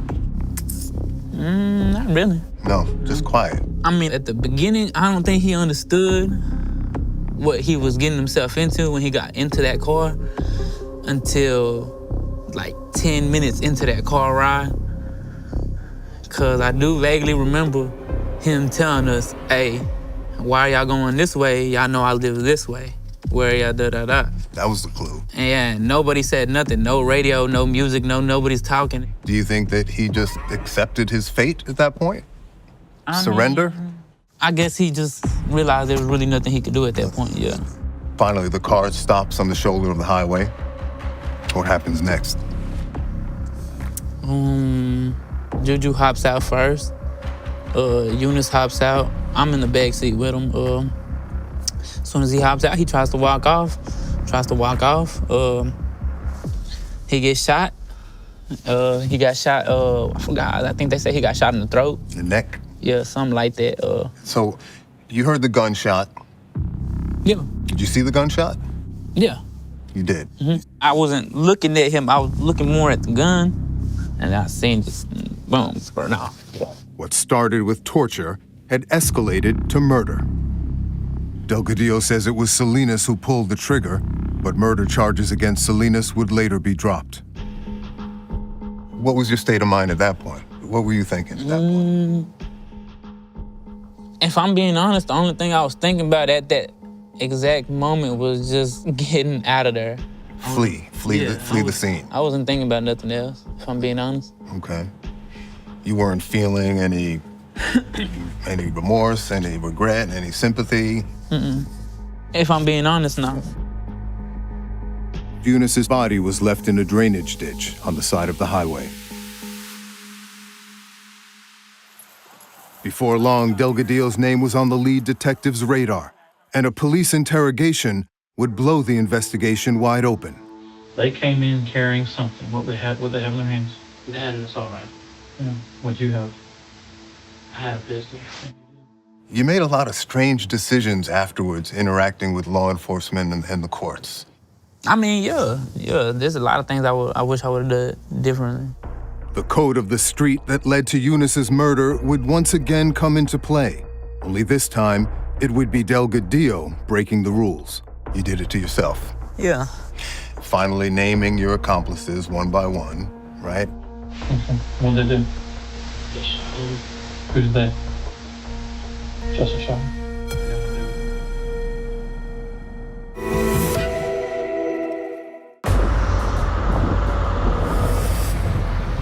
So right here is the area where we found the blood splatter. You can see the blood come onto the guardrail, and there was actually a large pooling of blood that had been dried sitting right here on the other side of the guardrail. Detective Justin Coffey of the Euless Police Department got the call to investigate the discovery of a young man's body on the side of a Texas highway. TxDOT workers were doing bridge inspections that day, and they located a body in the ditch off of the service road. I was just asked to get there.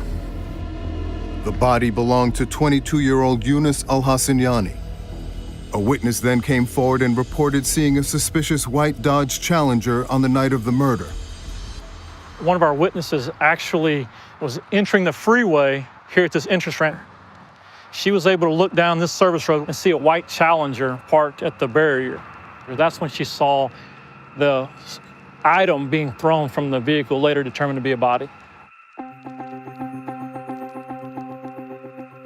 We believe the Challenger would have been parked exactly right here where my truck is parked, and Jonas was shot here at this location and probably fell back across the guardrail. Leads poured in from Eunice's family, and eventually the phone number for a drug dealer known as Puppet. Police traced the phone to Benjamin Delgadillo, and he was brought in for questioning. Did I introduce myself? No. Okay. My name's Detective Coffey with the Euless Police Department. And here to talk about some stuff going on at your house right now. When I looked through his social media, he seemed like a pretty bad man. He, a lot of photographs with guns, a lot of talk about being Ag Town's Grim Reaper.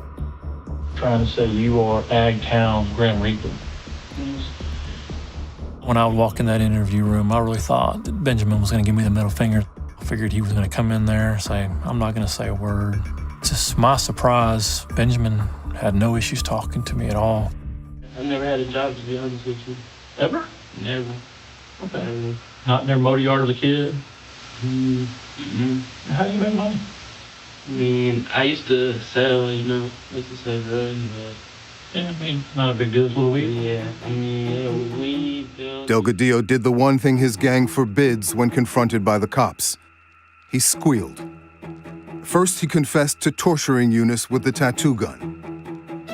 And so where did the Southside beef come out? Because he had Southside tattooed on. Yeah, I'm Southside too, but it was just I guess it was in the moment, you know what I'm saying? I'm mad. I don't know what else to do, so I'm getting a tattoo. I was like, Can I be honest with you? When I watched that video of you taking that tattoo gun and scratching his tattoo out, that was chilling. Yeah. I saw a monster right there. Yeah. Not who I see right in front of me right now. I saw someone that was very angry, very pissed off. I mean, that's very personal. You set out to embarrass him, to torture him, to humiliate him.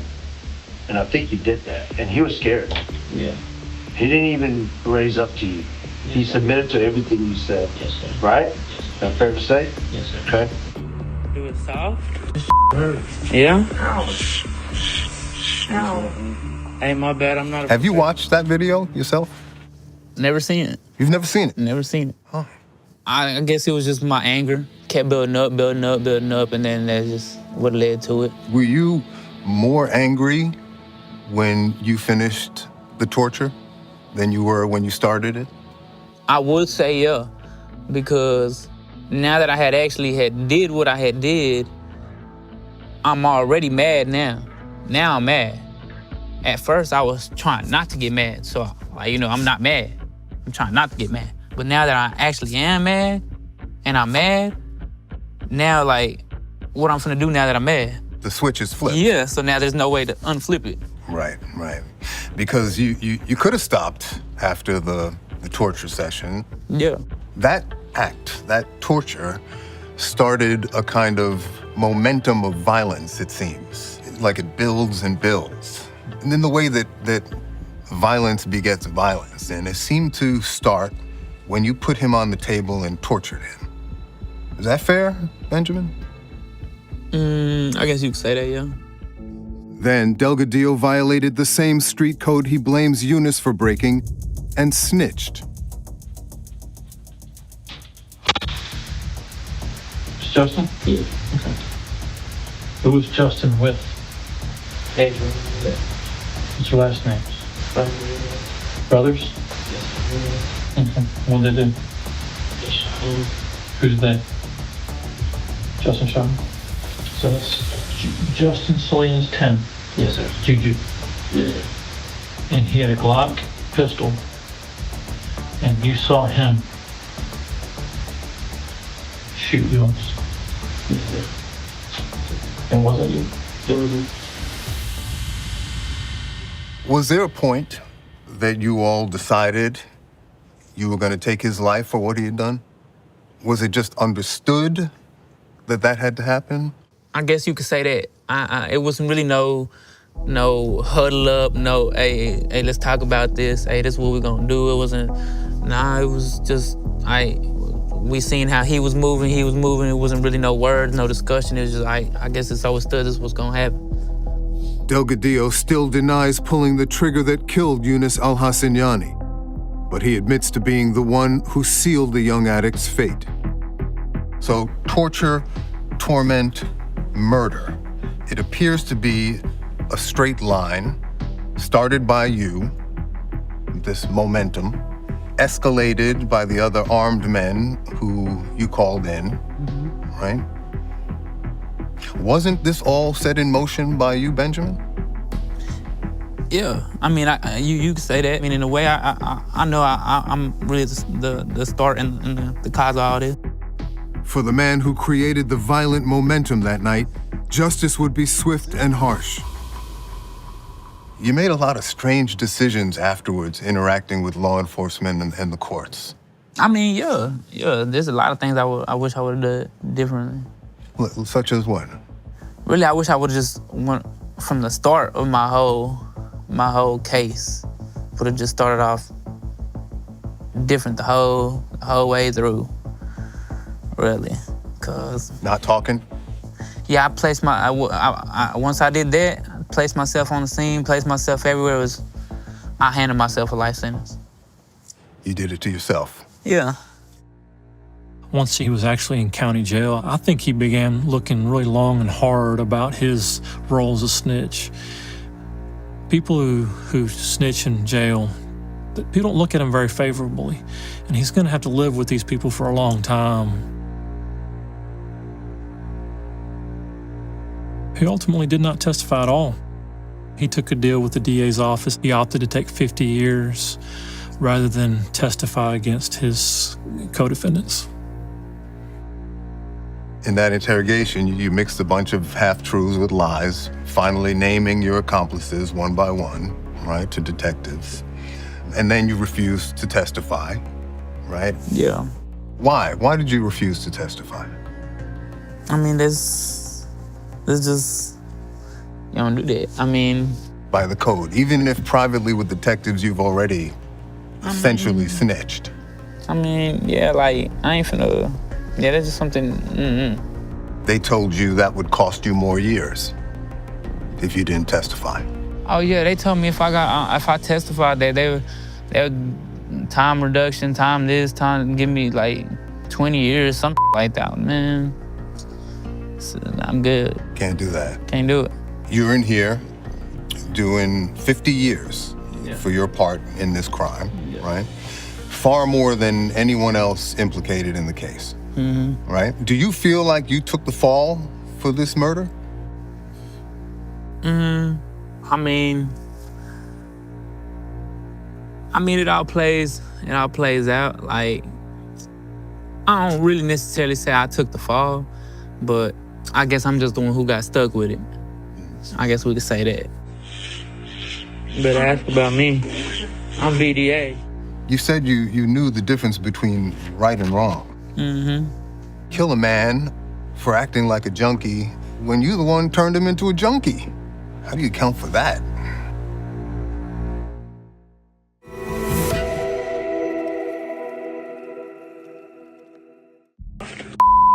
Yeah? What began as a sadistic punishment over a drug theft ended in the brutal murder of a young addict by his dealer. You know, one of the things that separates criminal life from normal people is how cheap life can be, right? It seems to me that he was acting when he took your drugs just like a junkie, and you all helped turn him into that junkie. So then once he acts like the junkie that you turned him into, you have to punish him, you have to kill him? I mean, for a few $100? And to maintain your image? Yeah. See, I grew up selling dope, hitting licks, stuff like that, because my mama grew up struggling, single parent. So now that's wrong. For me trying to help my mama, which is right. But what I'm doing is wrong. Right. So y'all lock me up. Delgadillo may now be locked up until he's in his 70s, far longer than the man he says actually shot Eunice, Justin Salinas. Ultimately, the state dropped all charges against Salinas, who was at the time convicted in an unrelated federal drug trafficking case and sentenced to 30 years in prison. Regardless of who actually pulled the trigger, Delgadillo now takes responsibility for the murder. There is some poetic justice in your sentence in that, you know, none of this would have happened, at least that night, the way it happened, but for you, right? Eunice was on his own downward spiral, but he wouldn't have been murdered that night if you didn't set in motion this chain of events, this momentum of violence. It was you who sealed Eunice's fate that night.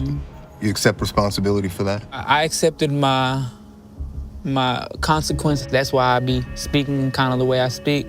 I'm not really messed up about my situation because the whole situation happened because of me. So you accept it? I mean, I know what I did was bad, really bad, like, but I still don't feel that 50 is acceptable for what I did. Like 20, 30, give me something I can do. Like, I caught this case when I was 20, 21. Like, nobody really thinks they right state of mind, especially doing drugs in this lifestyle. You young, you up, you mess up. I just want a second chance. Just give me a chance, something. Like, I can show you better than I can tell you. Like, that old Peasy, old Benji, me, that's not me no more. Like, why should we believe that?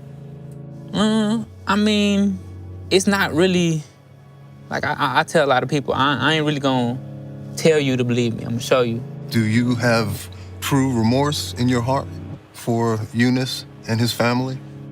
If you would ask me truthfully if I would do anything different, I told you I can't say I would do anything different, but I do regret and I do feel bad for him passing away and dying. That was never really my intention, but it was really never meant to go that far.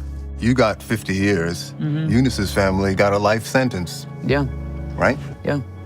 Imagine how his mother feels every time the birthday comes around, every time the holidays comes around. How would your mother feel? And I mean, I ain't gonna lie, like I said, I've thought about that. Like, I done did a lot of SEG time too.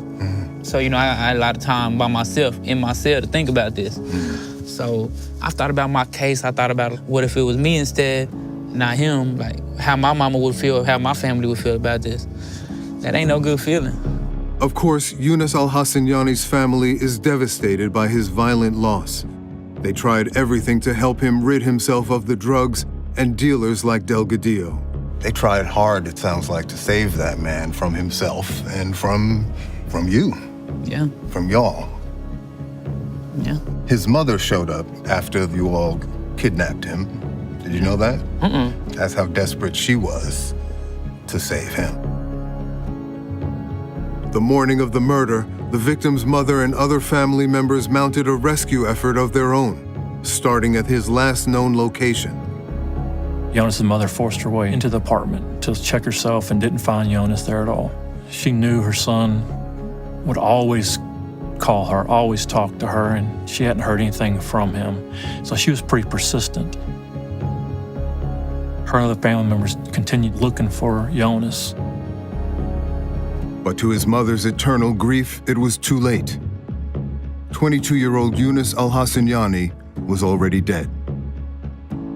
A young son had been taken from her by the very men who fed and fed off of his addiction.